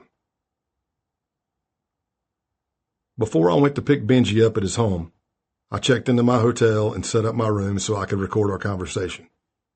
At one point, as I headed back to the lobby, the hotel elevator stopped working, and there I was, trapped, looking like a thug, beside a very nicely dressed, prim and proper woman. You could almost feel her fear fill the elevator as I was on the phone with the front desk trying to get us help. Can you say awkward? It might have been only 30 or so minutes, but it felt like hours. She stared straight forward, never looking in my direction. Then I remembered what a good undercover friend of mine said. Sometimes we forget how bad we look. "Ma'am," I said, "I know I look pretty rough, but you have nothing to worry about. You have no idea how safe you are right now." When we were finally released from our temporary prison, I was able to score us both meal vouchers to our pick of restaurants for our troubles. When I arrived with Benji later the next day after he had puked in the parking lot, we made our way into the hotel room. I remember our talk felt like one of the longest conversations in my life. The only clue of any plans we had was from a Facebook post and what our sources had told us. On December 26, 2016, a couple of weeks before Benji started praising Dylan Roof, he wrote cryptically, "I love to act what you think," and posted a link to a conservative synagogue in Myrtle Beach. When I talk to targets, there's a red line that I can't cross. I can't put words in a suspect's mouth. That would be entrapment. Benji was a tough case because at first he wasn't sure what he wanted to do. He just passionately knew he wanted to do something. During our conversation, I learned that he found white supremacy while serving an 18-month sentence for burglary in a state prison. Unfortunately, this is a well-known problem. It's not uncommon for gangs to form in prisons along racial lines, and groups like the Aryan Nation have done most of their recruiting from inside U.S. correctional institutions. When Benji was released, he found a local chapter of the Ku Klux Klan and attended one of their rallies in Alabama, where his rhetoric was so violent he spooked the other white supremacists. Benji was upset about not being able to get a job because he was a convicted felon, he told me.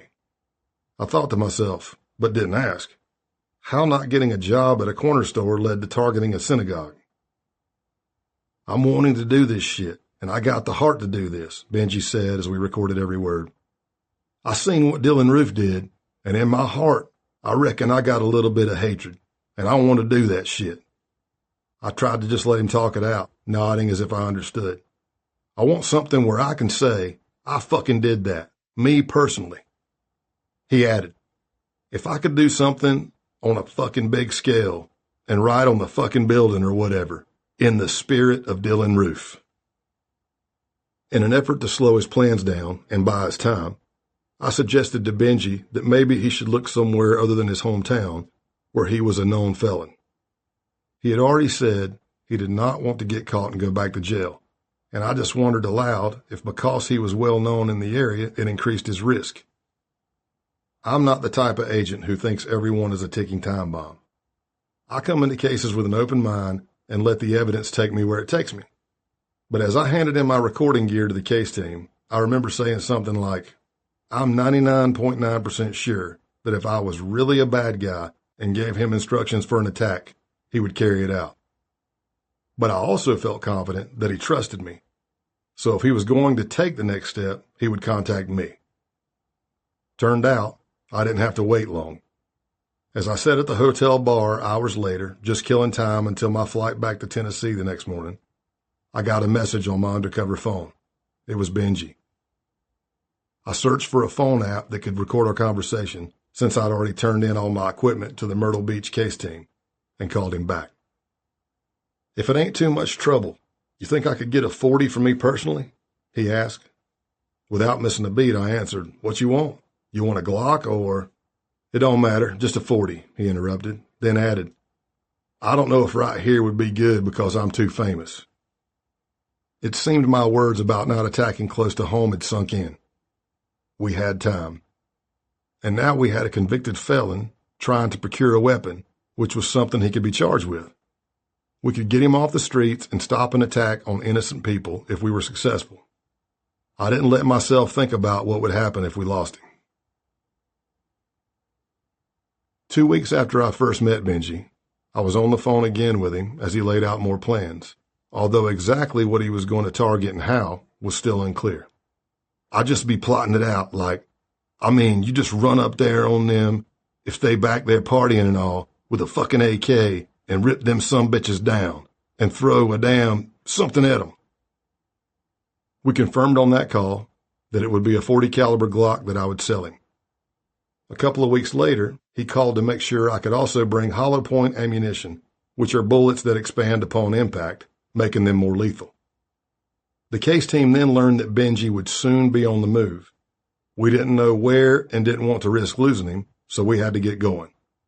I gave him a call to let him know I had his purchase, and we arranged to meet on February 15th. He told me he'd be heading out of town to Alabama. I offered to give him a ride as I was also heading that way for business. I remember when I picked him up at his mother's home, there was essentially a monsoon assaulting the area. Through the pounding rain, we drove to his grandfather's house where Benji picked up some money for the handgun and bullets. It was going to cost him $109. On a conference call with the case team planning for this day, one of the more inexperienced attorneys had said we would need to hand over a fully loaded operational pistol in order to prosecute him. I immediately objected, not just as the undercover, who would be giving said handgun to Benji, but also as lead tactical instructor and as a case agent who would never advise this. In the end, we agreed we would give Benji a Glock that was inoperable, and if all went well, he'd be in custody before he even tried to use it. With the windshield wipers whipping, I slowly drove my rented SUV along Celebrity Circle and eased into the Hampton Inn parking lot. I parked in the designated spot that we had predetermined would strategically help in making Benji's arrest. Inside my hotel room, I gave Benji the Glock, and he shoved it into a red bag he was carrying that held little else except a marijuana joint and cell phone. We weren't there long.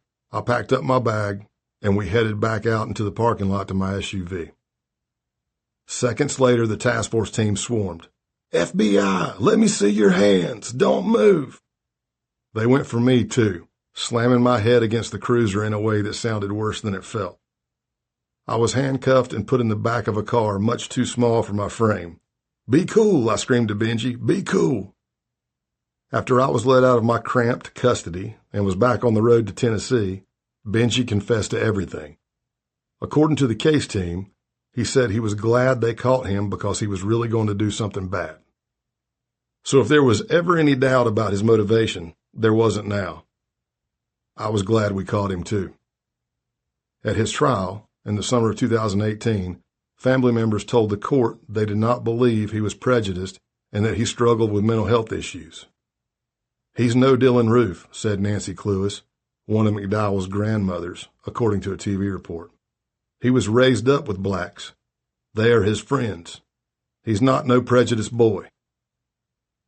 U.S. District Judge Brian Harwell ordered Benji to undergo mandatory drug testing, mental health counseling, and vocational training, and sentenced him to 33 months in prison. Chapter 10. The Klan Ban. Scottsboro, Alabama, April 21st, 2017. My night was not going well. I was driving around alone on a Friday evening with no cell signal, trying to find the designated meeting spot. I'd been invited to this in-the-middle-of-nowhere location a few weeks earlier by John Jack. I'd later learned Jack was a nickname because of his passion for Jack Daniels. Jack had been the voice on the other end of the line when I called the Ku Klux Klan hotline. It's really handy when the hate groups you want to infiltrate have a hotline. I told Jack I'd gotten the number from a bunch of guys I was chatting up at the gas station. They were wearing leather cuts like the bikers did, but they told me they were with the Loyal White Knights, a Klan group popular in South Carolina. They mentioned an upcoming rally and told me to call the hotline to learn more. I ended up talking with Jack for about 45 minutes. I asked if the rally was maybe like the bike weeks I'd been to, vendors, booths, beer, maybe some dancing and music. He said there would be vendors and food, but he had a band lined up and the singer had just been locked up and he didn't know what he was going to do now. It was my opening. Trying to sound as casual as possible, I asked him, did I mention that I'm a musician and a singer? Tell you what I'll do if you want, I offered. I'll bring my PA system and my acoustic to your spring rally. I'll play something out by the car for you. If you think it sucks, I'll put it right back in the car and I'll just hang out. But if you like it, I'll play. Jack responded, God dang, that's awesome, man. But once I started running through my set list, I had to eliminate some of my favorite songs from some of my favorite artists, including Otis Redding, Ray Charles, Bill Withers, Prince, Hootie. Heck, even if there was a black musician in the band, I took them out of the lineup. Then just when I thought I had my tabs ready to go, I saw I still had Jimmy in there. Shit. So out went Mr. Hendrix. As I drove around lost on that April night, I just sang to myself with my PA and guitar in the back seat until finally, I saw a bunch of big guys with big weapons and leather vests guarding a gate, and I knew I'd arrived. It's hard to imagine that in 2017 these types of Klan rallies still existed. But the Ku Klux Klan, America's oldest and most infamous hate group, is still very active. They have tried to rebrand themselves these days as not being white supremacist, but rather simply white separatist. The message is the same. I was once told by a Klan member, we're not about white supremacy. We're about white separatism. Don't mix the races. You don't see dogs and cats fucking breeding. Or horses fucking cows. But the Klan has lost most of the influence they once had. According to the Southern Poverty Law Center, the number of KKK groups has declined steadily over the years due to infighting, which long has been the hallmark of the Klan. The organization is also slowly being replaced by newer racist and more militarized groups that continue to multiply across the country and appeal to younger recruits. Those who belong to the Klan openly despise anyone who is not white or is Jewish, and in more recent years, anyone who identifies by any sexual orientation other than heterosexual. But those views, however despicable, are protected by the First Amendment and don't break any laws. So, like the Aryan Nation case, where I was a case agent and was still actively investigating in 2017, we once again had to show there was illegal activity furthering their cause in order for us to investigate the Klan under the umbrella of the JTTF. The case, which we called Smoking Robes, was opened because one of the FBI's field offices in Alabama had received reports of illegal gun activity among the members of the Klan that Benji McDowell had met. Reports such as convicted felons possessing weapons or the presence of ghost guns. They don't have serial numbers, making them untraceable. The rally checkpoint was guarded by the Nighthawks, the Klan's militarized security detail who wear ceremonial black robes and hoods instead of white. As I got closer, I immediately recognized some of them from their mugshots I'd studied. But even though I was looking at a crime right there, felons illegally possessing weapons, I knew that the United States Attorney's Office, USAO, would need more for an airtight charge, such as being able to prove they were real firearms. "How you doing?" one of the Nighthawks asked. "Good. Took me a while to find it. Who are you?" he answered, not in the mood for my chit-chat about the drive. Walking into a bar where I didn't know anyone for an undercover investigation? No problem. But rolling up alone to a checkpoint of Klan members after having talked to one person on the phone was awkward to say the least. I sure hoped I wouldn't have to call on my quick response rescue team from the local division, which consisted of a white female agent and 3 black male agents. Their arrival would definitely be noted. I lowered my voice. "Scott, John Jack knows I'm coming. He said when I got here to tell you guys and y'all would radio for him." The Nighthawk grabbed his radio. "Hey, John, you got Scott up here at the front gate." We waited. He repeated the radio call. It crackled to life. "Go on in. Turn up there and you'll see a tent on the left." As I drove up, the stage came into view, where I hopefully would be playing later that evening. I also saw a solid metal cross wrapped in burlap and half propped up that must have been 20, maybe even 30 feet tall. I found Jack, and he eased me into the gathering, immediately acting as my guide as he laid out all that would happen during the rally, including how the burlap would be soaked in diesel. I had learned that diesel was nicknamed Klan cologne, since it's impossible not to get a little on you when you stand the cross up. "Now, Scott," Jack said, "it's not burning a cross. That would be sacrilegious. It's a cross lighting. The reason we light the cross is to take out the darkness of the world and bring in the light of Jesus Christ." He told me he had seen guys bigger than me watch the cross lighting ceremony and wiping away tears because the ceremony was that beautiful. Jack also let me know he was the Clud, which is the Klan chaplain, and told me about the Nighthawks, who were strapped with ARs and AKs and providing security. "I'm not going to bullshit you. I only have one guy in South Carolina," he said. "We're trying to build South Carolina. If you don't have a problem with that, I don't have a problem with that. I'll have you naturalized tonight." I quickly answered, "Sure." Then I walked closer to him as those around us walked off and asked, "Hey, Jack, what exactly is a naturalization anyway?" "We do a little thing, you get blindfolded, you might hear a gun go off." He said naturalization was like the Wizard of Oz. It starts out black and white and ends in color. A whole different world. The Imperial Wizard began his speech. He spoke for 10 minutes until it was time for the naturalization ceremony. I felt like I had to go along. If I didn't participate, I would be the only non-member there not taking part in this ceremony. "I'm like Bob Barker," the Imperial Wizard shouted to start the ceremony, chuckling to himself at his joke. "Come on down." I stood with the other new Klan recruits waiting for our instructions. The guy in front of me had a bad leg and easily had a decade on me, maybe even 2.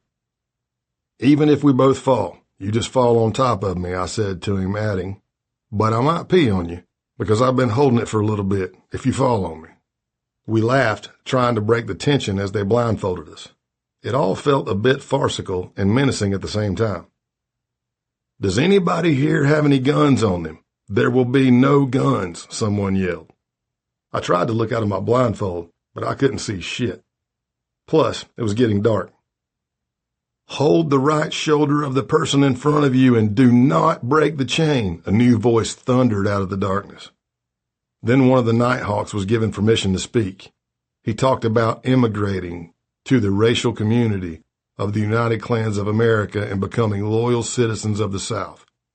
Then collectively, we had to answer 10 questions with a yes or no, the first question being, are you a white, Gentile American citizen? As they instructed us to march through a field, a dog joined us, and I could feel his hot breath and hear his panting. When we ascended a hill, I found myself holding the man in front of me up by his right shoulder because his bad leg was giving out and he was close to falling. "It has come to our attention that there's a snitch in the group," someone yelled. Then there was a loud bang. Normally, I'd have been worried, but Jack had given me a heads up that at some point in the ceremony, they would try to scare the new members. "And you know what happens to snitches," the voice continued. "Bang, bang, bang." Suddenly, the sound of gunfire filled the field. We stood there, still all blindfolded, hanging on to each other. The gun show went on for a while before it went quiet again. "Raise your right hand," came a voice. I didn't do it, and continued to hang on until the voice came closer and closer and closer, until it was almost right in my ear, and I could feel his breath on my cheek. "Raise your right hand." "But," I said in my best squeaky Pee Wee Herman voice, "he said not to break the chain." There was a pause. It's okay, raise your right hand." I raised my right hand. "I do swear from this moment forward to fostering the welfare of the white race and further the work of America's greatest movement, the United Klans of America." I had to bite my lip a few times during the ceremony. Of course, I'm not making light of this hateful exercise, but the ritual made me think of a scene from Django Unchained.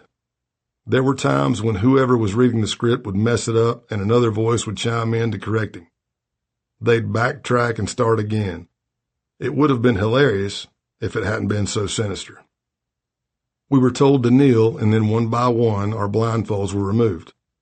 I blinked into the darkness, seeing Jack in his green clud robe with a sword of some sort. He touched the blade on my shoulders as if he were knighting me. "Congratulations," he said, and then people started hugging. In the pitch-black darkness, I walked back to my car to get my gear so I could finally start playing. I went through what had just happened, starting to worry about the FBI bureaucracy and the questions I might get asked. Did I have the right approvals for that ceremony? What exactly happened? That's when it hit me. I think I just joined the damn Klan. Yep, I just joined the Klan. On the night of August 11th, America woke up to what I was already starting to see in my domestic terrorism undercover work. That Friday evening, about 100 white supremacists, white nationalists, and neo-Nazis marched carrying tiki torches on the University of Virginia campus in Charlottesville, Virginia. Some gave the Nazi salute as they chanted slogans that included "White Lives Matter" and "Jews will not replace us." The shocking march was followed the next day by a larger Unite the Right rally protesting the removal of a statue of Confederate General Robert E. Lee, considered a symbol of white power. During the march, white supremacist James Field Jr. drove his car into a crowd of counter-protesters, fatally striking 32-year-old Heather Heyer. Sometimes it takes a tragic incident like that to swing the pendulum in law enforcement. I'm not saying we didn't investigate white supremacist groups. I had personal experience in many cases, and we were still pursuing the Aryan Nation investigation. But after the September 11, 2001 attacks, a good majority of the resources on the national security side of the house, and definitely most of the public attention, was focused on international terrorism. Charlottesville changed that. Domestic terrorism was now front and center. At the time, I was still undercover in the Smoking Robes case, and being taught about our country's racism by current Klan elders. Every Wednesday night, I would attend Klan craft class for new members and a private Facebook Messenger group studying the Basic Klansman Handbook, the Quran, and learning their constitution and bylaws. I learned code words like Loti, L-O-T-I-E, which refers to women in the Klan as ladies of the invisible empire, or that the original Myoak, M-I-O-A-K, mystic insignia of a Klansman, has K's arranged in a square facing outward to form a cross-like shape. The class prepared us for the K-Uno test, and if we passed, we could get fitted for our hood and robe. I continued to gather intel on the group and attended their summer and fall rallies before the case fell apart. I can't go into details about what happened, but there were issues with both the source and the case agent, and in the end, I was out of the undercover operation. As far as I know, the investigation ended without any arrests. The Aryan Nation investigation, however, was a huge success. On the morning of January 9, 2018, teams spread out across Tennessee to make the arrest in a case that brought in nearly a dozen local police and sheriff's departments, along with the FBI and DEA. In total, there were 44 individuals charged in a meth distribution ring. Since I was the case agent on the investigation, I sat in our command post overseeing the arrests taking place in the Knoxville area. Our teams presumed anyone could be armed and ready to use their weapons. Just a few days later, a 31-year-old well-known Aryan Nation member, who wasn't part of our investigation, opened fire on a Knoxville police officer when he tried to stop him for speeding. The arrest went off without incident. Strap, Red, Fingers, Ellie Mae, Junior, J-Dog, Shoe Guy, Bearded Mike, Mohawk, Dee, Tattoo, Lil Bro, Boston. The indictment lists all their street names. While the charges may not have mentioned terrorism, since no such federal offenses exist, numerous defendants were part of violent white supremacist organizations, including the Aryan Nation, the Aryan Brotherhood, the Dirty White Boys, and the Ghostface Gangsters. For the next while anyway, they would be off the streets. Chapter 11. I Know a Guy. March 16, 2018, Greenville, South Carolina. Travis Dale Brady was an angry white guy who was fired from his job at the Michelin plant in Greenville, the city where I was born. In 2017, the FBI's South Carolina Columbia Division opened an investigation after they got a tip that he wanted someone to pay for his termination. Murderous revenge. The case was still going after we wrapped up the Benji McDowell case in early 2018, and I went home to Tennessee. I hadn't been back long before the supervisor of the Columbia Division Domestic Terrorism Squad called to see if I was interested in returning to South Carolina. After some failed attempts, they had another chance to go after Brady due to a new, well-placed source. This would be one of the more standard murder-for-hire jobs I'd worked on. You'd be amazed how many times there are canvases for this type of undercover role as a contract killer. Many of the cases are not that sophisticated, and those looking to murder someone aren't always geniuses with their OPSEC, operational security. But it doesn't matter. Dumb people manage to kill people all the time. There was also a racial element to the case, and having just arrested Benji, this type of hate crime was still very much on my mind. Brady originally wanted to blow up the Michelin plant after he lost his job, but he eventually decided he would target and kill two of his colleagues, a black couple he blamed for his firing. Brady hated the couple and was known to refer to them as animals.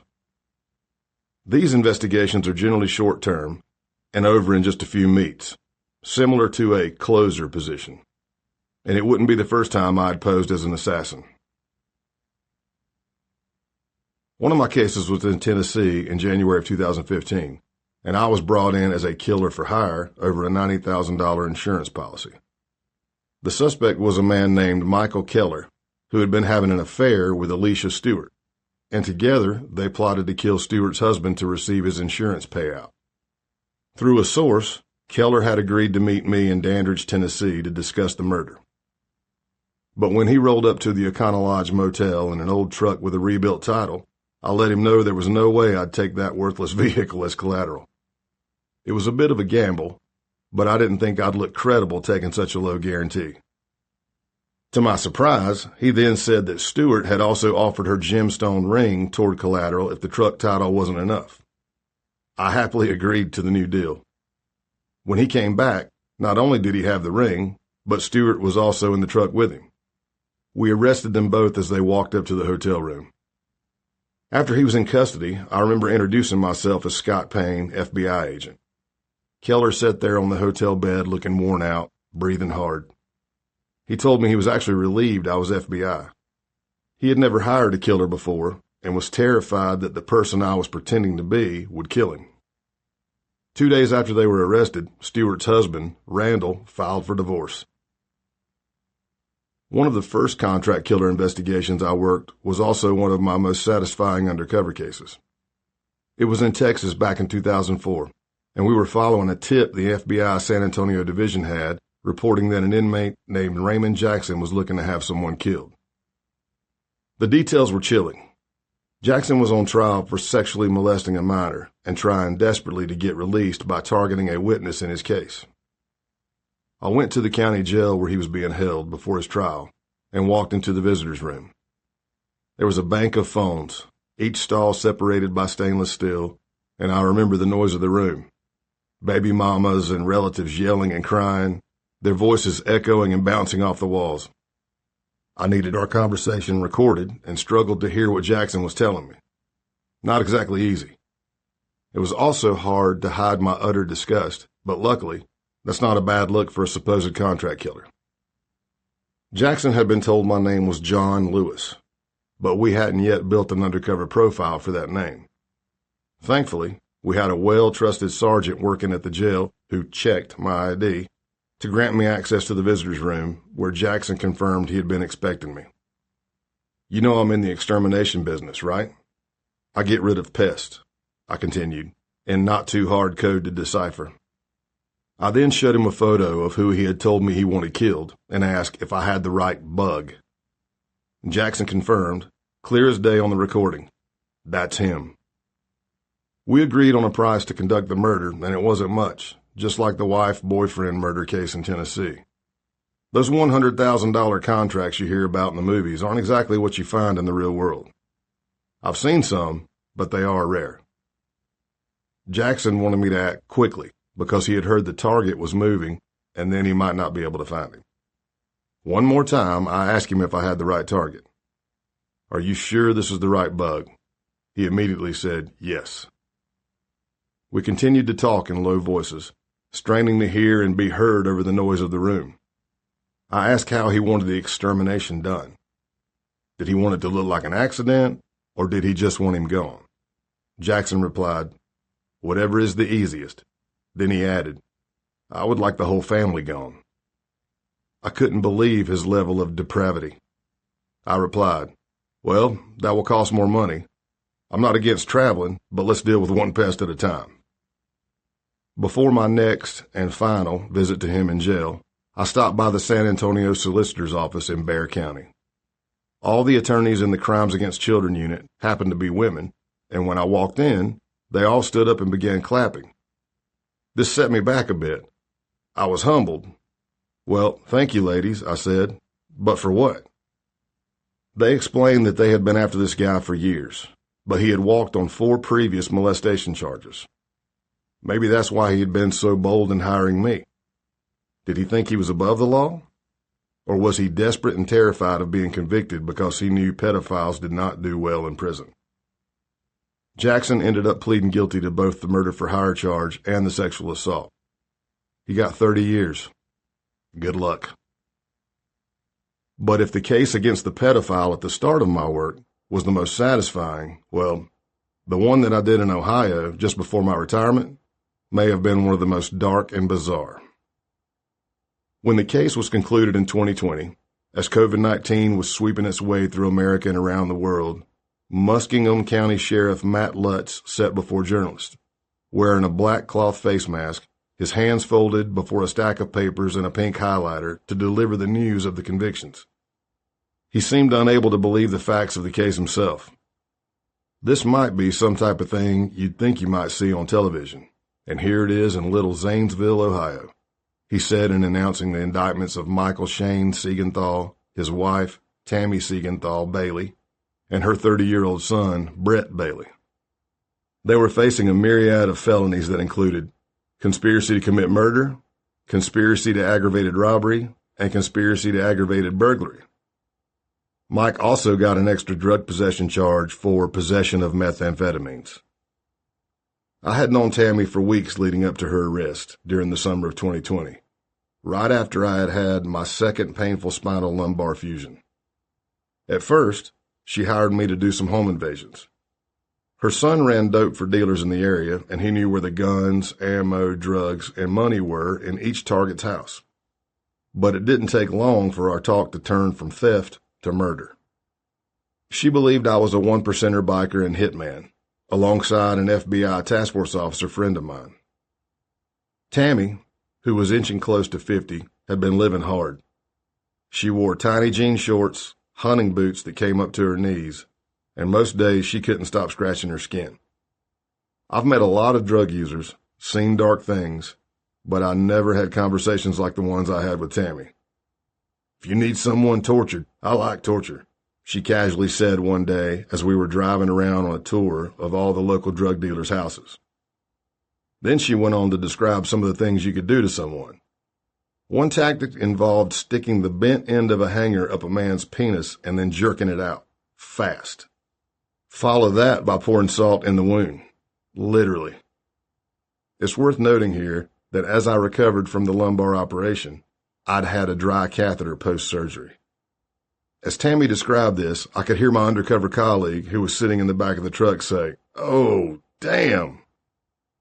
She also talked about inserting a PVC pipe up an anus, followed by a barbed wire, which once again would be ripped back out. At this point, I was near the end of my career, and I remember thinking as Tammy was talking, "These are my people. This is where my skill set leads me." When Tammy bragged to us about how she stapled her husband's scrotum to a 2x4 because he had been on a 3-day coke binge, I'll never forget what my partner asked her. You really don't like men a whole lot, do you?" my TFO, task force officer colleague, asked. Tammy replied, "I have been unlucky in love." As I pulled up to a red light, I leaned over to Tammy and asked, "Do you watch a lot of slasher flicks?" Her response, "Yes, that's all I watch." In the end, Mike was given a sentence of 10 years behind bars, but Tammy got 18. Brady, her son, got 2 years. The assistant prosecutor on the case, John Lytle, told the court, "She is the most responsible person in this conspiracy, and she minimizes and does not take responsibility for her acts." At his sentencing, Mike said he didn't want to rob or kill local drug dealers, but feared his wife. "All it would have taken was a phone call," Judge Mark Flegel told him. Mike replied, "I was scared." My first interaction with Travis Brady about his plan to kill his black former colleagues was by text. He was too scared to talk on the phone, so he insisted on only texting. We started out vague as I tried to assess what he was looking for.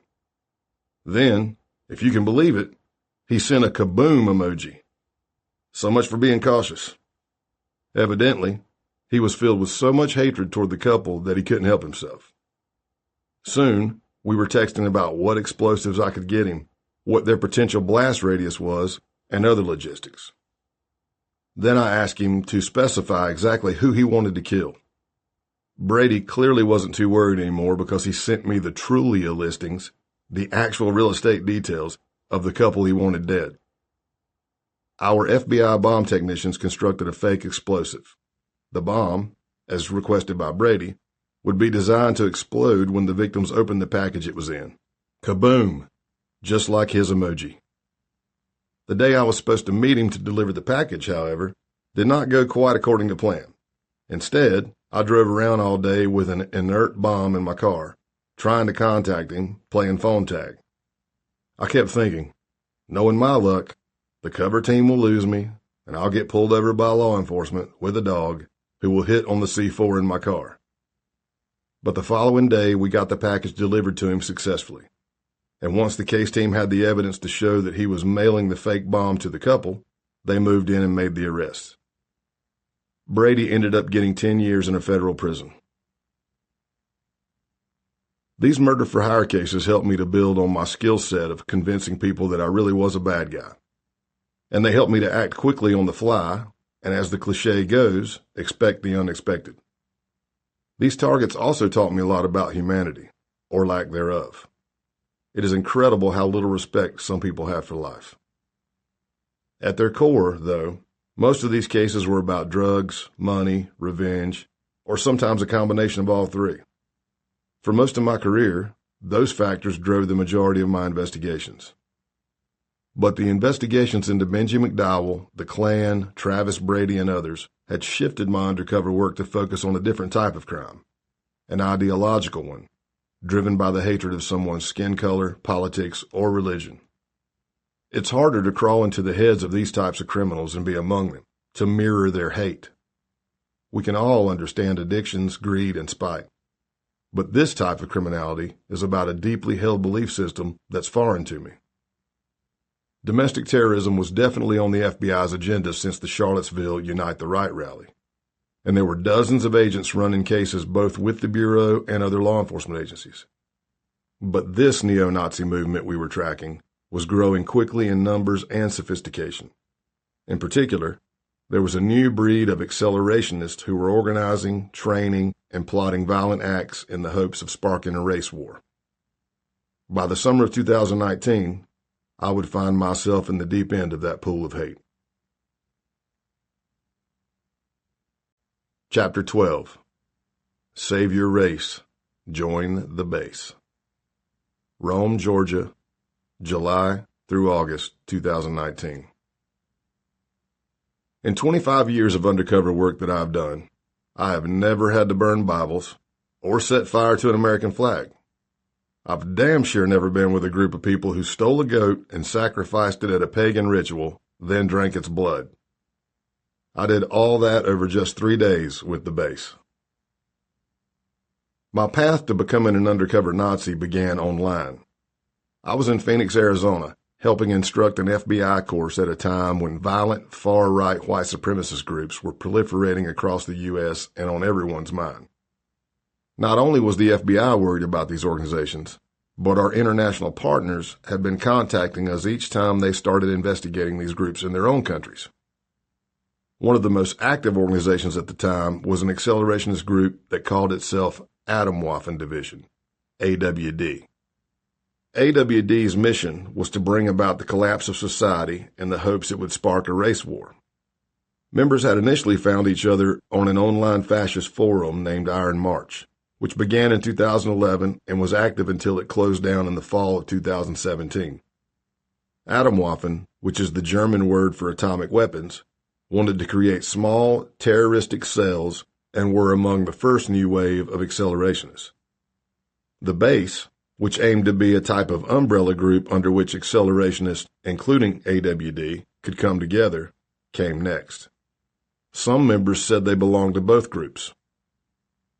The training I was doing in Phoenix was with a good friend of mine from Ohio, the same task force officer who worked with me on the Tammy Siegenthal murder-for-hire case. He was especially skilled at online undercover investigations into radical extremists, and I remember saying to him, "What are your plans tonight?" And he replied something like, "I was going to get dinner with everyone." "How about this?" I said. "Let's hit the liquor store, swing through a drive-thru, grab our laptops and phones, and meet up by the fire pit at the hotel. If you're good with it, I need you to coach me and help me create a persona online." We stayed up drinking until the late evening, bringing my online undercover persona to life. I was posing as a National Socialist looking for a white ethno-state and posting horrific Holocaust images, among other memes and photos. A National Socialist is what neo-Nazis call themselves. When I teach courses on domestic terrorism, and in particular white supremacism, this is the definition I give. Since Hitler believed that ethnic and linguistic diversity had weakened the fortunes of Germany, he saw democracy as a corrosive force because it placed power in the hands of ethnic minorities, who he claimed had further weakened and destabilized the success of his people. Simply put, in order for Germany to be strong again, It needed to be made up of a master race, a pure Aryan people who had not been polluted by outside forces and insidious immigrants. Well, National Socialists don't last long on Facebook, which they refer to as Jewbook. Getting kicked off can be a badge of honor. But no matter how hard I tried at first with my racist and horrific posts, I wasn't getting canceled. I confess, I was not a Facebook guy before this case, so I asked for help from one of my amazing undercover colleagues, who was also an instructor. She nicely pointed out, "Scott, you don't have any friends." So I added some friends from people you may know. Click, click, click, and I was banned. Next, I joined the social media app Gab and started reaching out on chat groups such as Whites Only or 14 Words, which is the reference to the white supremacist slogan coined by David Lane. I also created an email account under an alias and reached out directly to the base, which had provided an email address on their Gab account. The Klan had a phone hotline, so I guess it made sense that the next generation of white supremacists were trying to recruit by email. My first email on July 15th, 2019 was short and direct. "I've been seeing your stuff and I'm definitely interested," I wrote. "Survival and self-defense. I like it." Things moved relatively quickly after that. The next day, on June 16th, I got a reply. Ping. "Thanks for contacting the base. You can learn more about us on our official Gab account, @the_base.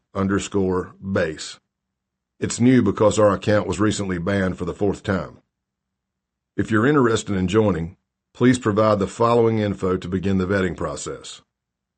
Name. Pseudonym is acceptable. Age. Approximate is acceptable. Sex.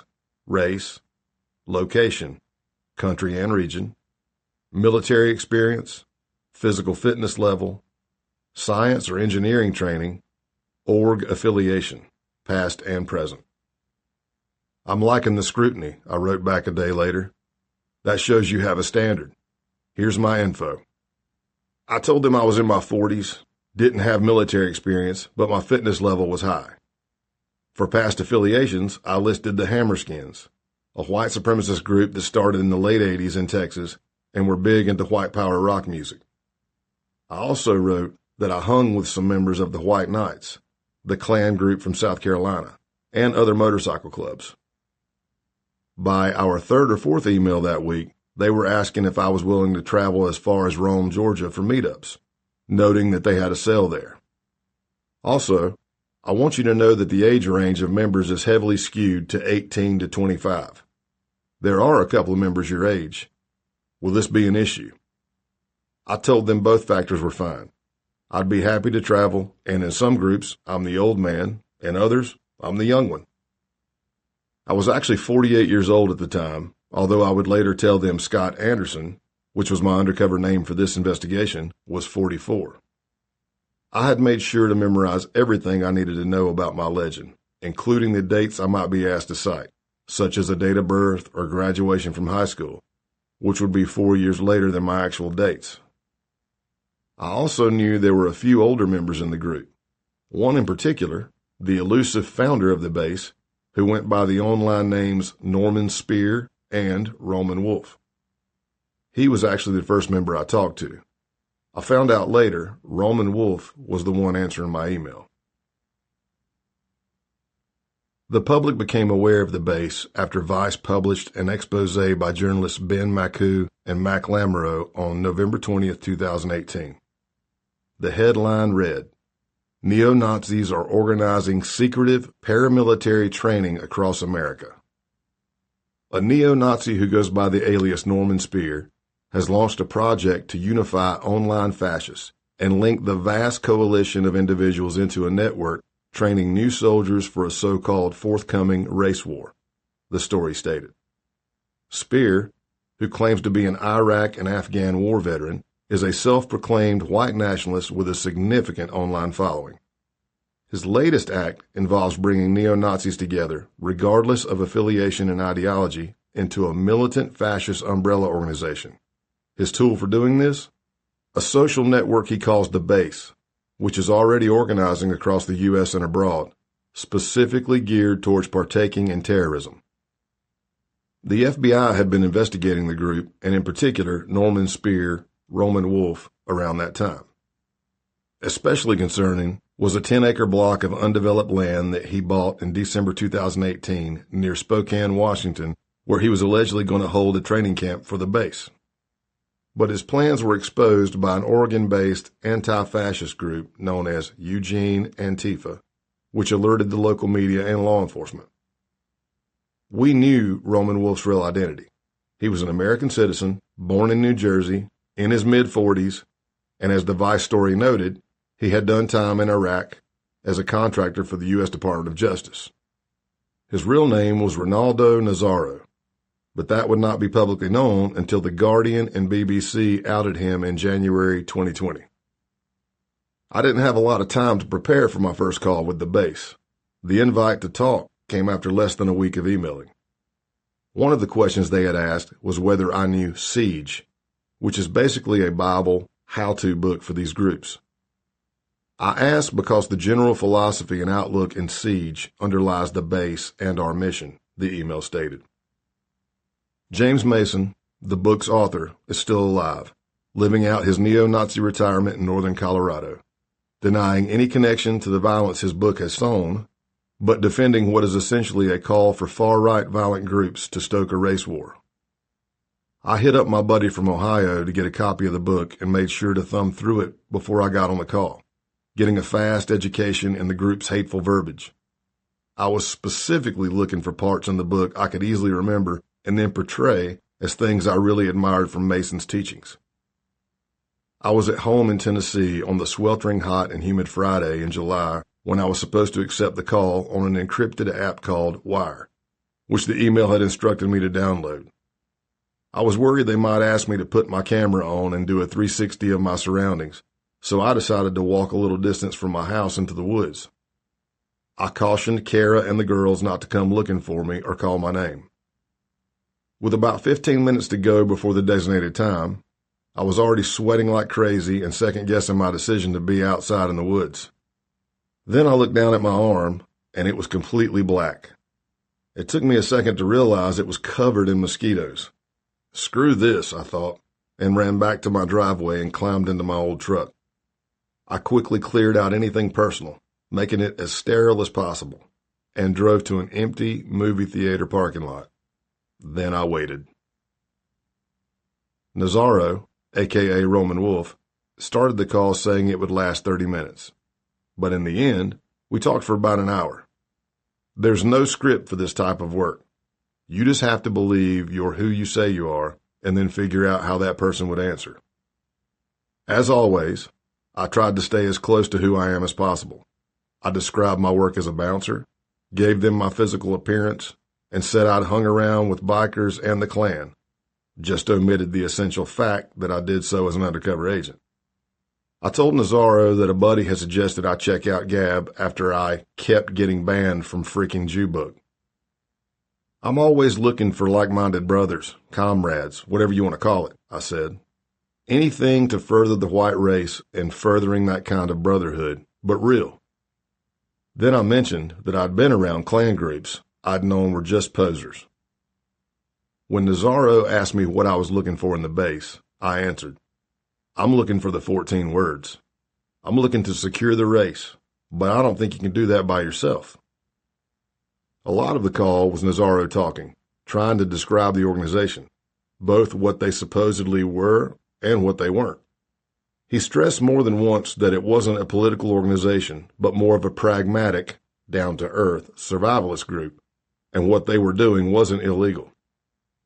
They may not like what we're doing, he said about law enforcement and the media, which he called the enemy press.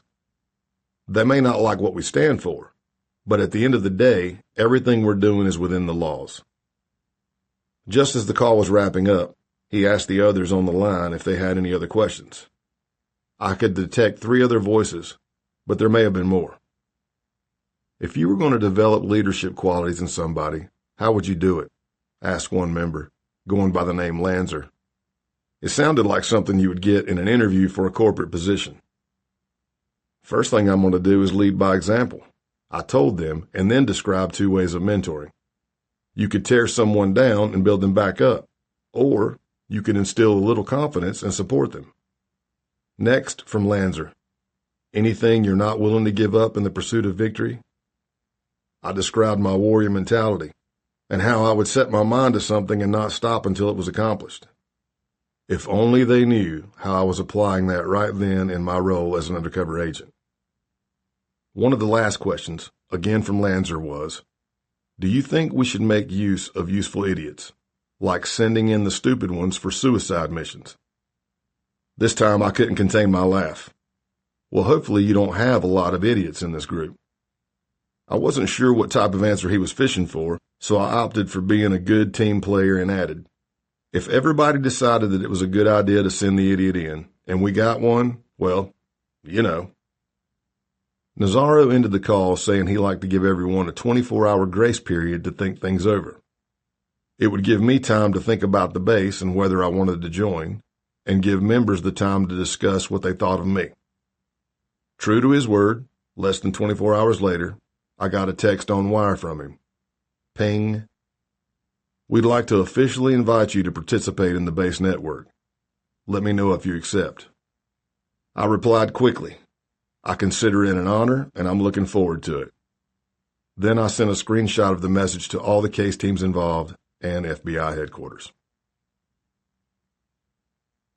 Luke Austin Lane was just 20 years old when I met him in Rome, Georgia, in the summer of 2019, after I'd passed the wire interview, and he and Pestilence vetted me face-to-face for membership.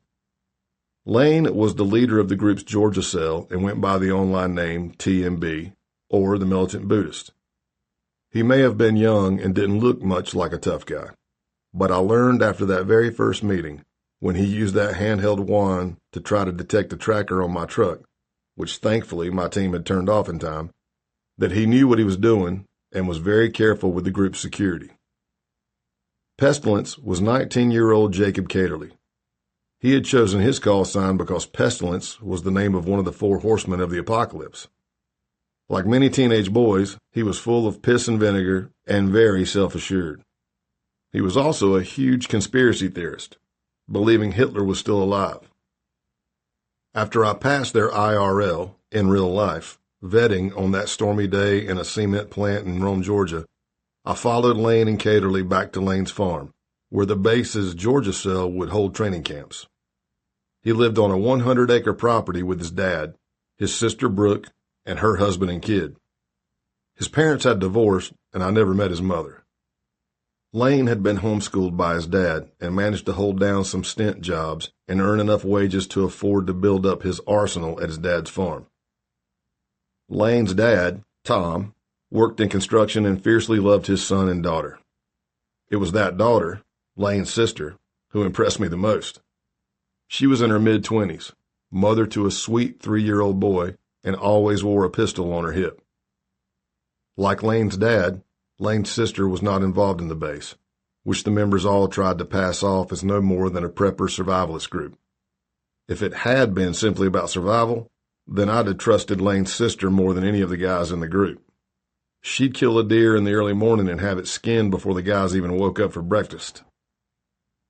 We'd picked up some drinks at the liquor store in town on the way, and once we got to the barn, we settled in to get to know each other. There was an old house on the property, and the barn had been converted into a residence. All around there were trees and hills, creeks. It was really gorgeous and incredibly private. Caterly was quizzing me on how to hold a rifle, and as I showed him, he said something like, "That's so boomer." Here I was, the head tactical instructor for my FBI division, a 7-year member of the SWAT team, and Caterly is not only correcting me, but essentially calling me an old man. The words in my head went something like, "Who are you to tell me?" But what I actually said was, "Oh, how do you hold it?" We didn't actually train that day, just continued chatting. By the time I left, they had gifted me with a black balaclava, a signature for the base, and a patch with their symbol of 3 Iwas runes, which were supposed to symbolize life, death, and rebirth. Back at my hotel room that night, I met with a case agent from Seattle who had flown into Georgia. The FBI's Seattle division was where the base case began, due to the property Nazaro had purchased in Washington. But it was quickly drawing on more than a dozen of our divisions as suspected members were popping up all over the United States. I put on my newly gifted balaclava, velcroed the patch near my mouth, and gave a little thumbs up so the case agent could take a photo for the rest of the team. Now I was fully a member, patched in, as the bikers would say. I changed my wire handle to Pale Horse. The next day, I arrived back at Lane's farm and discovered that 2 more base members had driven through the night to join us from the Baltimore, Maryland area. They called themselves Eisen and Can't Go Back. Can't Go Back was former U.S. Army and had done a tour in Iraq, so he knew how to hold a weapon, although that wouldn't stop Caterly from later showing Can't Go Back how to do it. Caterly often believed his ways were better than what the military taught. Eisen's real name was William Garfield Bilbro, and he was still a teenager and acted like one. He was a stocky, red-headed, 170-pound pizza delivery boy who lived with his grandmother and trained in mixed martial arts. Can't Go Back was Brian Limley, a truck driver in his early 30s. He owned some expensive guns and a very nice truck and was probably the most well-off financially in the group. Most of our training that day involved firearms, and Caterly was leading it. At first, I held back, not knowing if any of them knew what they were doing. But other than Bilbro, they were all pretty skilled, which made me feel safer while I was there training, but even more worried about what they may be planning if they broke bad. Limley, a.k.a. Can't Go Back, had a 6.5 Creedmoor, which is a sniper rifle. Surprisingly, I think that day was the first time I ever fired one, and I was impressed at how smooth it was with such little kickback. It was just the 5 of us training. Limley and Bilbro represented the base's Maryland cell, and Lane, Caterly, and me as the Georgia cell. There was one other member from Georgia who I would later meet, Michael Helterbrand, who went by the name Helter Skelter until he changed it to Skelter Helter because he thought it might keep people guessing about his identity. Helterbrand was in his mid-20s, held down a job as a computer specialist, and even had a girlfriend, which was rare in this group. He was not only determined, he was also well-armed and had an unregistered AR-15 that he would bring to Lane's farm, among other weapons. After my successful infiltration, I went back to Tennessee to keep working the case by phone. The base's group chat on Wire was active, new members coming in, and some leaving the group after they had been doxxed, outed, by Antifa groups or the media. Every time the identity of a member was publicized, the group would improve their OPSEC to try to avoid being infiltrated again. For all we know, the feds could be monitoring everything we post everywhere on Wire. Nazaro, a.k.a. Roman, wrote at one point, "Let's just continue to use common sense and we'll be fine." One of the members in the chat used the call sign Dave Arctorum, and he was from Canada. He had been busy trying to recruit new members in his hometown of Winnipeg, Manitoba, by putting up base posters that read, "Save your race, join the base." He got a couple of hits and managed to recruit a university student who joined our chat as Mark. But just 2 weeks later, on August 16, 2019, Mark published a front-page news article in the Winnipeg Free Press about the Canadian cell of the base. He stands about 5'10", with hair that's shaggy on top and clipped close at the sides. He pulls at his bushy beard when he's deep in thought. His arms are often crossed when he talks. "If you walked past him on the sidewalk, you wouldn't look twice," wrote journalist Ryan Thorpe, a.k.a. Mark. He wants to recruit young white men for a race war. He thinks one is coming and can't wait for it to get here. His group idolizes serial killers and mass shooters, referring to the likes of Oklahoma City bomber Timothy McVeigh and Charleston church shooter Dylan Roof as the Saints. His name is Patrick, and he plans to establish a white supremacist terror cell in Manitoba. The Wire chat lit up. "Boys, I'm pretty shook here. He's literally describing me. Fuck," wrote Dave Arctorum, who had introduced himself to the undercover journalist as Patrick. Ryan Thorpe had reached out to the group the same way I did, by their email, and he was also invited to meet in person for a face-to-face vetting. That's how he met Dave Arctorum in person and knew what he looked like. But when he was invited to become a base member, the newspaper sensibly pulled him and published their investigation. "I almost got doxxed," Dave Arctorum wrote, clearly distressed. Roman wrote back right away, "But you didn't." "Can't go back," Limley weighed in. "Bro, if you actually retaliated, I'd pick your ass up at the border and hide you forever. Pisses me off that we just have to absorb constant attack and just wait for the boogaloo, because don't have media power to buttfuck someone as a weapon." Dave Arctorum wrote back, "Nah, I'll just wear a wig and dress like a homeless guy, LOL. Then got him. No witnesses, he got attacked by a homelesser. Happens all the time." But then, less than 24 hours later, the Winnipeg Free Press wrote a follow-up story after Thorpe got a tip as to who Dave Arctorum really was. His name was Patrick Matthews, and he was a reservist in the Canadian Army. The story was huge and went viral after the RCMP raided Matthews' home and took him in for questioning. He was later released and wasn't charged, but his photo was all over the news. I figured maybe the attention would make him leave the group. Instead, Matthews just changed his name on our wire group to Jimmy the Frog Rancher and wrote about being outed. "I'm dead to my mom, and my dad hates the base," he wrote. "He thinks you guys threw me out like a piece of meat. The opposite is true. Remember to anyone here that this joint is full of dead-set legends who have your back."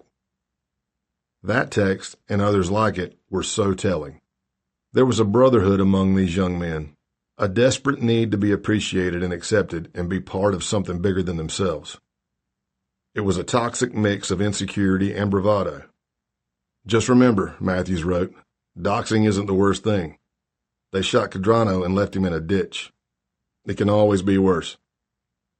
Corneliu Zelia Cadrano was a violent anti-Semite and leader of the main Romanian fascist organization known as the Iron Guard, which was formed in the 1920s. His image had been revered by neo-Nazis in recent years, such as Matt Heimbach, a 20-something popular white supremacist who wore a shirt emblazoned with Cadrano's face at the 2017 Charlottesville rally. A year before, a video of Heimbach violently shoving a black woman protesting U.S. President Donald Trump went viral. Heimbach made no attempts to hide his extremism, having his picture taken unfurling a Confederate flag at Reverend Martin Luther King Jr.'s gravesite, or standing at the U.S. Holocaust Memorial Museum in Washington with a sign that said, 6 million? More like 271,301. Soon after Matthews sent that text, Lane, who was calling himself Mr. K in this wire group, removed him from the group, writing only, "We'll explain soon." I didn't give Matthews a whole lot of thought after that, as I had my hands full with the Georgia crew.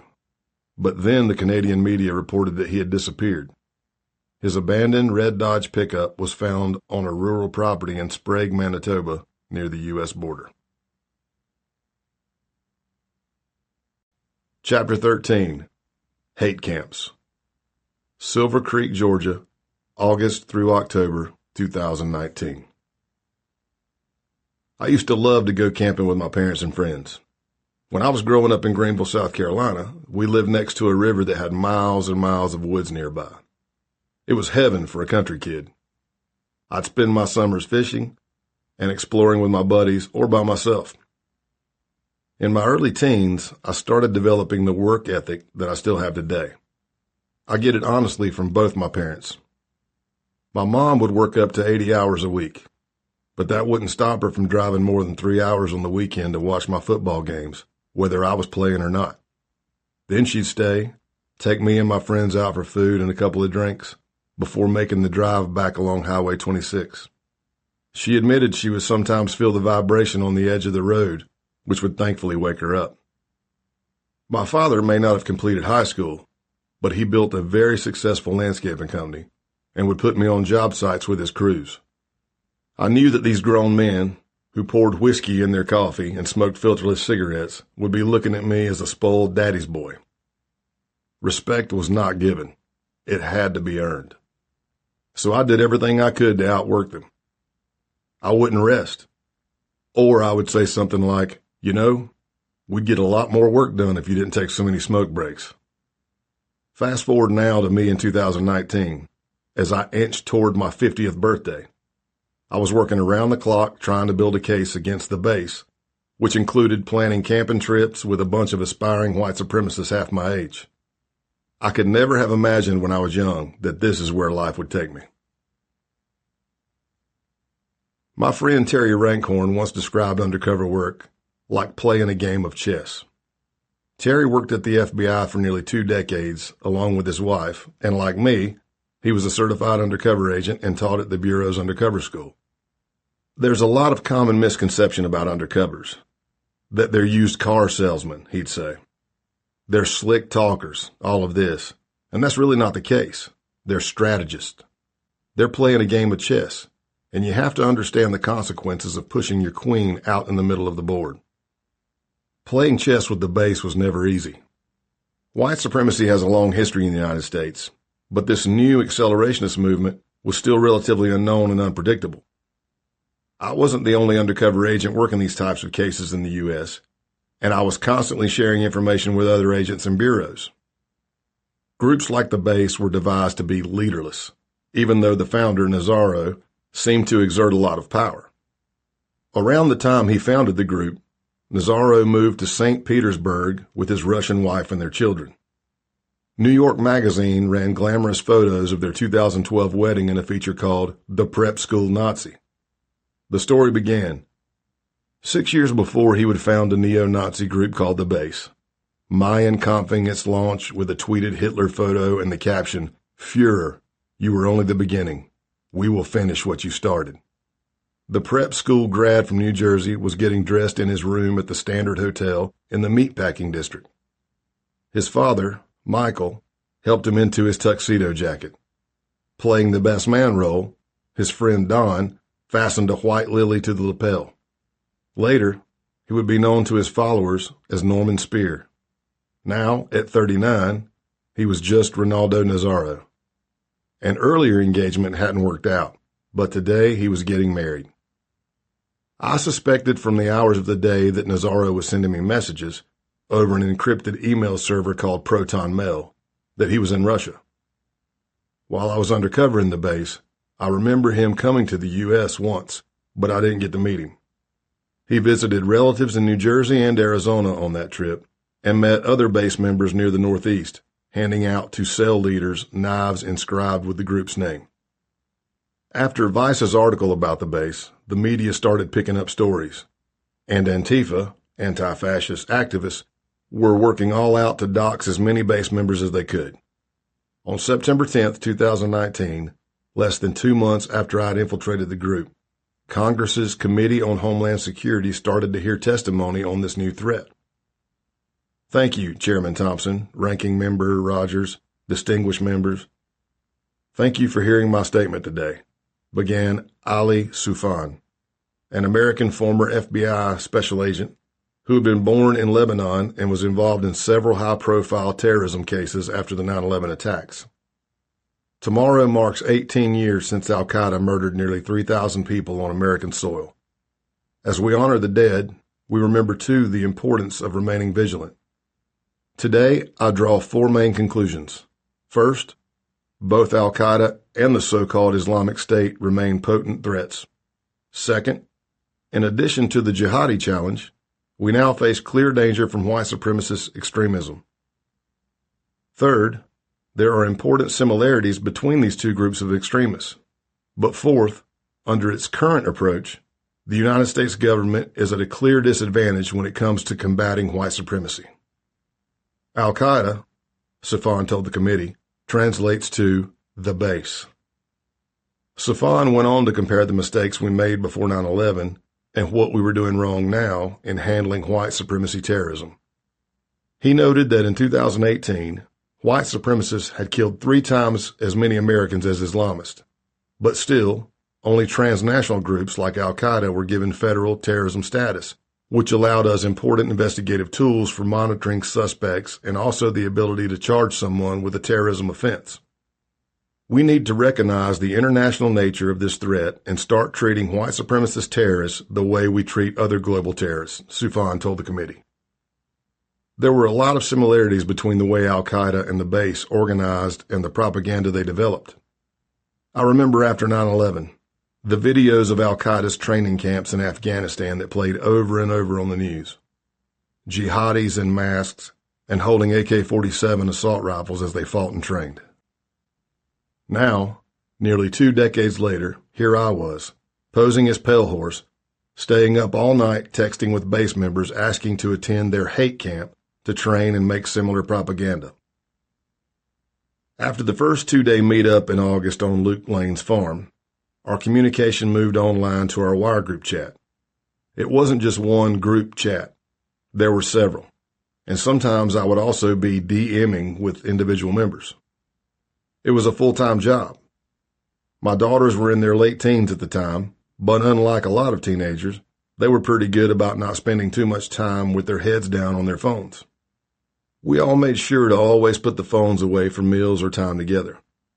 I was probably the busiest by necessity, but if I caught myself never looking up, I would make sure to put the phone down for a period or step away if the matter was urgent. Every night, I would go through my phone and take photo after photo of all the texts that were sent as evidence. The group's texting was so fast, sometimes there would be dozens and dozens of frame grabs to record. In mid-September, Lanzer started to post regularly about Operation Kristallnacht. Kristallnacht, which means broken glass in German, was the name of murderous Nazi riots over 2 days in November 1938. During the rampage, 30,000 Jewish men were rounded up and taken to concentration camps, marking the first time Nazi officials arrested Jews with no other purported justification than on the basis of their religion. Lanzer was enraged over the doxing of a South African base member and wanted us to act. For far too long have we, the inheritors of the National Socialist Revolution, sat on our hands and waited for someone else to do the heavy lifting for us, Lanzer wrote in our wire chat. How many brothers have been doxed? How many have been killed? Too many, far too many. The time has come for us to act with the tenacity and the ruthlessness of all our fallen comrades. Know that they are marching with us in spirit, always, eternally. He told us that we should revolt between September 20 and 30, hitting any non-white-owned businesses or churches, slicing tires, smashing windows, and tagging synagogues with graffiti. You, as a revolutionary, will be expected to strike at the vulnerable lemmings, traitors, and their Jewish puppet master. Smash the glass, slash the tires, leave the symbol of our revolution wherever you go, and burn whatever you please. His message continued, trying to rouse the group into action, writing in caps, victory or martyrdom. One of the members, who went by Joseph online, replied, Sig Heil. A beat later, Limley wrote, well, that escalated quickly, Sig Heil. Lanzer added that Antifa was the main enemy, but this operation would be about going after the low-level threats like N-words and commies. I daydream about killing so much that I frequently walk in the wrong directions for extended periods of time at work, Limley replied. I stayed quiet on the chats, letting it all play out, taking photos of the texts. A few days later, on September 21st, a synagogue in Michigan was hit, vandalized with swastikas. The next day, another synagogue, this one in Wisconsin, was tagged with anti-Semitic graffiti. Lanzer turned out to be an 18-year-old from New Jersey named Richard Tobin, and he was a member of not only the base, but also Atomwaffen Division. I remember being on group calls with more than 100 FBI case agents, supervisors, and lawyers debating what we should do with him. That's how big the case had grown. With agents spread out across the United States following up leads and opening investigations on various members. There was considerable public outcry over the anti-Semitic vandalism. But internally at the FBI, we had concerns about arresting Tobin or others. Could it hurt the other cases we were still investigating? Did we know what else was being planned? These are the types of debates you often have on long cases. And I remember being asked if I believed we had full coverage of base activities with me on the inside of the organization. My answer was simply no.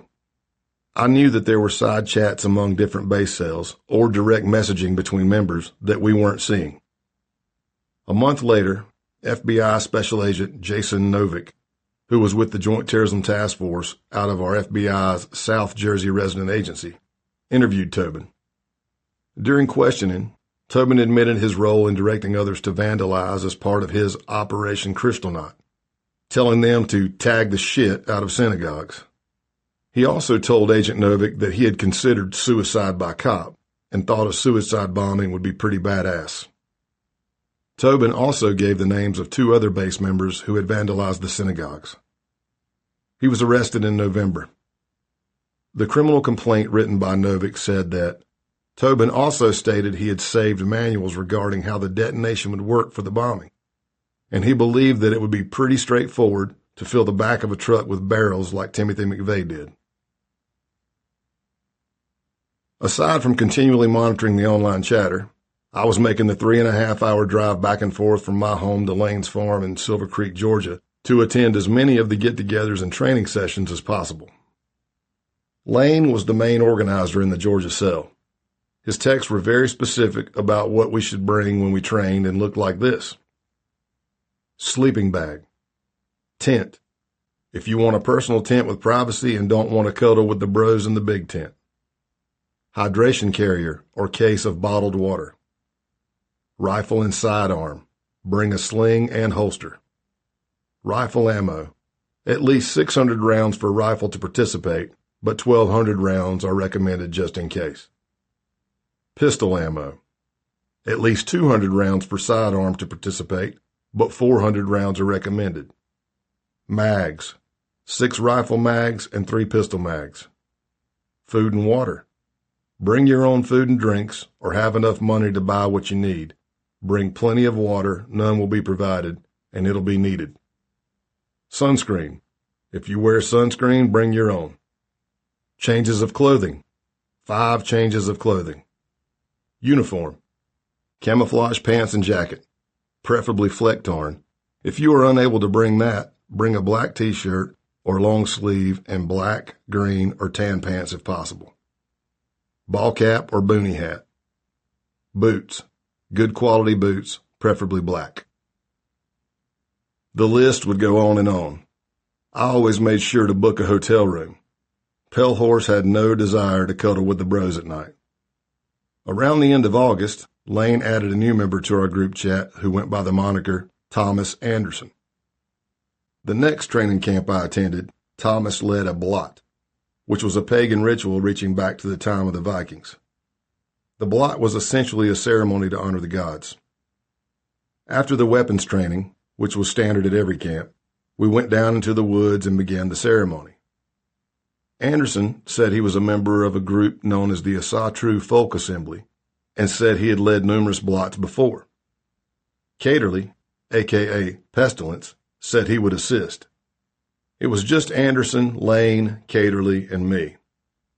Helterbrand had already left to go stay at his girlfriend's house. It was Caterly's idea that we should all bleed on a piece of wood that he had carved runes and white supremacy symbols into. I remember cursing myself for not bringing my own knife and having to use one of Lane's, which I prayed was clean.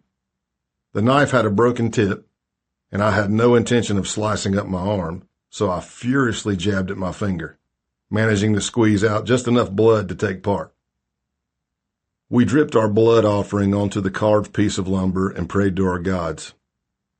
I don't know who Caterly was praying to, but whatever was coming out of his mouth sounded demonic and gave me flashbacks to my wayward teenage days, when I had strayed from Christ. He later mentioned that he had a connection to some members of the Order of Nine Angles, ONA or O9A, which was a UK-based satanic occult group that promoted Nazism.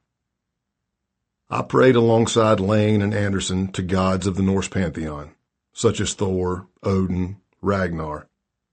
Caterly prayed to gods of the Egyptian pantheon. The funny thing about Anderson was that I suspected him of being a confidential source during that weekend of training. He was asking direct questions as a cop would, like, who was Roman Wolf? Why did he form the base? Where does he live? How was the group organized?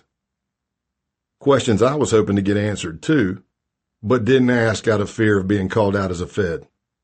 But not long after that meetup, Anderson moved to the Ozarks and eventually left the group. He said he used to be with the United States Army National Guard, but got kicked out due to his affiliation with white supremacy groups. I sent him a DM after he left the group, and he said he had a job opportunity he couldn't pass up. And the going plan now is getting a house with a lot of woods and seclusion, he wrote back. I want to make my property a safe house for our boys, should they need a place to hang their hat outside of prying eyes. Aside from prepping at the training camps, these meetups were also about creating propaganda. We would pose for photos in the woods, armed, dressed in fleck tarn camo, chosen by the base because it's what Germans wore, and wearing the balaclavas to conceal our identities. We were very careful that nothing identifiable, tattoos, eyes, hair, was showing. One of these photos of the four of us was posted to our Wired group.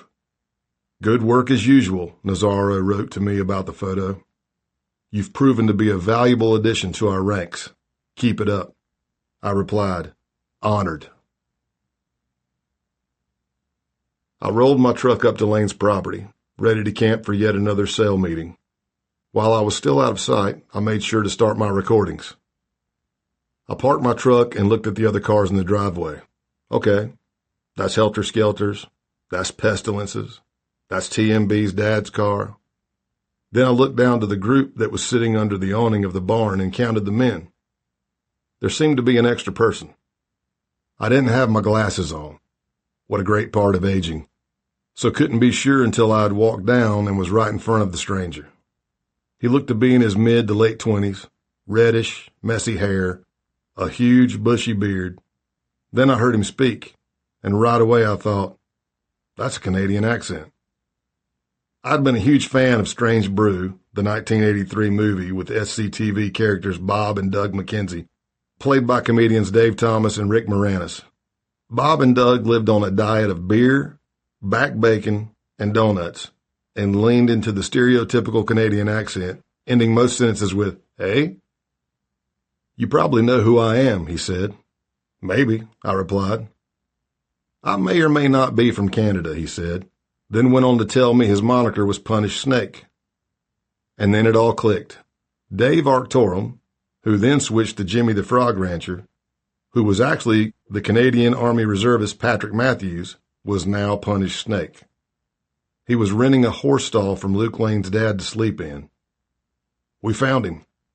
Well, I'll be damned, I thought as I gave him a hug. Welcome to the United States, brother.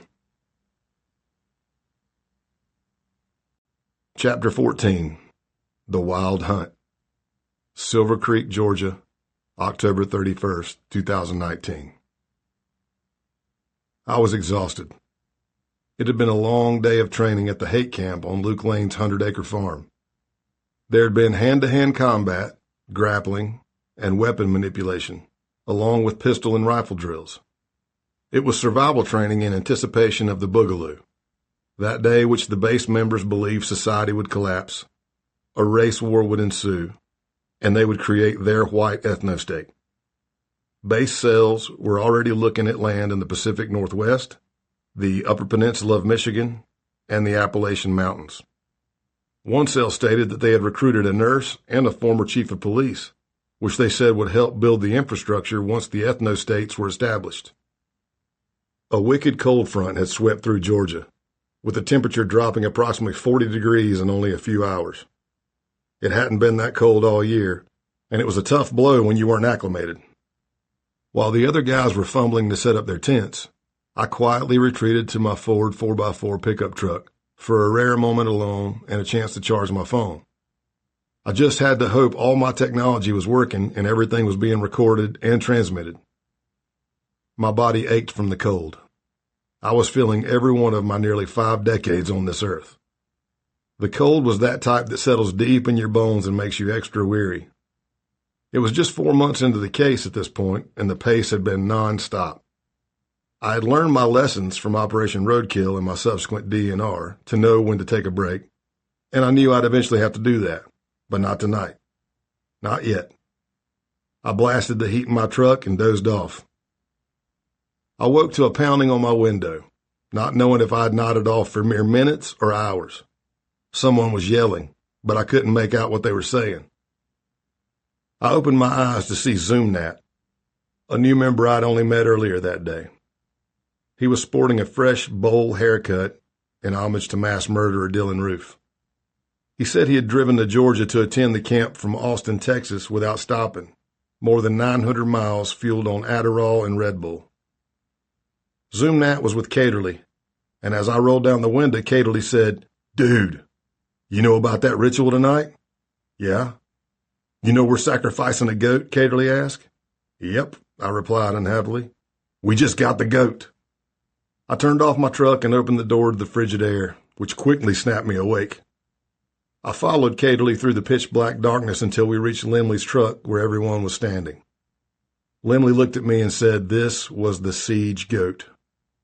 There in the back, shaking, terrified, and shitting all over everything, was a goat they had stolen from a nearby property.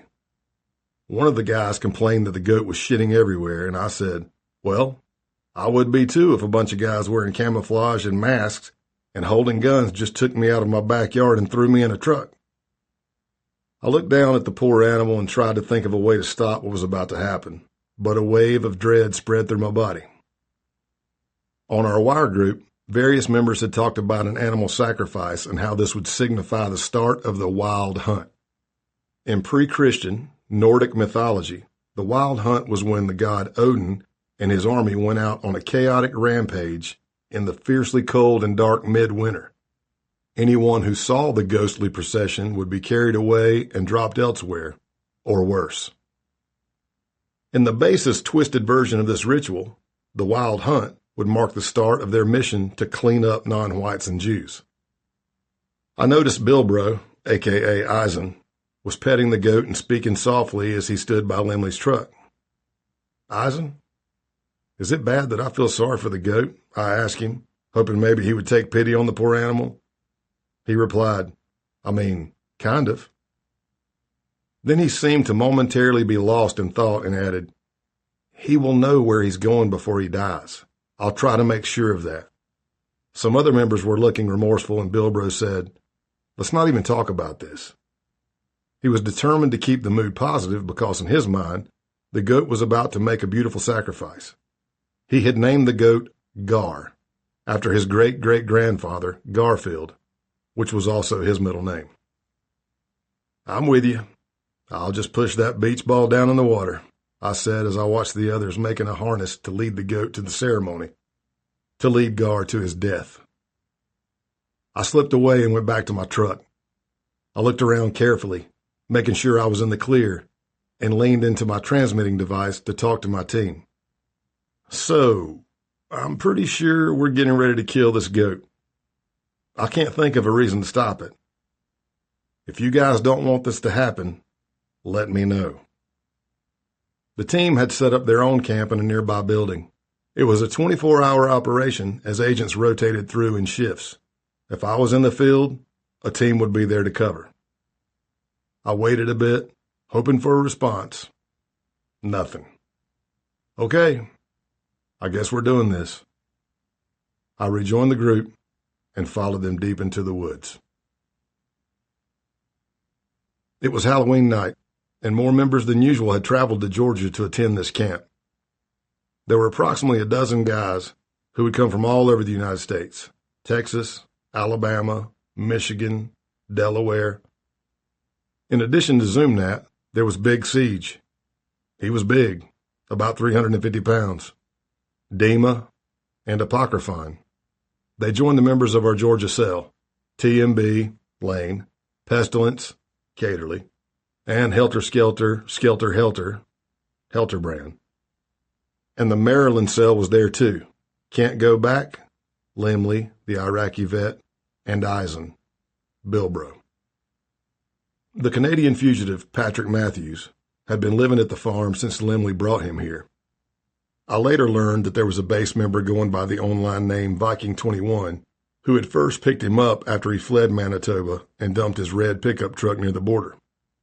Then Lemley and Bilbro drove nearly 600 miles from Maryland to southern Michigan to take Matthews back east. After dropping off Bilbro in Maryland, Lemley continued south to Chincoteague, Virginia. That's when he posted on our group chat, "The objective has been reached," and Punished Snake 1488 was added to our group, a post I didn't understand at the time. By mid-September, Lemley had driven down to Georgia to bring Matthews to Lane's farm, and that's where I met him, and alerted our case teams that the Canadian had been located. I'd spent hours and hours during my late September and early October trips to Georgia, hiking with Matthews or talking late in the night with him, along with Lane and Caterly and sometimes others, recording everything they said. Matthews spoke emotionally at one point about an ex-fiancée he had been with for a year and a half. She was half black, and he said he would be forced to kill her when Western society collapsed and National Socialists took over. During one conversation, they all talked about their parents. Caterly said he hoped once the West had collapsed, his parents would accept that National Socialism was the way to go. But Matthews said he already knew his dad did not accept that. "Any engagement in anti-fascist activity will carry the death penalty," he said. "I may very well be shooting him in the back of his fucking head. I'm not looking forward to that, but I accept that responsibility." Caterly paused and shook his head. He said, "You're further along than me. I couldn't execute my parents." Then it was Lane's turn to respond. "I could kill my dad. I could," Lane said. "But I know for a fact I'd be crying myself every day for the rest of my life." Then he paused, thought about that for a minute, and added, "I'd ask somebody else to do it." Matthews was definitely the biggest talker in the group, and often sounded like he had nothing to lose since he had already lost everything after being outed in Canada. He considered himself now a ghost, and therefore gun and immigration laws didn't apply to him anymore, he said. "I only exist for the white revolution now," he told me. Matthews also discussed creating a safe house for other DOCS members like him. He would form a team of ghosts to start retaliating against Antifa types. Matthews said he could easily look like a homeless person on the street and track his targets. Then when the time was right, he would shoot them in the back of the head with a revolver, which doesn't discharge brass, he noted. His intentions and hatred were clear, but he was so talkative, I could already tell that he was starting to annoy some of the other members of the Georgia cell. We all walked Gar the goat down to what Lane referred to as the holy spot and knelt in a circle. Most of the men had been drinking, and Bilbro was holding a bladed object that looked like a machete as the goat trembled in the middle of our circle. I remember I told Caterly, "You assist him, and I'll hold the goat." Then Bilbro gave a speech about the wild hunt and seemed nervous. He told us, "I'm going to need everyone to pray over the goat. It needs to know where it's going, and it's going to the elves in Odin." Bilbro explained how the sacrifice would allow us to become part of the wild hunt, but he was breathing hard and kept saying, "You guys ready?" He did a couple of practice swings in the air before striking the animal and said, "It might take 2 swings." As I was holding the back of the goat, all I could think was, just get it over with. Someone in the group said out loud, "Just do it." Bilbro reared the blade back, high over his head, and with all his energy brought it down on the goat's neck. Thunk. The goat barely flinched. I'm not sure if even a hair was cut on his neck. Obviously, Bilbro had no idea how thick the back strap of a goat was. As I continued to hold the back end of the goat, the others began yelling, "Strike again! Harder! We might need a saw! It's the hair!" I thought, oh, this is going to get ugly. Caterly stepped in and asked if anyone had a gun. No one was supposed to, as that had been one of the conditions before we came down here, to check our firearms. But then Zoomnat stepped forward. Perfect. The one who hadn't slept in at least 48 hours, and who was the most uncoordinated and inexperienced with weapons, apparently didn't get the memo. Lane took the gun from Sumnat and gave it to Bilbro, who was now fueled by adrenaline and the embarrassment of the failed sacrifice attempt. He pointed the gun toward Gar as if he was going to shoot, but then looked away. Everyone was circled around the goat, and some of us were holding it. The firearms tactical instructor in me kicked in. I yelled out, "Hey! Hey! Watch when you do it. Don't look away because you're going to miss if you do." Bilbro moved closer and placed the gun next to the goat's temple. Boom! The sound of the shot echoed through the woods, and Gar went down. But as he lay there, his legs were still kicking. I'm not sure how long he twitched like that, but it felt like forever. A debate ensued about whether the animal was still alive, or if it was just post-mortem reflexes. Finally, I convinced Bilbro to take another shot. Boom! One member said, "Yeah, he's definitely dead now." Another said it was all okay because he knows where he's going. If only the goat could have told us if that was what he really thought. His throat was slashed, and a cup was filled with his blood. Oh, but the night wasn't over yet. Bilbro pulled out a sheet of acid. He told the others that taking a tab would help them along their shamanic journey and make it easier for them to enter the spirit world. One by one, he approached the members, who waited on their knees in a circle. They would put the hit of acid on or just under their tongue and drink the goat's blood as if taking communion on Sunday. I followed Bilbro, using my flashlight to guide his way. I knew that for many of them, this would be their first time ever tripping. Angry white supremacists with a lot of guns and ammo on acid? What could possibly go wrong? When it came to Lane, he took the acid and then started asking a rapid-fire volley of questions about what it would do to him. A little late. Only a few members chose not to partake in the acid, and that, of course, included me. It didn't take long for the goat's blood to coagulate into a thick red goop with big chunks as the members choked it down.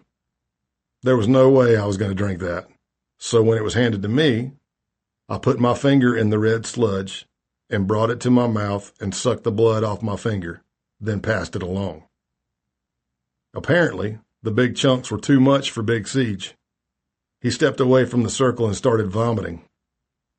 Happy effing Halloween. The next day was completely shot. Everyone was either too hungover or still tripping with their hallucinations that kept them up all night. I wasn't the only one who didn't take the acid, so luckily it didn't look suspicious. I went for a morning breakfast run to get us some food, and a moment of peace to not be pale horse. I came back loaded down with savory Bojangles bacon, egg, and cheese biscuits, which had been smelling delicious the whole drive back to the farm. "Pale horse," said Matthews, "you've got to try this goat." The goat had been skinned during the night with my personal knife, which I remembered this time, and we had thrown its innards into the creek. While I was gone, Matthews had been trying to cook the meat over a fire. It was the most gamey meat I'd ever tasted. Let's just say after one bite, I secretly gave the rest to one of the dogs. Then I ate a biscuit as fast as I could to get that taste out of my mouth. By day 3, we were doing pseudo-military training again. Target practice, armed patrolling techniques, and firearm drills. Everything was being filmed because the propaganda, the recruiting video we were about to produce, was just as important as the training itself. The base wanted every new recruitment video to be better than the last. During the training, we carried the goat's head everywhere with us, posing with it for photos, dressed in our finest attire of Fleck-Tarn camo, and with the base flag behind us. At one point mid-afternoon, Lane told us we would soon break for lunch, but asked us to put away our weapons first and meet him behind the barn. I could see that he and Matthews were exchanging looks. Something didn't feel right. When we arrived behind the barn, Lane, who was holding a revolver in his hand, instructed us to put our phones in airplane mode, place them in a container, and form a line. Matthews was holding Lane's rifle, and Helterbrand had that Geiger counter wand device that had almost led to my demise on my first meeting with them when they scanned my truck. But this wasn't like the basement search by the outlaws on the Operation Roadkill case, or like that first vetting meeting with Lane and Caterly. There were no transmitting devices on my body, so as soon as Lane told us to form a line, I stepped up first. When I passed, Helterbrand said, "I knew I didn't have to worry about you." One by one, he moved down the line, wanding all the members as everyone shifted uncomfortably. There was nervous laughter, and someone asked, "What if we take off?" Matthews replied, "You'll get shot. I got to do what I got to do." More nervous laughter. I may have looked cool and calm, but I was closely paying attention to the other members. I didn't know several of their true identities. What if there was an Antifa member or journalist? It wouldn't be the first time. What would I do if the detection device found something? More importantly, what would Lane and Matthews do? But the wand didn't make a sound. And exhale. The day would end with another hate camp ritual as we went back to our ceremony spot in the woods. Lane would film the whole thing so it could be used in the base's recruitment video, but this time it was the American flag and Bibles we'd be burning, not an animal sacrifice. Zoomnat went to burn the American flag first, and as he was trying to put the flag in the fire, he almost fell in. A huge part of me just wanted to let that play out, but I grabbed the other side of the flag. Members chanted, "Fuck America," as it burned. Then it was time for the Bibles. The Bibles were placed open, face down in the flames. "Fuck your Jewish God. Fuck Jesus," they yelled as the blaze flickered. Matthews seemed fascinated with the fire as it started to die down and kept stoking the coals. While he was doing so, a Bible flipped open. To everyone's surprise, we saw that not a single page had been burned. Matthews began tearing pages out one by one. Again, the fire blazed up, and eventually it began dying down. Just as before, Matthews began to stoke the coals to keep the fire going. Do you want to guess what happened next? Yep. A second Bible flipped open to reveal no pages were burned. At this point, Big Siege loudly proclaimed, "Man, these Bibles just won't fucking burn." Internally, I pictured myself high-fiving God.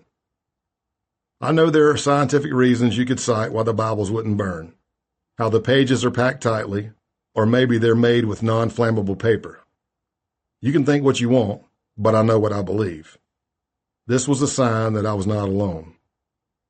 Later that night, when I was back in my hotel looking at photos from the day, I enlarged the photo of the fire and could clearly read Holy Bible amid the flames. The new base recruiting video was posted to their various channels that winter. To a soundtrack of pounding rock music, you could see us moving through the woods wearing masks and camouflage, automatic weapons at the ready. Cut to combat training, and then a group of us emptying our automatic weapons in a terrifying display of gunfire, which is referred to as a magazine dump. The video ends with us marching with torches through the dark to set fire to the Bibles and an American flag. The whole video was only a minute long, but would be effective in attracting more recruits from around the world. I remember driving home after that long, long weekend feeling tired and shell-shocked. When I got up the next day, I texted my pastor, much like someone taking a long shower after they've been covered in filth. I needed to be prayed over. Chapter 15, The Camping Trip. Knoxville, Tennessee, December 3rd, 2019. I had prepared my family ahead of time. I was about to go on a pale horse call, so no loud noises, no talking. I walked into a spare room by the kitchen, which I like to call our bonus room, and locked the door. I began the recording, noting the date and time. Then I pulled up the encrypted app Wire on my phone and heard its distinctive chimes as I hoped TMB would answer. "How you doing, brother?" I said when I heard Lane pick up. I hadn't been back to Georgia since the Halloween hate camp. A couple of days before I made that call, Lane had sent a list of what we needed for our next cell meetup at his farm, which was scheduled for December 13 through 14. He called it a fun, family-friendly camping trip. The packing list included such items as a nondescript hoodie without any logos, brand names, or designs, which he advised us to buy from a thrift store and pay cash. None of the clothes we bought should be identifiable as something we would normally wear, he wrote, and if we had leather gloves or latex gloves, bring them. Lane was always good with his OPSEC. He had sent impressive instructions like this to our wire chat previously about how to go postering without being detected. Postering, flyering, or stickering was what the base members called their mission to put up propaganda flyers with contact information to attract recruits. They even had posters with QR codes that would take people to our recruitment material, including the Halloween propaganda video. In addition to Lane's OPSEC guide, he had also sent me other readings to prepare for the Boogaloo. They included step-by-step guides on how to build a 9mm bullet hose submachine gun or homemade C4, and there were instructions on land navigation or how to spot law enforcement. Many of the readings were older U.S. Army or Marines field manuals, but there were some original base materials too, like the 10-page Fieldcraft Basic Training Guide. It began, "There's a fine line between order and chaos, and sometimes that line can be measured in seconds. When every second counts, having a plan and the tools to see that plan through are crucial to survival. A 72-hour emergency kit packed with survival essentials is a priceless resource in any bug-out scenario." When I first got the text, I thought maybe the upcoming December trip was just about postering around Rome, Georgia, and Lane wanted us to be extra cautious. But then Caterly, who had started to call himself Hound in our chat group instead of Pestilence, asked if he should bring a gun. Lane wrote back, "Bring the sub," which referred to Caterly's Kel-Tec Sub 2000 9mm semi-automatic rifle. When I further inquired about whether I needed to bring all my guns, gear, ammo, Lane wrote back, "Yes." None of this sounded good.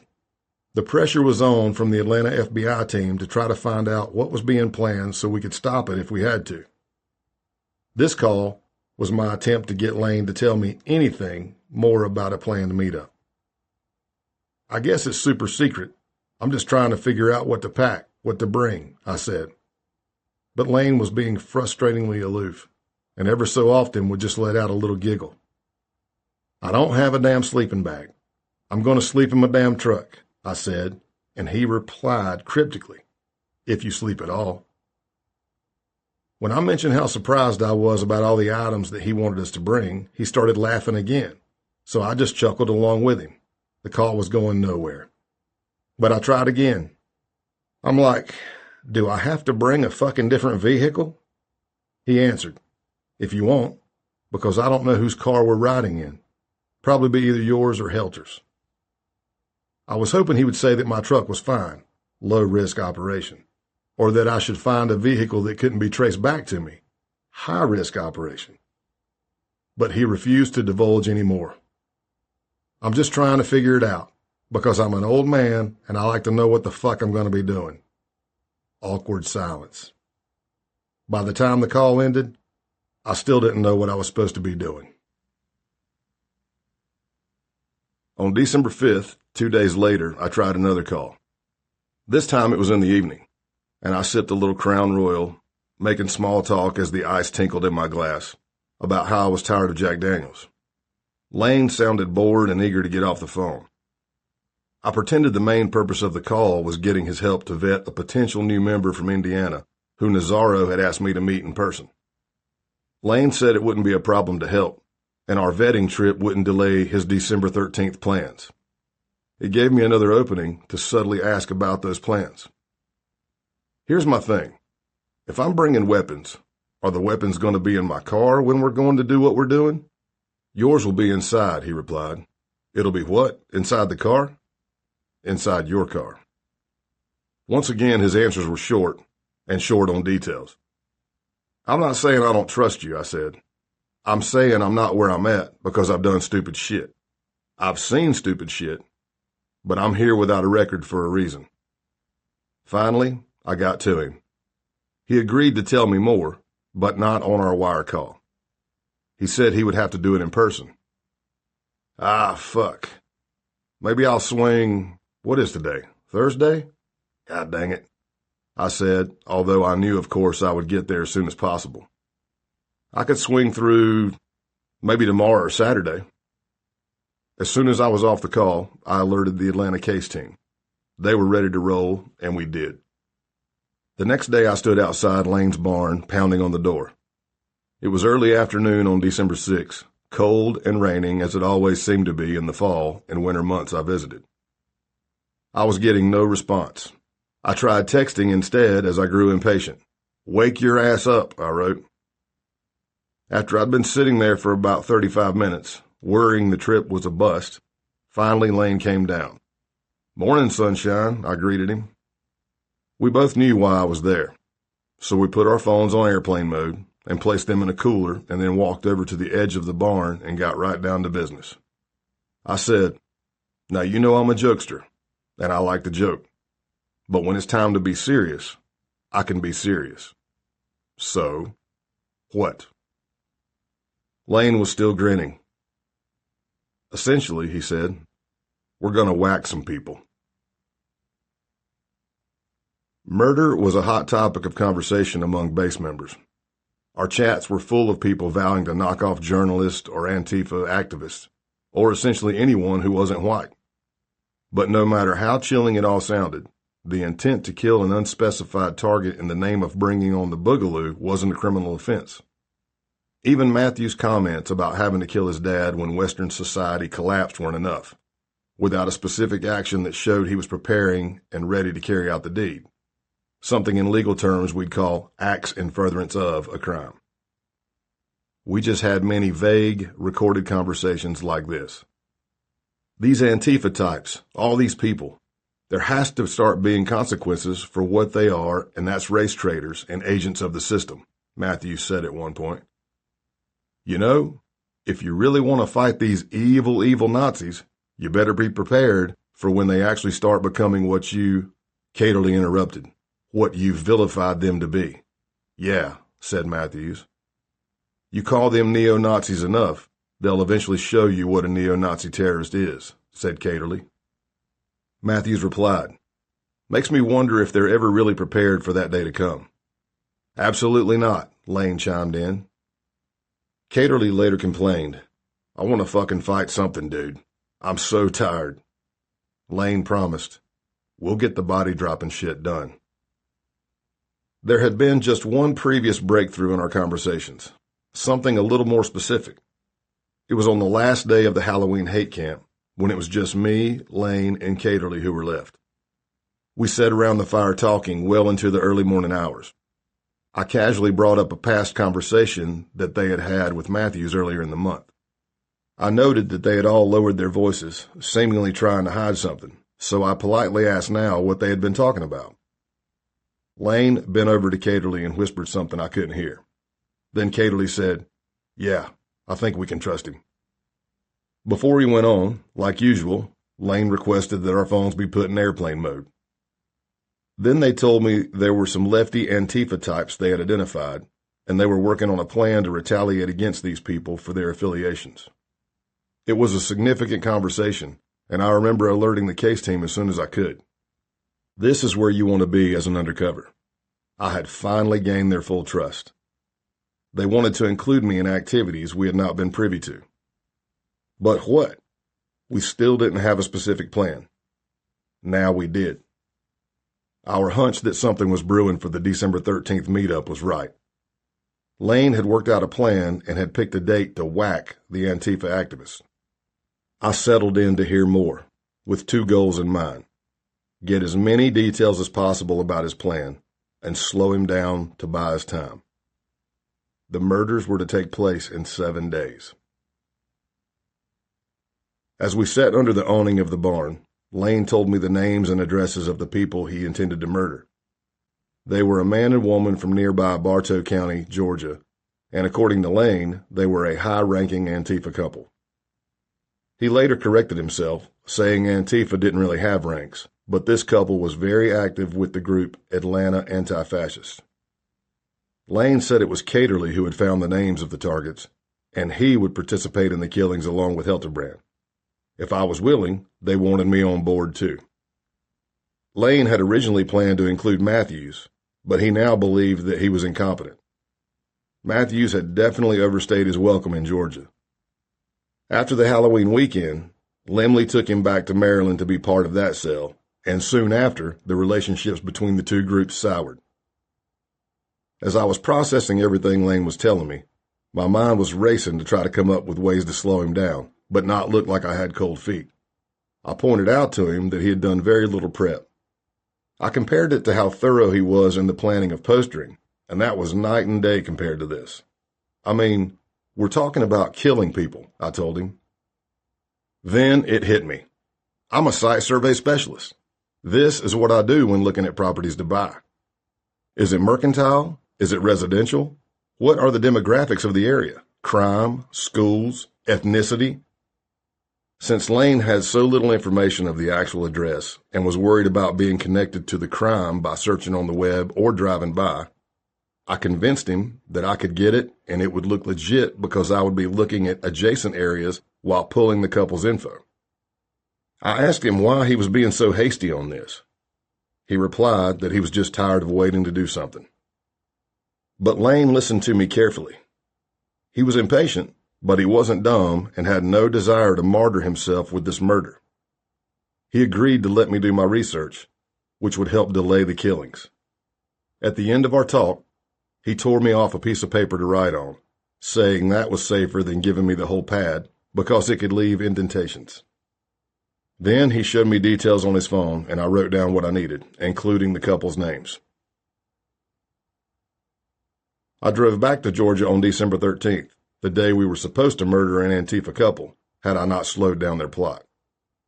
It was rainy and cold, once again, and I eased my truck up the long dirt road to the barn. Lane's dad, Tom, and the dogs came out to greet me first. Caterly came out next. One of the key virtues for being an undercover agent, as I've said often, is patience. And the base case sure required a lot of it. Before Lane joined us, I engaged in at least an hour of small talk with Caterly. The traffic, the weather, weightlifting, and testosterone shots. Finally, I eased us back to base gossip. In addition to the Vice article, there had been recent news about a Michigan cell member who went by the name AK.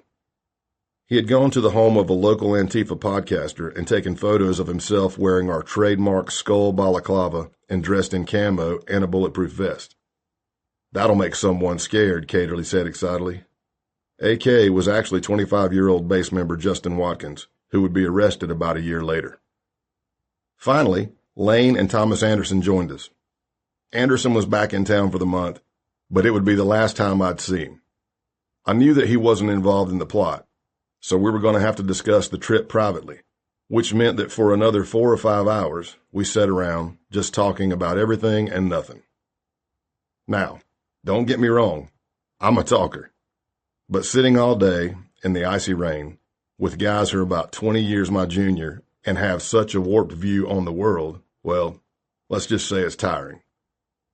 By the end of the day, as I was getting ready to head to my hotel for the night, I took Lane aside and we lowered our voices. He told me Hilterbrand, who wasn't with us on this trip, was definitely in on the plan. He didn't know any of the details yet, but Lane had no doubt about his intentions. He's big into Bowl Patrol stuff. You know, Dylan Roof, he said to me about the mass murderer with the bowl haircut. Lane said Hilterbrand had asked him before, "When are we going to church?" The next day I returned so we could do some reconnaissance on the house of the Antifa couple. I had put Florida plates on my truck, telling Lane and Caterly I'd just taken them off a car while traveling for a job and wanted to be safe in case anyone saw us today. Lane had come a long way from where we were a week ago and planned the operation in precise detail. This was what he had in mind. I would drive the two of them along with Hilterbrand and drop them off. Lane and Caterly would try to use a lockpick gun to get in, and if that wasn't quick enough, Lane would just use a sledgehammer. Helterbrand would have an AR-style rifle and stand guard on the front porch, as Lane and Caterly would get inside and kill the victims, preferably with revolvers. Lane explained that they preferred revolvers because of the fact that they didn't leave shell casings, although he did ask me to buy brass bags just in case. A brass bag attaches to your rifle to catch all the ejected brass. And he told me to buy them out of state and from different stores. Don't get all 4 bags in one spot, he said, and if anyone asked me why I needed them, I was instructed to say that I wanted them for reloading purposes. He planned that first we would set up a camping spot in the woods. Our phones and any electronics would stay there. Then we would go to a cheap motel room that he had rented, and we would all take showers. That way, we could rub off any dead skin, eliminating the risk of any of it flaking off and leaving our DNA while we were committing the crime. We would wear long leather gloves that we could tuck into our shirt sleeves and then tape to the sleeves. He reiterated his instructions not to wear base clothing or anything identifiable. Wear boots instead of sneakers, Lane said, so our pants could be tucked in and also taped, once again to avoid dead skin falling off. We would put Vaseline on our eyebrows and eyelashes. Once the murders were done, we would burn the house down and return to the campsite. It was a pretty decent plan, if you didn't have an undercover agent as part of your crew. Helterbrand wasn't there for that meeting, so we arranged to come back a week later to get him the details. Anything we would discuss online, we would use a cipher code, a combination of numbers and letters that Lane had devised for us.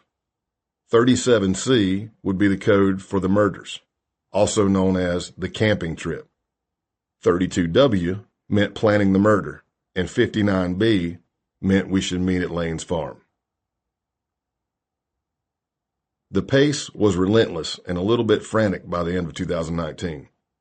When not doing undercover work, I would often be on back-to-back Skype calls with divisions around the United States and headquarters on this case. I remember one of my friends, who was an analyst, looked over at me at one point and said, "I'm exhausted just watching you work." And I was still a case agent, the undercover coordinator, and the lead tactical defensive tactics instructor for our division. Does this sound familiar? Was I headed down the same path of destruction from my Outlaws case? No. I had learned my lesson at the end of Operation Roadkill. This time, my life was more balanced with family and church, and I was better at handling stress. I'm not saying it was easy, especially as I was aging, but I knew how to relax and recharge.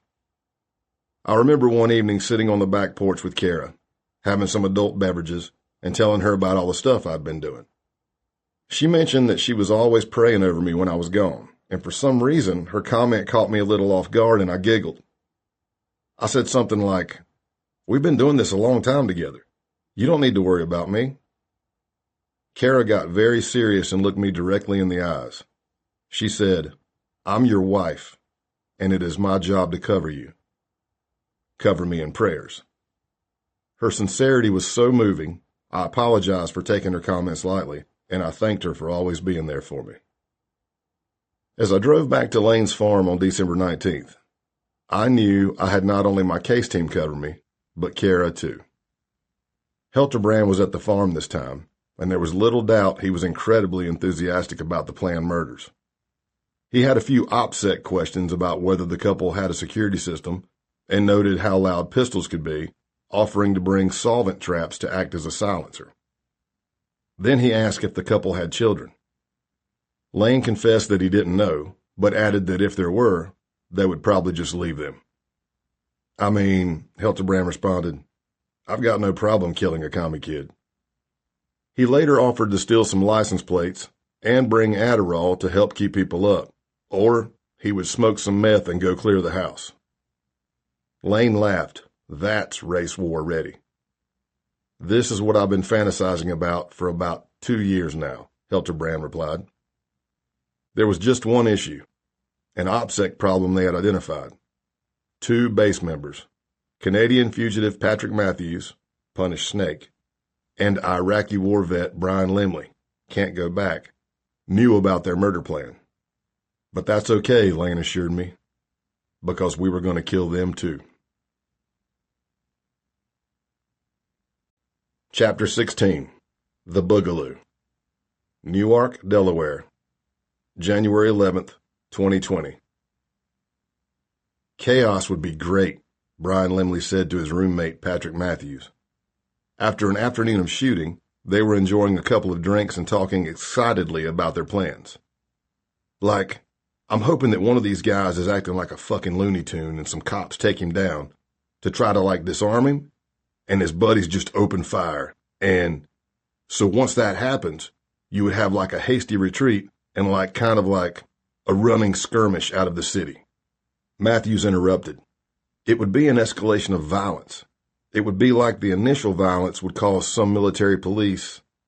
It would basically be what's called a 3-block war, which was where there was a situation in Iraq where there was 4 or 5 different combatant groups and about a 3-block area, and they were all fighting against each other, and there were American troops on the ground where corporals had to make decisions on the ground, and leadership because they could not, he couldn't get the words out fast enough. The situation was so complex that they had to act on their own because it was changing that fast. That's what's probably going to fucking happen. Basically, in a nutshell, it's going to be a complete and total fucking shit show the minute violence kicks off.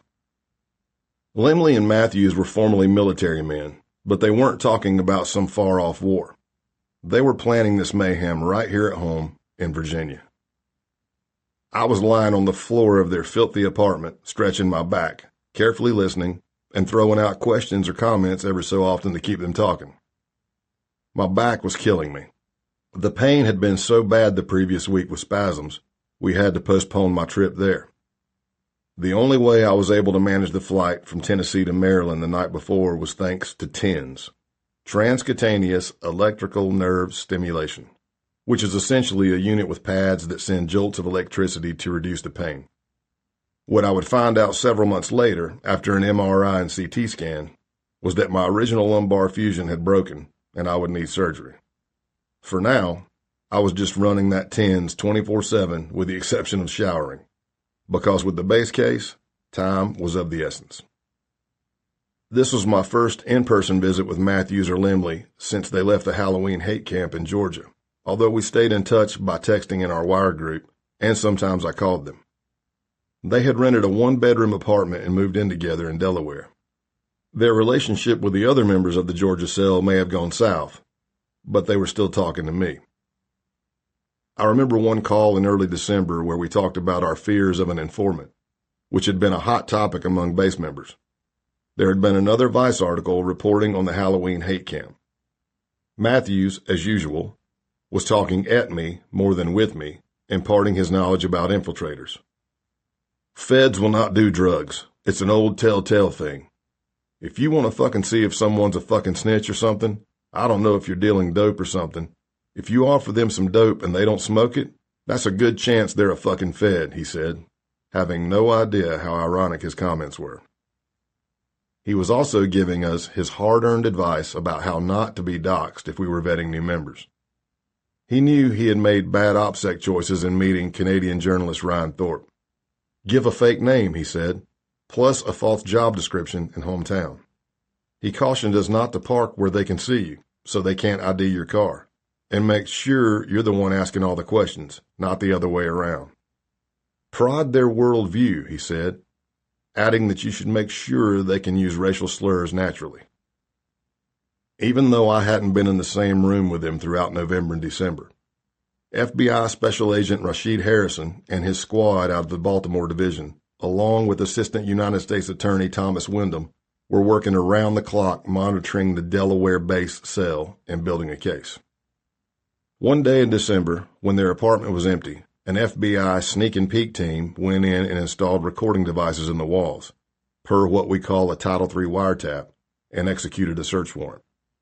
Rashid would call me often to update me on what they were seeing and hearing. It was crazy and alarming. When Limley and Bilbro left Georgia, they brought Matthews back with them, along with 1,550 rounds of 5.56 ammunition that they had bought to add to their growing cache. That was enough ammunition to do some serious damage. They continued to build up their kit, ordering more rounds online, along with bulletproof vests and other tactical gear. Both Limley and Matthews were managing to hold down jobs. Limley was continuing to drive trucks, and Matthews got a part-time construction gig that paid him cash and didn't check for a social security number. His crew was largely undocumented Hispanics who got along well with Matthews. Apparently, he was good at hiding his true desires to kill anyone non-white. When agents executed the search warrant, they found a sniper rifle and what appeared to be components necessary to build an assault-style ghost gun, along with survivalist gear and a stockpile of MREs, meals ready to eat. They also found a self-recorded video Matthews had made where he was ranting in anti-Semitic and racist language. Matthews was wearing a gas mask, and as he spoke, he took long, deep breaths that sounded eerily like Darth Vader. His voice was slightly muffled, but his Canadian accent was still identifiable. The time for words has ended. The time for podcasts has ended. The time for talk has ended. If you're wasting your time simply thinking that there's going to be a movementarian approach to the coming problems, you think that podcasts are the solution? They're not. If you think talking is a solution, it is not. If you think politics is a solution, you're a damn fool, he begins. Option number 1, prepare for the collapse. Option number 2, bring the collapse. That is it. If you are not getting physically fit, if you are not getting armed, if you do not acquire weapons, ammunition, and training right fucking now, then you should be preparing to do what needs to be done. Derail some fucking trains, kill some people, and poison some water supplies. You better be fucking ready to do those things. If not, then you are not going to be ready for what's coming. If you want the white race to survive, you're going to have to do your fucking part. On another recording, he says, "They want bad guys so bad, they can have it. We will give them white supremacist terrorists if that's what they want.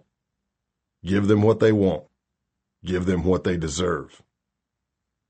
We had to find out, and find out fast, what we deserved.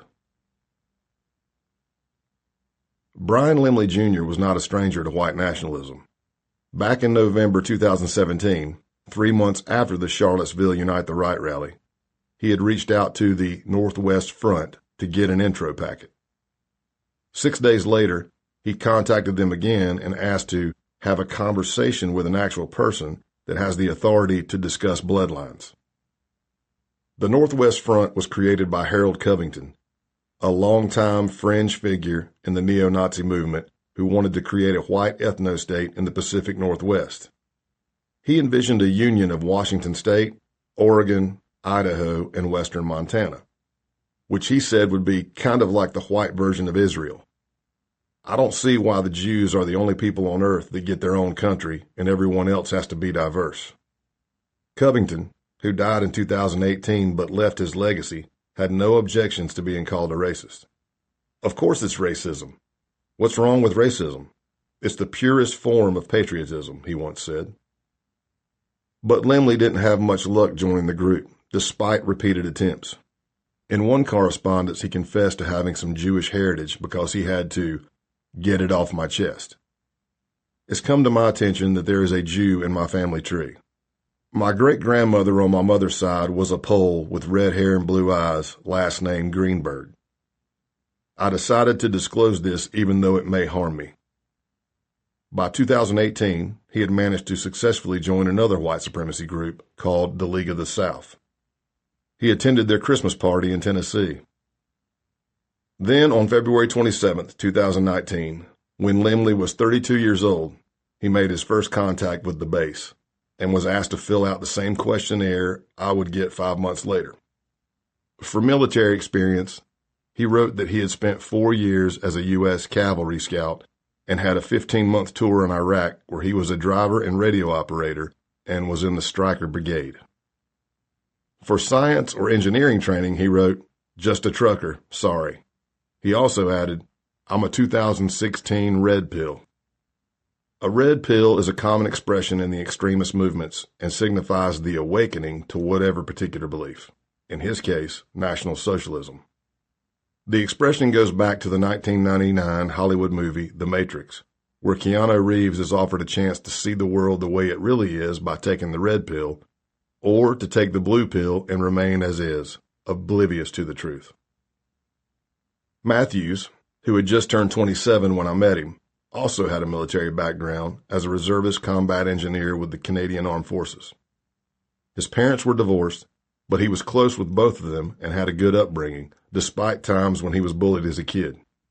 Matthews was also an animal lover, although that didn't seem to stop him from taking part in the Halloween ritual. Before he left Canada for the U.S., he made sure to find homes for his 4 cats. This is what I knew before meeting Limley and Matthews that day. On December 21st, as agents in Baltimore were listening to the conversations in their apartment, they started talking about a Virginia plan. The pair had posted about this plan on our wire chat, too. But when they weren't getting everyone jumping on their bandwagon, they stopped writing about it. On that December day, though, unaware they were being recorded, they vowed to fucking like shut down highways or derail train lines. The idea was that they would generally kick off the economic collapse of the United States within a week after the boog starts. Boog for Boogaloo. They both believed the Boogaloo would begin on January 20th, 2020, in Richmond, Virginia. Since the November 2019 state elections, both chambers of the Virginia legislature and the governor's seat were controlled by the Democrats, who were proposing several gun control bills that would limit handgun purchases and require background checks, among other regulations. There was a pro-firearms rally scheduled for the 20th on the grounds of the state capitol in Richmond, Virginia, and tens of thousands were expected to attend, everyone from gun enthusiasts to armed militias to anti-government extremist groups like the Oath Keepers and the Proud Boys. Limley and Matthews believed this would be their chance to create chaos, spark the Boogaloo, and accelerate society's collapse. It was their Virginia plan. Matthews was overheard saying, "Something that a lot of people don't know.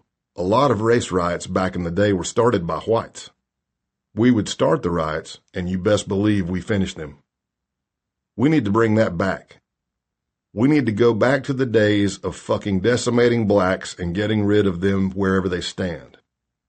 If you see a bunch of blacks sitting on some corner, you fucking shoot them." Their racism and misogyny as they spoke to each other was nonstop. Make your community a non-welcome community. Some bitch decides to fuck a N-word, you fucking hang her, Matthews said. Some fucking N-word come into your town and start selling drugs, hang them, kill them. If you do nothing, that tells them they're welcome. Limley referred to white women who were with black men as coal burners. "I'm literally going to shove my gun into a coal burner's mouth, drive her up the wall, and blow her head off." A couple of days before Christmas, their talk turned to murdering law enforcement officers to get additional gear that they needed for the Boogaloo. Guy is just like sitting there. He's just parked in his car and sitting in his driver's seat and not moving. He's just sitting there, Limley said. And all I have to do is plink him right through the fucking windshield. And everything is now mine. Although both men were military trained, they were not especially skilled snipers. They did have thermal scopes, though. Limley's rifle had a particularly good one that cost him $6,000.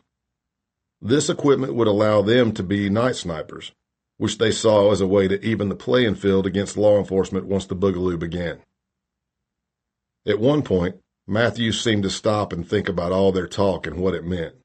He said to Limley, "I'm worried we're going to become psychopaths. It's kind of scary if you think about it. I mean, like as to what we are slowly becoming." Limley assured him, "I need to claim my first victim. You need to get that anxiety of the first one out of the way." They also talked in grandiose terms about ridiculous plots like springing Dylan Roof from the heavily fortified maximum security federal prison, United States Penitentiary, Terre Haute. Matthews said at one point, "We should just go and just break out every fucking saint. Can you imagine? Can you imagine Dylan Roof broke out of jail? The base would be known as the guys who broke out Dylan Roof." Accelerationist groups referred to mass murderers who were driven by racial hatred as saints. They even had what they called a saint leaderboard, where they would rank murderers by their kills. St. Breivik was Norwegian terrorist Anders Behring Breivik, who detonated a van bomb in Oslo, killing 8, then slaughtered 69 participants in a Workers' Youth League summer camp on the island of Utoya in 2011. Many of his victims were teenagers. St. Tarrant was 28-year-old Brenton Harrison Tarrant, who earlier that year went on a shooting rampage in 2 mosques in Christchurch, New Zealand, during prayer time, killing 51 and injuring 40 others. Also recorded was a conversation between Lemley and Matthews about assassinating the Speaker of the Virginia House of Delegates, who had just been elected and was the first woman to lead the House in the state's 400-year history. They got her address from the internet. In their twisted logic, they believed killing her could accelerate the House's, gun control agenda, which would provoke a violent reaction and help their cause. After a little bit of research, they decided there wasn't a good sniper location near the Speaker's residence, so they started to look into attacking her on her way to work. Then, on January 7th, a few days before I arrived, Lemley ordered another 1,500 rounds of 5.56 and 6.5 ammunition to fit the 2 firearms we knew they had. The morning I arrived, I pulled into Newark and went on the search for a good coffee shop. I knew I'd need that caffeine jolt. With the Baltimore team covering me at a distance, I called Lemley as soon as I arrived at his apartment complex, and he came out with Matthews. We gave each other big brotherly hugs.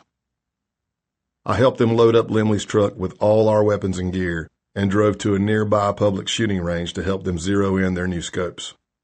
We were there for hours, and by the time we hit a drive-thru, we were all hungry and eagerly gulped down our burgers in the car. On the way back to their apartment, we stopped by Lemley's mother's house to pick up the ammunition he had ordered. He thought it was safer sending this shipment there than to an apartment he shared with a fugitive. One more stop, to the liquor store, and we settled into their messy 1-bedroom home. As the evening wore on, they talked more and more, and I moved from the floor to sit at their kitchen table. Lemley on my left and Matthews on my right. We got to pick up where Pierce and all the other ones failed. We got to act when it's time to act. We can't fail where they have failed, or else the white race is extinct, Matthews said, referring to William Pierce, who wrote the Turner Diaries.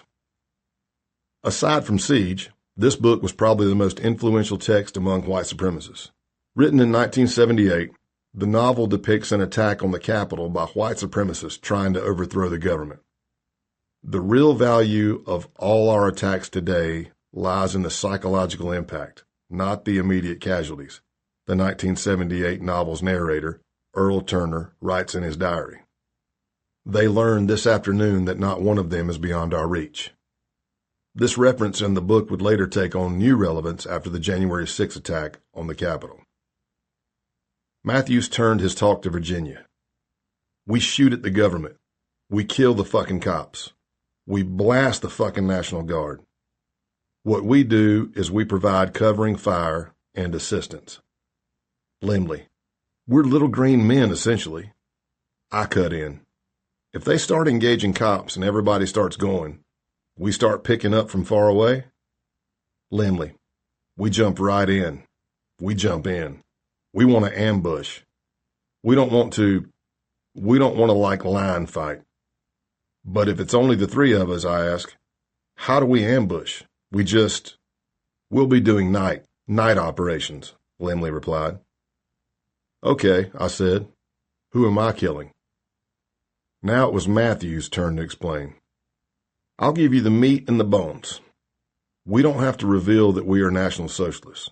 We just have to reveal to these NS National Socialist guys, to these patriots, etc., that we are the good guys. We're on your side. And we fucking kill the fucking government, which is the fucking enemy. Thereby, we are helping the acceleration, I added. Well, yeah. It's just that we can't live with ourselves if we don't get somebody's blood on our hands, Lemley said. Like, can you really say that you would just be like, how bad would you feel if that just, like all that went on, there was a Battle of Richmond and you weren't even fucking there, wouldn't you feel like a piece of shit?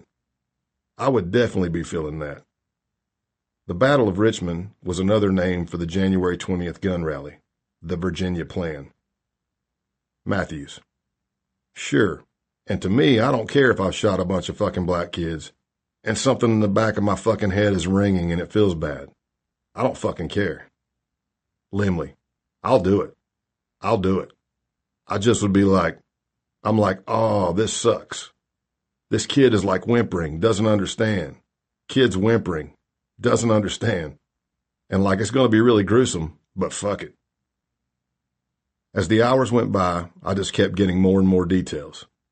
The FBI Baltimore team had briefed me before going in about what they needed for the case. Certain particular details. But of course, I couldn't just blurt out these questions, so I had to continue playing chess, mentally noting when they would say something that I knew the prosecutors required to piece together the indictment. Everything was playing out perfectly. When Limley and Matthews were deep in conversation at one point, I looked directly at one of the cameras hidden in the apartment and winked. It was the evening of January 11th, 2020. The Virginia gun rally was in 9 days. The clock was ticking. I left the apartment and met Rashid and the rest of the Baltimore team at Buffalo Wild Wings, the only place still open. As we sat, about 6 of us around a table, I handed in my recording gear, and we quickly went through everything that had happened that day. By the time I got back to my hotel, I only had a couple of hours to sleep until my flight the next morning. I needed to get back to Georgia, and fast. Chapter 17. Fade to Black. Rome, Georgia, January 12th, 2020. I arrived at Lane's farm in the dark, just after 8:30 p.m. I breathed a sigh of relief when I saw Helterbrand's car was still there. After a successful Saturday with Matthews and Limley, my luck had run out as I tried to get to Georgia the following day. It started when my flight from Baltimore to Atlanta was hours late. Travel delays are not uncommon and normally are not a big deal, but it felt like every minute mattered as we got closer to the takedown. The arrest of the first base members were scheduled for January 15th, 3 days away. I certainly wasn't the only one working on just a couple hours of sleep at night for this investigation. In addition to the team tracking the Maryland cell, there was the Atlanta FBI division investigating Lane, Caterly, and Helterbrand in Georgia, and there were FBI agents all over the United States building cases against base members in their jurisdictions. Meanwhile, FBI headquarters was being continually briefed on it all. In these few final days, we needed to make sure none of the base members acted suddenly, but we also needed to gather what we required for an airtight case. And that meant getting more from Helterbrand, which is why I needed to meet him in Georgia. After I'd convinced Lane to slow down his murder plans so I could gather details about the Antifa couple's home and neighborhood, Helterbrand gave us another delay. He had back surgery on December 27th, so he'd asked us to delay the murder a little more so he could recover. I already had Helterbrand on my recordings admitting he had no problem killing commie kids, but prosecutors would need to show in court that it was more than just talk. I got out, and as per usual, we left our phones and walked off to talk. Lane had a new idea, that we could make the hit look like someone else killed the couple. He suggested a MAGA piece of shit. Helterbrand loved the idea. He had brought to Lane's farm the 4 brass catch bags he bought for the killings and the homemade solvent trap suppressor, which would act like a silencer. I was happy to see these items, as they would be important evidence for the prosecutor trying to show Helterbrand had every intention of carrying out the murders. We went over again everything Lane had told me the last time we discussed the plot, including the fact that it would just be him and Caterly who would go into the home. But Lane said he had updated the plan, and that we would all be going in now. Helterbrand's post would be inside the living room near a large window to watch outside. Caterly would be dousing everything with gas, while Lane and I would be clearing the rooms. Originally, I wasn't supposed to take part in the murders, but Lane believed I had killed before. He said he wanted someone in there with him who had experience. I had never told Lane I had killed. only that I'd done and seen a lot of stuff. His mind had done the rest. Helterbrand wanted to know if fire was needed to cover up any kind of trace we could accidentally leave behind. Lane replied, well, that, and also a massive fuck you to them. I mean, it's a pretty big fuck you. Not only are you whacking two people, you're burning their fucking house down. And he started to laugh. We had not planned on going by the house that night, but Helterbrand asked if we had learned of any alarm systems. I mentioned that, in fact, we had only seen the house in the daytime, and maybe it would be good to check it out at night, too.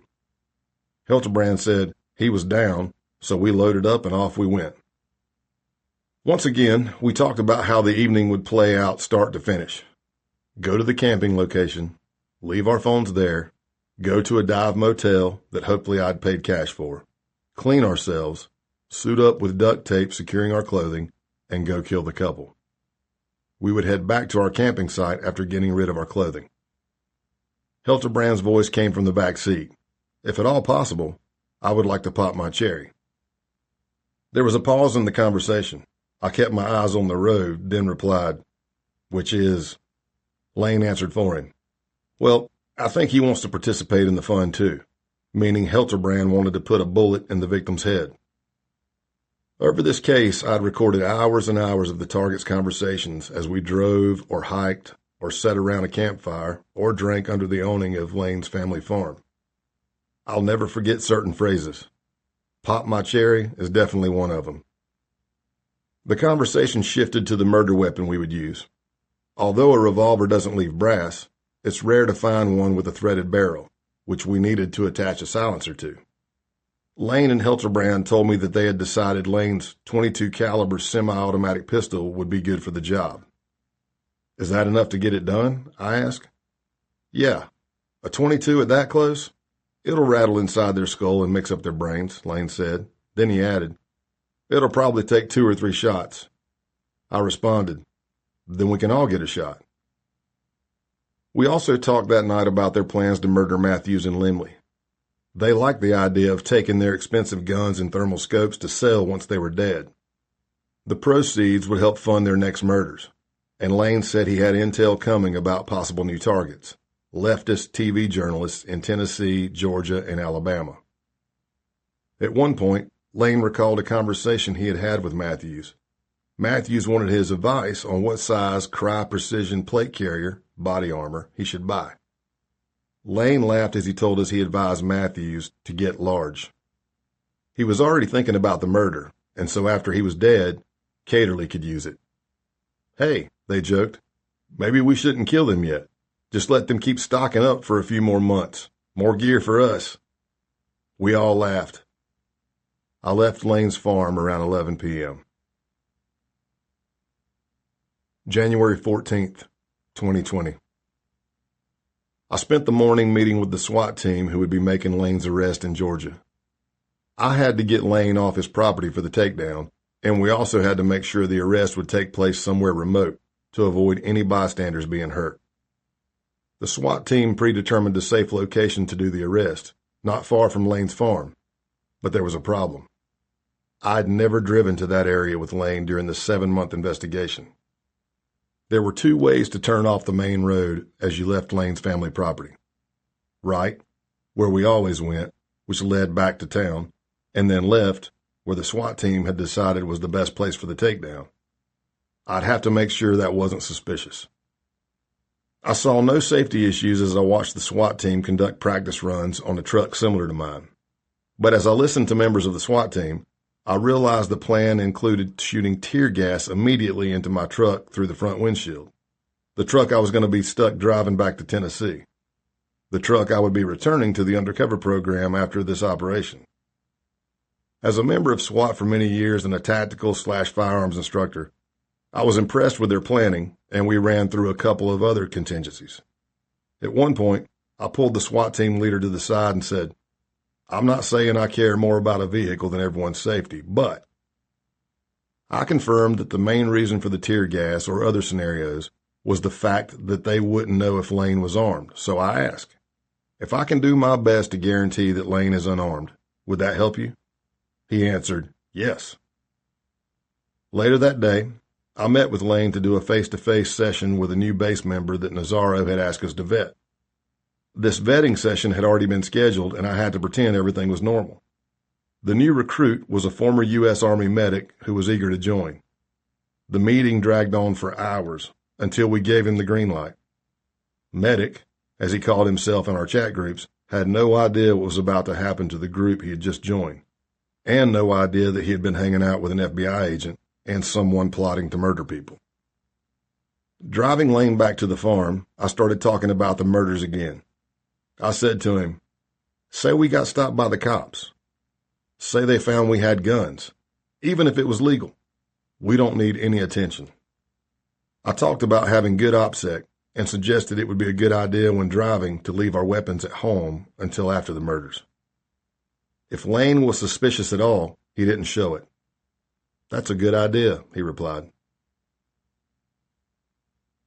January 15th, 2020. I woke up in my Rome, Georgia hotel room feeling rough. So much was riding on today, but my body was not cooperating. In addition to my back problems, I'd come down with a wicked head cold, which made breathing difficult.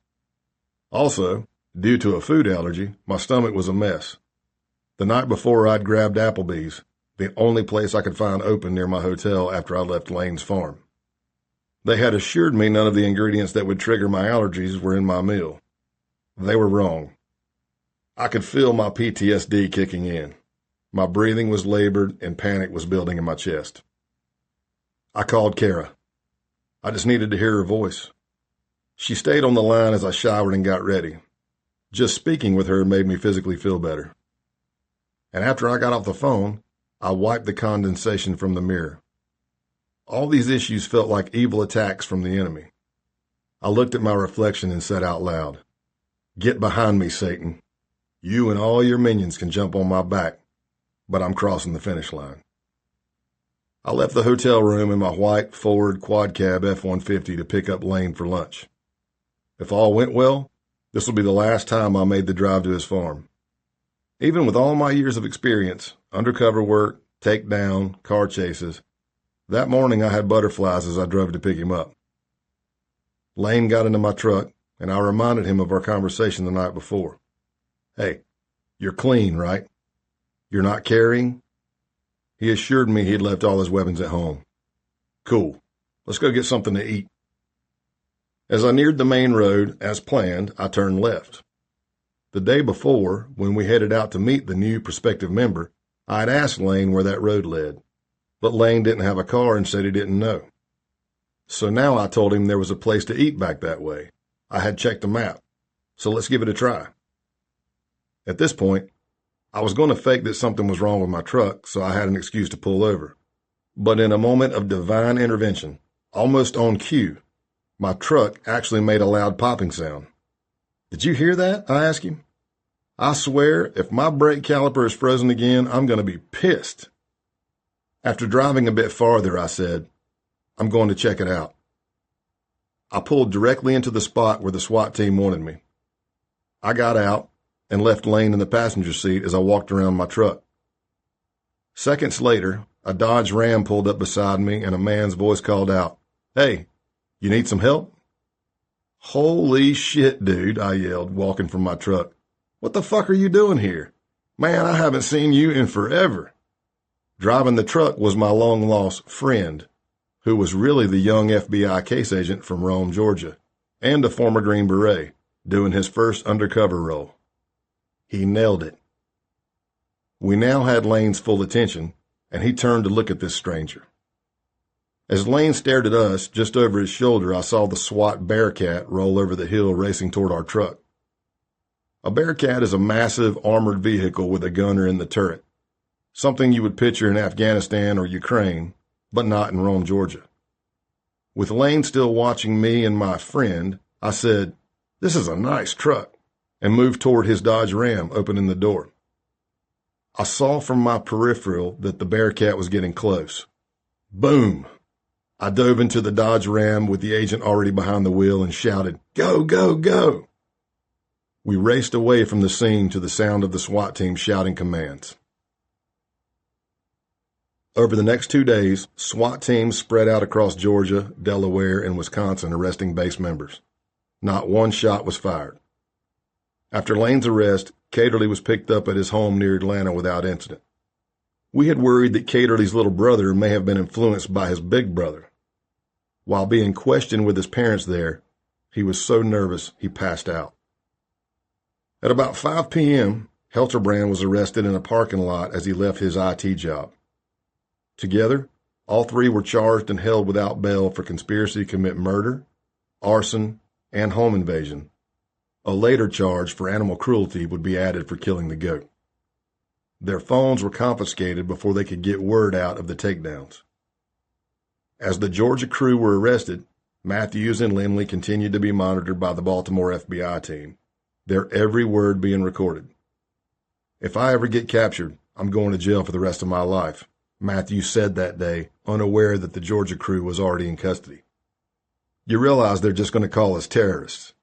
We're going to go to jail anyway. Might as well go to jail for something good. Might as well do some damage to the system." Early on January 16th, the FBI Baltimore SWAT team descended on Matthews and Lemley's Delaware apartment.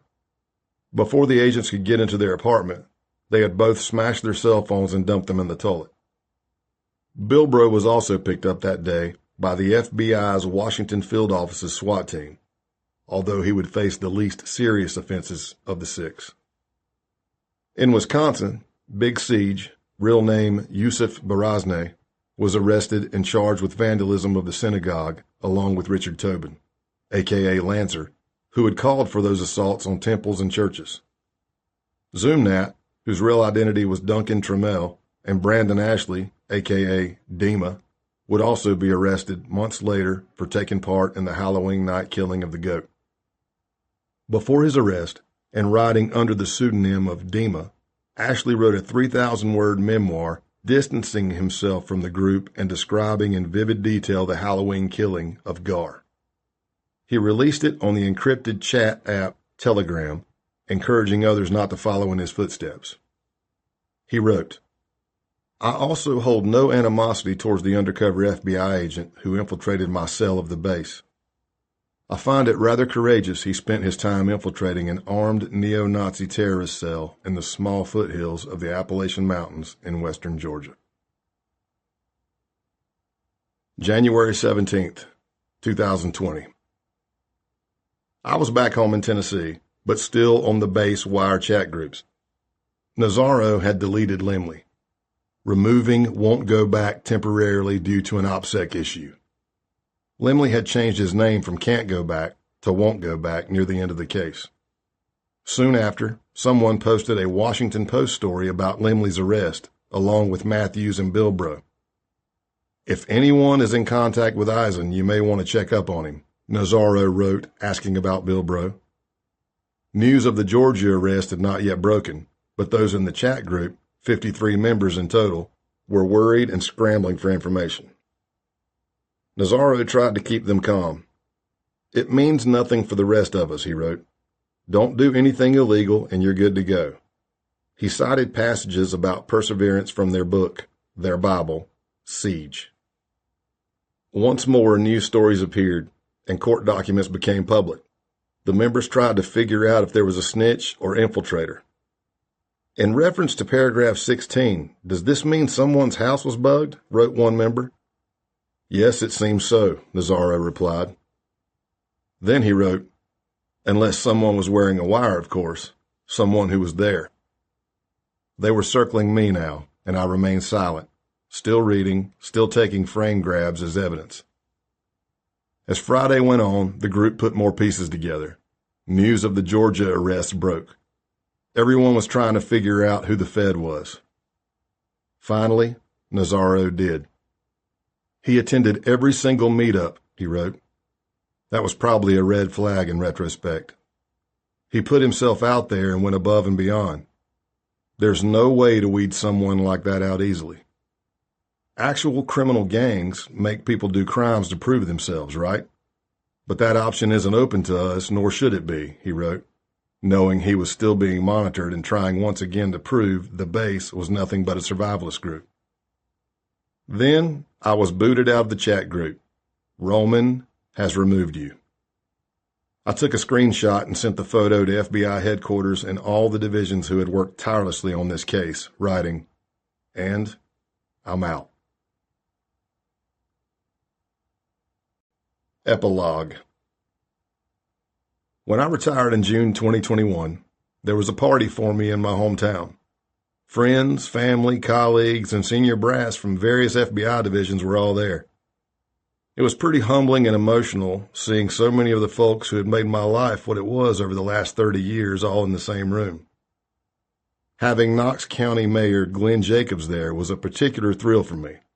I know him better by his WWE name, Payne, and for a kid who watched wrestling with his dad ringside every Monday night for $6, having Payne in the same room was an incredible retirement gift. Then Jacobs said, "Come on up, I have a surprise for you." I responded, "Are you going to choke slam me through a table?" "Oh, I don't think you want that," Jacob said.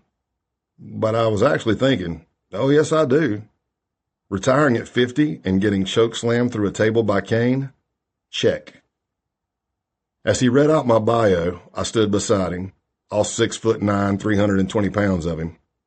I looked down at the sheet of paper he was holding and skipped ahead to the words that declared June 30th, Scott Payne Day. I took a deep, slow breath and bit hard on the side of my cheek to try to avoid tearing up on an already emotional day. As I look back on the sweep of my career, I feel truly blessed by everything that happened, both professionally and personally. I'll never work undercover again, but I'm still working, teaching, speaking, learning, trying to spread knowledge and pay it forward. But not being married to the job also means I have time to fully participate in my real marriage, too. I wouldn't have been able to do any of this without the support and love of Kara, my girls, and my close-knit Christ-following friends. The stories in this book cover some of the biggest cases I worked on, and they're from my perspective. But I didn't work any of these cases alone. None of them would have been possible without an army of talented and hardworking FBI agents, professional staff, and law enforcement partners, who I was proud to work alongside. It wasn't all me. As they say, it takes a village. There are men and women out there who have done way more than I did, and experienced more harrowing encounters than I did, but they aren't getting this attention or credit. And I know I haven't been easy to work with at times. I'm brash. I rub some people the wrong way. Have I been an asshole? Yep. Does my strong personality suck up all the attention and oxygen in the room? Yep. I know I can be a cocky SOB, and I did screw up a lot. But I always believed I was doing the right thing. When I was wrong, I tried to own up to it and learn from those mistakes. There's a new, younger generation of agents who have already taken the torch and are running with it. The cream always rises to the top, and I'm thankful for these men and women, because our country still faces so many threats. In September 2022, I was invited to speak in Pittsburgh at the Eradicate Hate Global Summit, the second annual anti-hate conference, which began after the 2018 mass shooting at the Tree of Life Synagogue in Squirrel Hill, Pittsburgh. Hundreds of participants and speakers came together from all walks of life and political views. There were victims and survivors of hate-fueled crime with devastating stories. There were former white supremacists, jihadis, and other violent extremists who have found their way out and now work to make sure nobody else follows their path. There were academics and politicians and journalists and lawyers and diplomats. It was my first time presenting in such a public forum since my retirement. I have taught and spoken at some big venues, but they were mainly, if not all, law enforcement. There were a lot of people in that massive conference center in Pittsburgh I never would have encountered in the past. A lot of us were fundamentally different in our politics, upbringing, and outlook on life. But what joined us all was a genuine mission to stop the hate. We talked, and more importantly, we all listened. It was incredibly motivating. Then less than a year later, on August 26, 2023, shortly after 1 p.m., a white gunman with a Glock handgun and an AR-15 style rifle with a swastika painted on it walked into a Dollar General store parking lot in Jacksonville, Florida. He unloaded 11 rounds into a car, claiming his first victim, Walking into the store, he shot and killed 2 more people. All 3 victims were black. A white patron in the store was left unharmed. Although he wore a bulletproof vest, seemingly not planning on being killed himself that day, just as officers entered the store, they heard a single shot, which they believe was when the gunman killed himself. The victims were Angela Michelle Carr, who was 52, Anolt Joseph Laguerre Jr., known as AJ, 29, who worked at the store, and Gerald Deshawn Gallion, age 19. The gunman was 21 years old and could have been any of the young men I interacted with while undercover with the base. Ronaldo Nazaro, writing on Telegram as Roman Wolf, posted after the shooting. "The problem isn't guns or the internet," he wrote. "The problem is straight white men being deliberately marginalized and alienated in America and falling through the cracks of society as a result. This leads to feelings of anger and hostility, which leads to racially motivated lone wolf attacks. Therefore, the only solution is establishing an independent, sovereign territory for European Americans where white men will be valued, respected, and honored. Until this happens, the killing will continue." I don't know how much influence Nazaro has these days. Probably not a lot. But his words are chilling. And there are thousands of white supremacists out there online posting, reading, and sharing words like that, being radicalized. He's not alone. I often think of Dr. Martin Luther King's words. Darkness cannot drive out darkness. Only light can do that. Hate cannot drive out hate. Only love can do that. I'm not going to wade into the debates about policing except to say I'm saddened by how the badge has been tarnished and how law enforcement is no longer seen as a noble profession by many. But I will say this. There are evil people on this planet who want to do evil things to good people. It's been that way pretty much since the dawn of time. That's where we step in. That's why we're needed. That's why I'm proud of the work I've done and why I will continue to seek out that light and love. Acknowledgements. This acknowledgement section was more difficult than the entire book. It's so hard to narrow down. If I thanked everyone who has helped, backed, and assisted me along the way, it would be its own book. First and foremost, I must thank the Lord. For the Eastside High School years, I want to thank Vice Principal Lloyd Walker, Coach Sisson, Coach Simpson, Lamont Smith, and Argentina McGowan. A huge special thanks to the Brew Crew, Chip Isotz, Ricky Brannon, Don Roddy, Shane Bailey, Tommy Ray, rest in peace, Sean Melton, Jody Gentry, and Andrew Colbreth. Our bond is a strong one that has stood the test of time. Love you all. For the Charleston Southern University years, I want to thank Coach Jacobs, Coach Davis, Coach Dowd, Steve Pelon, a.k.a. Hawk, and Lee Hargrove, a.k.a. The Boz. A very special thanks to Joe Ferris, who is still my close friend today. We've been through a lot together since 1991. You have been my barometer and counselor. When I've been weak, you help make me strong. Love you and the family, brother. To the bouncing crew, I want to thank Ferris again, Kevin Felty, and Brian Cox, who introduced me to my wife. For friendship, guidance, and support at the Greenville County Sheriff's Office, I want to thank John Fouts, Dave Morrow, Gary Ward, Brad Stepp, Rocky Watts, Mike Kellett, Bruce Cannon, and Johnny Mac Brown. For FBI New York, thanks to Harold Brantley, my 9817 classmates who accompanied me to New York, Joe Demarest, and the agents and task force officers of Squad C-23. For the San Antonio Field Office and McAllen Resident Agency, I want to thank the bosses who supported me and fought for me during the Outlaws case and more. Thank you, UK Miller, Aurelio Leal, Steve Ibison, True Brown, and Ralph Diaz. I would also like to thank the agents, task force officers, and analysts who helped me with my cases while I was traveling the country working on many of these undercovers.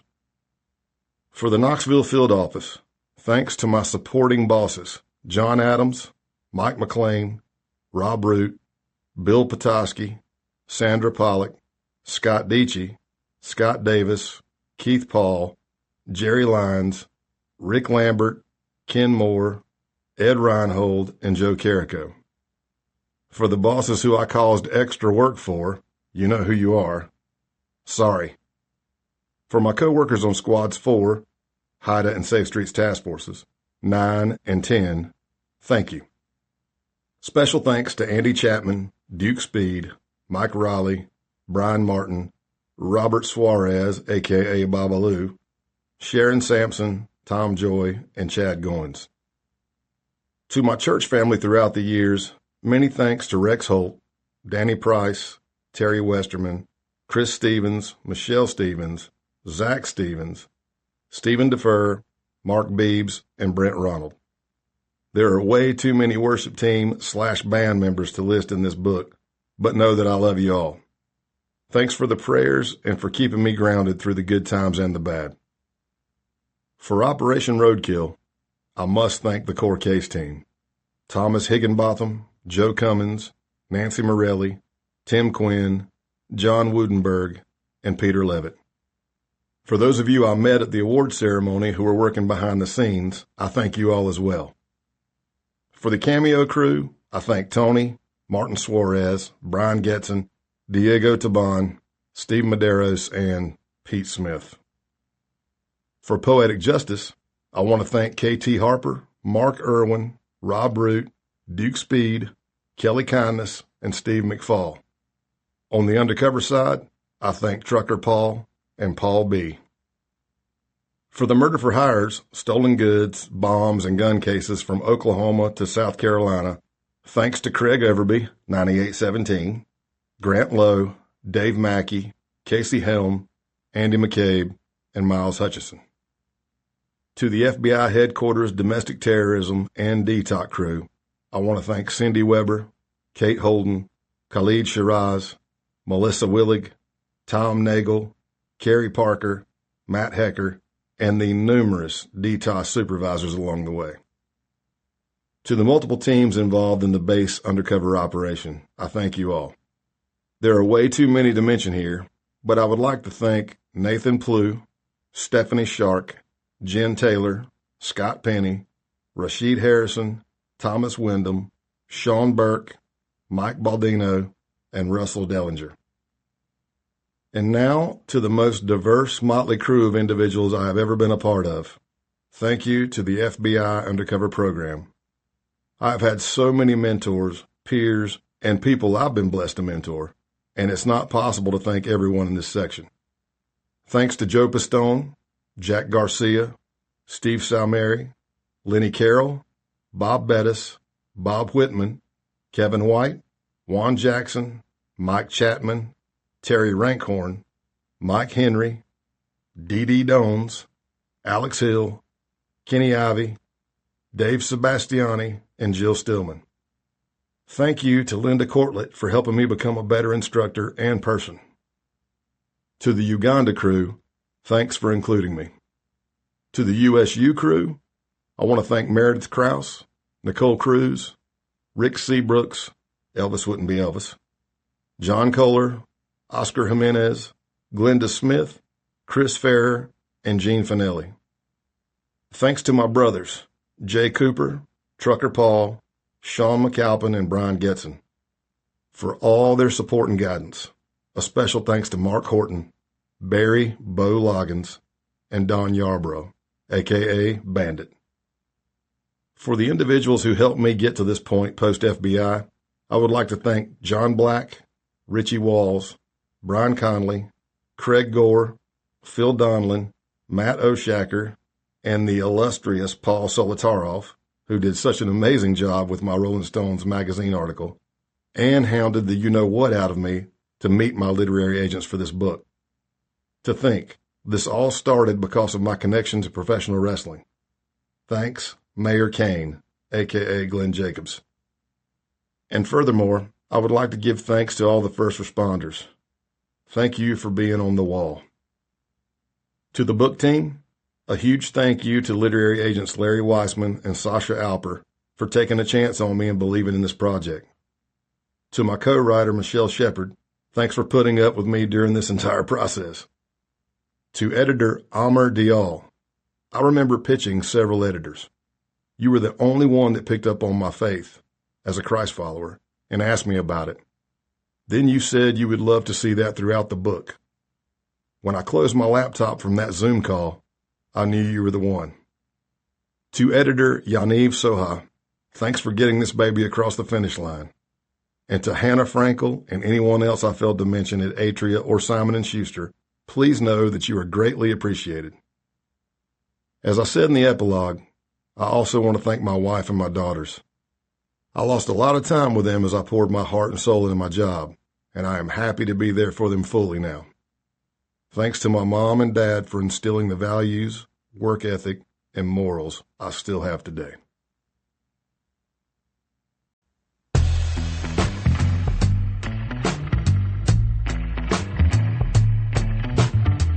Codename Pale Horse: How I Went Undercover to Expose America's Nazis was written by Scott Payne with Michelle Shepard and read by Scott Payne. It was recorded by Parker Bacall at Orlation Studios in Knoxville, Tennessee. Editing, mix, and post-production by Frog Pond Productions. The associate producer was Anna Chang.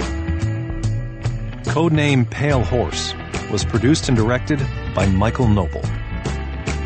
This has been a presentation of Simon & Schuster Audio.